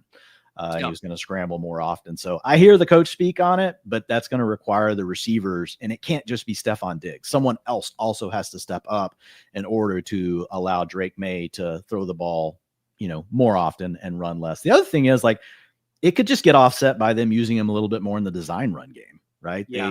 He's an option, down inside the 5-yard line. he could just pick up a few carries there, Pete, and that potentially unlocks like a couple of extra rushing touchdowns. So I'm in on Drake May. I've also been trying to get more of him. So glad we did. Talk to me where you're at on Cam, because like I think I have him and Tracy ranked really close together. Yeah. But I don't get him that often. I liked him. The supermodel liked him. Like he's a guy that if he suddenly found himself without Tyrone, if Tyrone Tracy missed time, like I have no doubt, like he can come in a pinch and like get you 22, 24 opportunities between the passing game and the run game. But for some reason, I just haven't clicked on him as much. Yeah, I've been on the Cam side here of those two. I got 13.6% in BBM. The thing that's weird to me is this gap has been widening. This is the second time today. That is weird, he's yeah. fallen back to 120. I don't know if it was Kerrane or Leone. Like Scadabo's having a good camp. I think he's going to be like a high value touch kind of guy. He's going to be a guy that coaches love. He's one of the type of running backs where I'm less worried about him not earning the coach's trust early on, just because the things that he's good at, pass protection, short yardage stuff, translates to things coaches like. So I think there's a lot of meat on the bone. I think both him and Tracy could be fine picks, even in median scenarios. And then there's so much upside for him to take over, injuries, etc. So man, at 120, I really like him. Yeah, I love getting him at this pick. There was a point where, he was in the 90s and it was just a tad tougher, just because of some of the other guys going in that range. Like there was a period where I think I drafted Emeka Egbuka in that range in like every draft. And that is very nice. I'm glad I did because he shot up so much. Now I've had my other guys that I've traded off, like Travis Hunter, where my closing line ADP right now is not looking as hot. All right, we're on the clock here. Two correlated pieces right at the top by ADP. Kyle Williams with May and Benson with Kyler. Yep. Let's do it. And always nice. What do we have? The Cincy, Arizona. Yep. Setup going. Yeah. So that works out really nice. Yeah. Someone in the chat mentioned that. I love building out an Arizona stack out of the one hole with Chase, which is exactly what we've done. Kyler, McBride, and Benson opposite Chase. And then we get Kyle Williams at 144. He doesn't often come back if you're taking May on this side of the board. So that worked out very nicely. Yep. And I like that kind of pick just because if Drake May does go to a new level as a passer, and he was actually pretty good in the games where he played 90% of the snaps last year. It was like 235 passing yards per game. It was somewhere around 19 fantasy points per game. If you look at like the bull case for May as a passer, it's going to require more than Stephon Diggs. And like Kyle Williams is, in my opinion, kind of the bet you're going to make. Like we all like Pop Douglas, but he's not going to suddenly turn out for 1,200 yards and 10 touchdowns. Kyle Williams, he might do that. He's the guy that could do that, at least at the end of the year, right? You might not get that stat line, but like over the last 6 to 8 games, you might get the kind of breakout from Kyle Williams that you love with a Drake May. For sure. And again, I was joking that we get the Patriots rookie hype every year and that it always flops, but don't shoot the messenger. Kyle Williams is reportedly having a very good camp, which is better than him having a bad camp, I guess is all I will say to that. Let me recap the team for you, Dwayne, see how we're looking here heading into the 14th round. We got Kyler and Drake May, Omarion Hampton, Kenneth Walker, Jalen Warren, Cam Scadabo, Trey Benson, Jamar Chase, DK Metcalf, Juwan Jennings, Jaden Reed, and Kyle Williams, and Trey McBride. Yeah, I like it. Yeah, it's funny too, because you were talking about wanting to be heavy on those elite quarterbacks, the dual rushing threats. We did mention Justin Fields, but beyond that, like Kyler Murray and Drake May are probably the closest you're going to get to being the replica of that. I totally agree. Like they're the two possibilities. I know Kyler, obviously he's come down in ADP. He's cheaper now than what he used to be, but the underlying traits, guys, are still there, and variance is going to variance. So Kyler is a player, as much as people may be frustrated with him. And I get it. Like we haven't seen a great passing season from Kyler in a long time, but I still believe if he gets schemed up in the right kind of way, and if Drew Petzing really uses Kyler's full range of abilities, obviously never going to get all the carries inside the 5 like we get from a Josh Allen or a Jalen Hurts. But you could still get a spike 6-7 rushing touchdown season. You could get a spike 750 in rushing yards. And Kyler's still a guy that he could surprise us with, 4,000 yards passing. I mean, so the underlying ingredients are there. I know it hasn't been as good over the last few years, but even though that's the case, it's not like he's been a massive bust. He's still like a top 10 quarterback in fantasy points per game, even when we think he's bad. So I'm in on Kyler. I think he's like my 6th most drafted quarterback this year, because I just tend to play the probabilities game, and it's all about those traits. All right, we are about to pick. Hunter Henry doesn't come back to us there. Austin Eckler's the big ADP faller. If we want to grab a 6th running back, Rodgers could be a 3rd quarterback. Jalen McMillan, what do you think? I like Eckler. I mean, as a faller, I don't ever draft him. But I'll just even say, as a fantasy life investor. Yeah. Wow. Yeah. I love Austin Eckler, actually, now that you mentioned that. He is actually one of my best friends. He doesn't know that, but real quick, who do you want to take? We could reach for Michael Wilson and just stack him up. We could do like a tight end, Ertz or Gesicki, or do. I like Gesicki. Yeah, let's do it. And the thing, the thesis with Gesicki, right, is it's not like Andre Yoshivas was great with all those slot reps last year. We also have Eric All injured. He's not going to play this season. Drew Sample is Drew Sample. Tanner Hudson's a nice player, but obviously they see him as a niche player. And he's a good receiver when he's on the field. But you could see a scenario where this is the kind of offense where if Gesicki got a little bit more of the inline work, and it doesn't need to be a ton, like 5%, and then if they used him like 10% more in the slot, you could suddenly be looking at Gesicki and like a 70 to 75% route roll on a team that throws the ball all the time. And he could be a major red zone factor. And he obviously works here in the stack scenario that we've got going with Cincinnati and Arizona. Yeah. I am cracking up at Sam saying, Dwayne reminds me of Pedro Pascal. And now I just have to hope that you don't have any anxiety during this interview. Well, my daughter loves Pedro Pascal. She loves The Last of Us. She's a little out on the most recent season of it. But yeah, she's a big she loves the video game, The Last of Us. Okay. She's the OG. So shout out Zoe, 16 years old yesterday, Pete. Sweet 16. Whoa. A 16, man, I look at my 2.5-year-old and she keeps looking older to me. I can't. 16 makes me what? And she's driving all that stuff. She's not yet. She's finishing up her driving stuff, and we're looking at the cars now. We're all ready to go. We've just got to find the right one. She wants a Camaro, and we're like, no. And her brothers would kill us, honestly, if we got her a Camaro. They did not get vehicles like that as their first. A red one? Yeah, she wants a red one. Yeah, she wants our insurance to go up by like $700. I think that's her goal. Maybe you should just let me just get the ticket out of the way early. The first it's not as bad actually for female drivers. It doesn't go up. It doesn't impact us as much, but a red Camaro would not help. Wow. Are you telling me that the insurance companies are sexist when it comes to reckless drivers? No, I think what they're telling us is the numbers. They crunch the numbers, Pete, and women are just safer drivers. I think testosterone has something to do with it.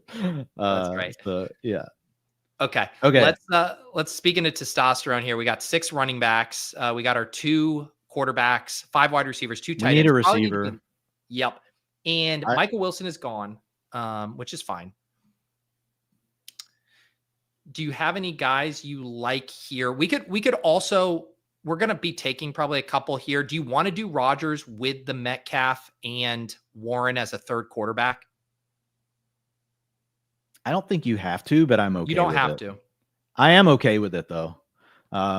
Because we like May and we like Murray, but I could, how this goes. You start talking about scenarios. There's so many ways this thing could play out. I could see Rodgers helping you get a team through 1 week, right? Yeah. In your pod, when the other guys bomb. Which wide receiver do you like here? I mean, we're going to take probably 2 to finish this draft out. Is Slayton gone? No, he's right here. I like Slayton this year. Yeah. I just feel like he's an easy plug in. He fits, with Russ. I don't know how long Russ hangs on to the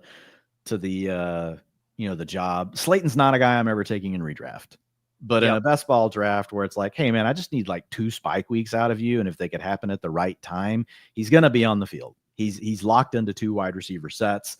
So I don't think he's necessarily a tremendous player, but gonna be out there running routes and is gonna run into some games, and his skill set does mesh with Russ Wilson. Love it. So yeah, this team is a 3-6-6-2. We're jacked up at quarterback, running back, and in good shape at tight end. Kyler Murray, Drake May, Aaron Rodgers, Amari Hampton, Kenneth Walker, Jalen Warren, Cam Scatterbo, Trey Benson, Austin Eckler, Trey McBride. Literally do anything here. I think we need another receiver for sure. Yeah, I think we need another receiver, and then I think the question is, do you want a third tight end, or would you rather place another bet at running back? Well, Dwayne, I know you as an or do you want receiver? I know as an influencer, you think you get 19 picks in these drafts, but we. Oh, am I already down to? Okay, my bad. Okay, so the pick will be Roman Wilson if he's there. He's running with the starters. Calvin Austin went. So that if we're gonna go Rodgers, why not try to make it the best Rodgers team ever and give it the double stack? Trying to. There's not really another backdoor stack I like for the Patriot. I mean, yeah, for the Patriots, nothing left really for Kyler either. Yeah. Cincy, we have bringbacks. The Jets, there's nothing really fun. Cleveland, nothing really there. So I don't think we have to force any week 17 correlation. Show me tight end real quick. Yeah, tight end, you're looking at Mason Taylor. Mason Taylor would be one option. Yeah. What do you think about this wide receiver room, though? Let me just read it to you, because to me, I think we need a 7th. Chase, Metcalf, Jawan Jennings, Reed, Kyle Williams, Slayton. I think we do too. Yeah, I think we do too. We made our bet with Trey McBride, and Gesicki gives you the big spike week potential stuff. So, yeah. Do you have any favorites here for wide receiver? Yoshi, if we want to go all in on Bengals, there's the Denver stuff, Troy Franklin and Vele getting a little buzz. I like Roman Wilson if he's there. I think I just saw him go. Did he? Yeah, he just went. You mentioned him and someone said, good idea, Dwayne. Click. Yeah. Well, I'm just looking. Green Bay, we've got Wicks. We don't have anyone from Baltimore, Chicago, or Denver. Coker, I like. We don't have any. We have Kenneth Walker, week 17. Mm-hmm. We've got Troy Franklin has been getting some buzz. We don't have any Chiefs, Jags, but we would get a week 15 versus Jaden Reed. Mm-hmm. So I like that. I've been trying to chill a little on Coker because Dave Canales won't stop fucking talking about Hunter Renfrow, and it's starting to scare me a little bit. I think that's a bigger problem for Adam Thielen. Okay. To be honest. But are you good with Franklin here? Yeah, I like Franklin. He has been getting some buzz. Yeah. Who are with your kind of year 2, year 3 breakout stuff, was there anything about Franklin that was interesting? No, not really. Just didn't see the field enough to have a sample size. Right. And it wasn't like he was particularly great in his yards per outrun or targets per outrun either, which you would kind of hope, like playing with the quarterback that he played with in college for 2 years, like that it would be better. So there wasn't anything that particularly stood out like in a huge way for me, but I think it's a round 18 pick. Like it's fine. And to your point, he is getting some buzz. It'll be really interesting to see what happens there between Mims, Franklin, and then obviously the rookie Pat Bryant, who's apparently the new slant boy because he ran a slant against air, and that video got posted. So, yes, exactly. All right, Dwayne, let's recap how we did here. 3-6-7-2. Kyler, we got a big Arizona stack. We got Drake May. We got Aaron Rodgers. 6 running backs: Amari Hampton, Kenneth Walker, Jalen Warren, Cam Scatterbo, Trey Benson, and Austin Eckler. 7 wide receivers here: Jamar Chase, DK Metcalf, Jawan Jennings, Jaden Reed, Kyle Williams, Darius Slayton, Troy Franklin, and then Trey McBride and Gesicki. The one nice thing about the wide receiver room being maybe a little weak draft capital wise is we get the fall on Jennings and Kyle Williams, which kind of makes the room a little stronger than normal. Yeah. Yep. And then like Darius Slayton's like honestly the perfect kind of pick to go with someone like a Kyle Williams. Or if you were concerned Juwan Jennings starts off slow, like at least you know he'll be out there. So I like that. If I had a nitpick with our team, do it. And again, like taking McBride early, like you can just be all in right on the position. You spent the early draft capital. Like Gesicki works really well as like that stack for that game. But if he is stuck in like a 55% route roll, like there's going to be a lot of weeks where if McBride bombs, like he potentially does nothing. You have to choose, you have to like pick your poison. It's hard to like address all these things. And I do agree with you based on the way we built the team. We probably needed the wide receiver more. But Gesicki, anytime I get him as my 2, and again, I know like, hey, just bet like you're right. Act like you got the pick right. And there's a way for this pick to go right. But I could see that hurting us. Yeah. I mean, I agree, but I'm also like, if we're taking McBride at pick 25, we really need him. Yeah, we've invested. Smash. Yeah, we've invested the capital. So we need Trey McBride to get the positive touchdown regression. Come on, man. One time. Yeah. I mean, that's been I like these builds from the 101 with the Cardinals. They do come pretty naturally. The Kyler, the Trey McBride, the ADPs, Benson, even Wilson. The thing that spooked me about the Cardinals is just, I'm like, what is the variable? What's going to be different this year? Right. We don't have any other changes like we do with so many other teams. I'm like, what's the hopium here for things actually being different? The hopium is, I think it's 2 things. And one, things staying the same is not always bad. Like, I mean, sometimes continuity is actually the best thing, and you just need the players you have to grow into their roles. And the clear answer is Marvin Harrison Jr. takes a big step forward. If he takes a big step forward, that opens up so much more for Kyler Murray. And part of this is on Kyler. It's Kyler and Marv finding a way to mesh their games on the things they do well, which didn't really happen last year. A lot of times when Marv was open over the middle of the field, Kyler didn't see him, or got the ball to him late. That led to a contested catch. That also impacts, the broken tackles. Here, everybody, Ian loves to bring up every time I talk to him. I don't know why he likes to slander his Ohio State guys so much. He used to never do this.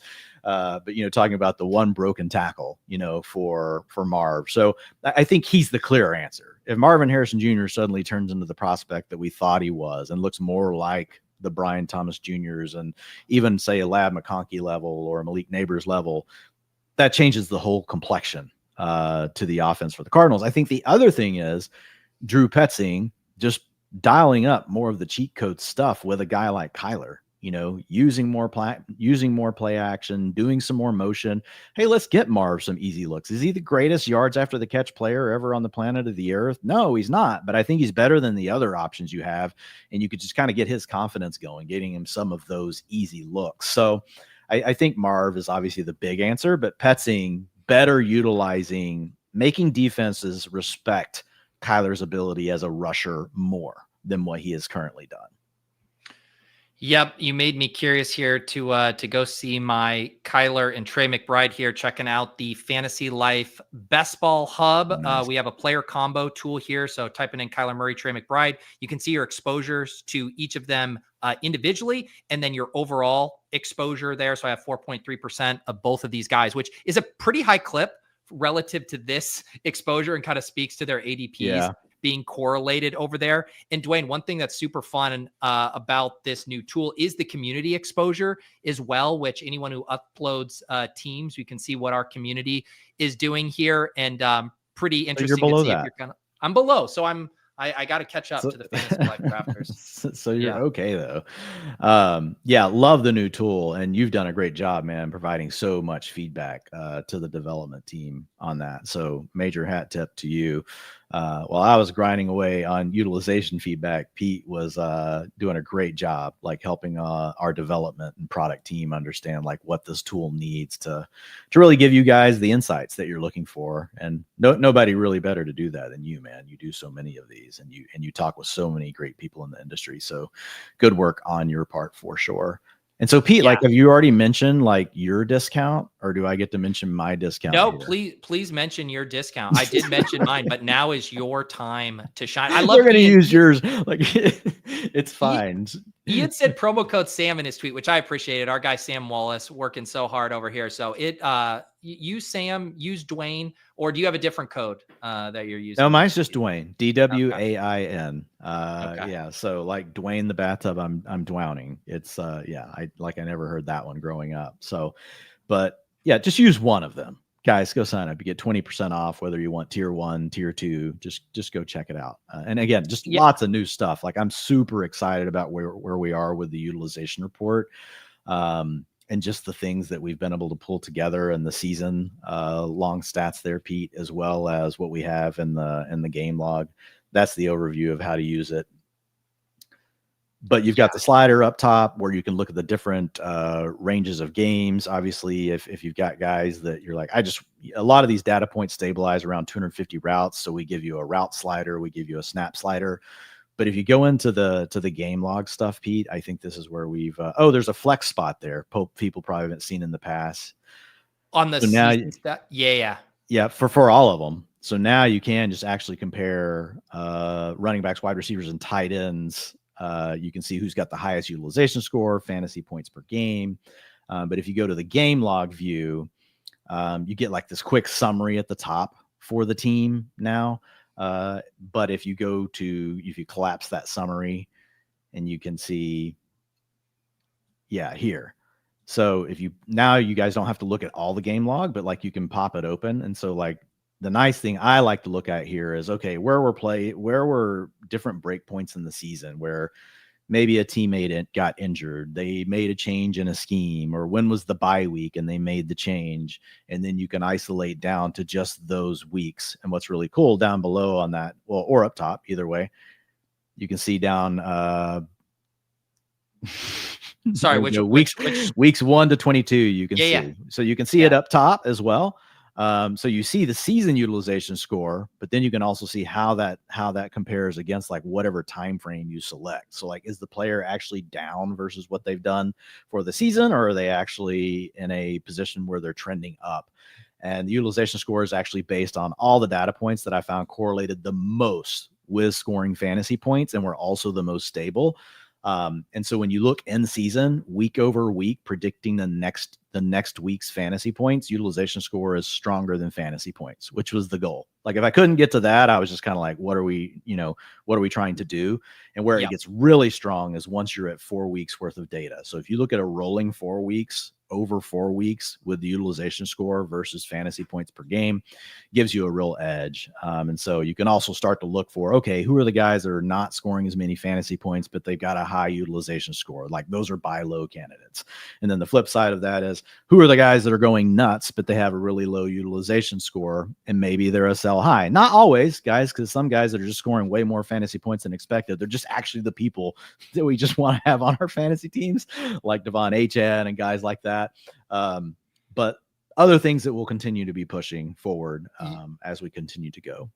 And I had to go back because I remember when you initially put out the utilization report, the biggest one, I'll never forget, the Trey McBride split pre and post Zach Ertz injury. And I had to pull it up just to jog my memory. That's another thing. You can go look back in previous years here, but this is just so comical. Target percentage here, 7%, 7%, 5%, 2%, goes up to 11, 14, 19. Then it all correlates with his routes to the left. So you see where he basically takes over a full-time role in week 8. So if you take that slider up top and slide it over to week 8, and then watch how the data changes up top. Now you see season fantasy points per game, 10.7, but now that he's the starter in that weeks 8 to 22, 15 fantasy points per game. And you can see his utilization. Yeah, his utilization score obviously went through the roof. For receivers and tight ends, the biggest drivers to the utilization score are targets, catchable targets, and then air yards and catchable air yards. And then there's some other small things mixed in. We also include fantasy points per game because it's essentially, it's a surrogate like for, are you good when you get your opportunities? That's essentially like, are you scoring touchdowns? Are you making big plays? And so there is about 20% of the utilization score that gets tied over to fantasy points per game. And now you're on comparison tool, which is also really awesome. Yeah, just so fun. You can go in here. We were looking at, I was pulling up DK or not DK Metcalf, George Pickens and T Higgins earlier. And I'd written that up in the newsletter. You can see here, McBride and Bowers. Kind of surprising that McBride actually eclipses Brock Bowers in overall utilization. In the utilization score. Yep. And it's just because of what he did over the course of the season. Now, if you go up to the top and you get rid of the first 3 weeks when Devontae Adams, so go to week 4. And now we're looking at, and he still does win. McBride's still ahead, but you'll see Bowers, his utilization score and his fantasy points per game went up after Devontae Adams left the team. So, and you can put up to 8 players in this comparison. And the other cool thing is it can be across all the positions now. You can say, okay, running back, wide receiver, tight end. We didn't used to have that. It just had to be by the position group. Yeah. Highly recommend taking advantage of this. I use it a ton in season. It's really valuable if you're trying to dial in some of your player choices. Say you are, really thinking about 2 players that have a very similar range of outcomes. You can kind of dig in here and get an idea for their profile. So all of this is included in the tier 2 version of FantasyLife, the Best Ball Hub, the utilization. You get all the league sync. It really is a good value. You get the 20% off. Use Dwayne, use promo code Pete, use promo code Sam. We don't care. Just join us over at FantasyLife.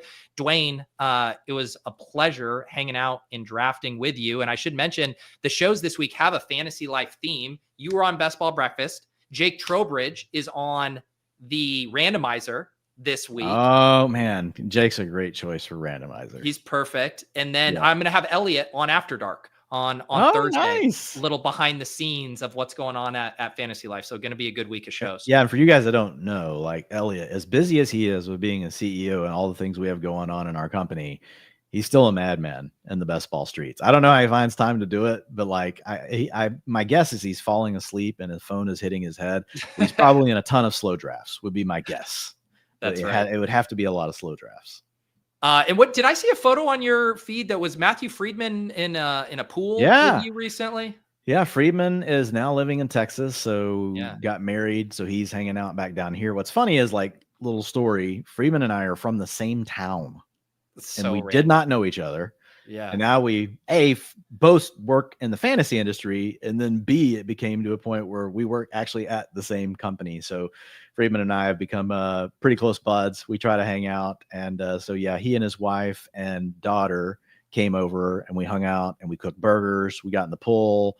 I got Friedman a little tipsy. He was dancing, Pete, in the driveway. I don't know that he'll ever admit to this. Does not sound like the Friedman I know. Dancing. As he was leaving, my wife was seeing a version of Friedman that I was also seeing for the first time ever. He was doing some sort of dance to prove. I don't know. His wife said, prove it. And he started dancing and we just sat back and enjoyed it. One other final thing I'll say, we do have a new show coming at FantasyLife, and it will be titled Talk Data to Me. Now, my wife came up with this submission, Pete. Like, I put in like 15 submissions. I even went to Chat GPT and got it to give me like 20. I had one that was kind of funny. I thought, data take the wheel instead of Jesus take the wheel. But she came in with Talk Data to Me. I like it. And the production team immediately fell in love with it. So that'll be a show that we'll start off doing once per week. The first episode will be this week. It will be Matthew Friedman. And we're going to be talking about running back, the traits that make running backs go boom. So we'll be analyzing the things you want to be looking for in running backs for upside in fantasy football.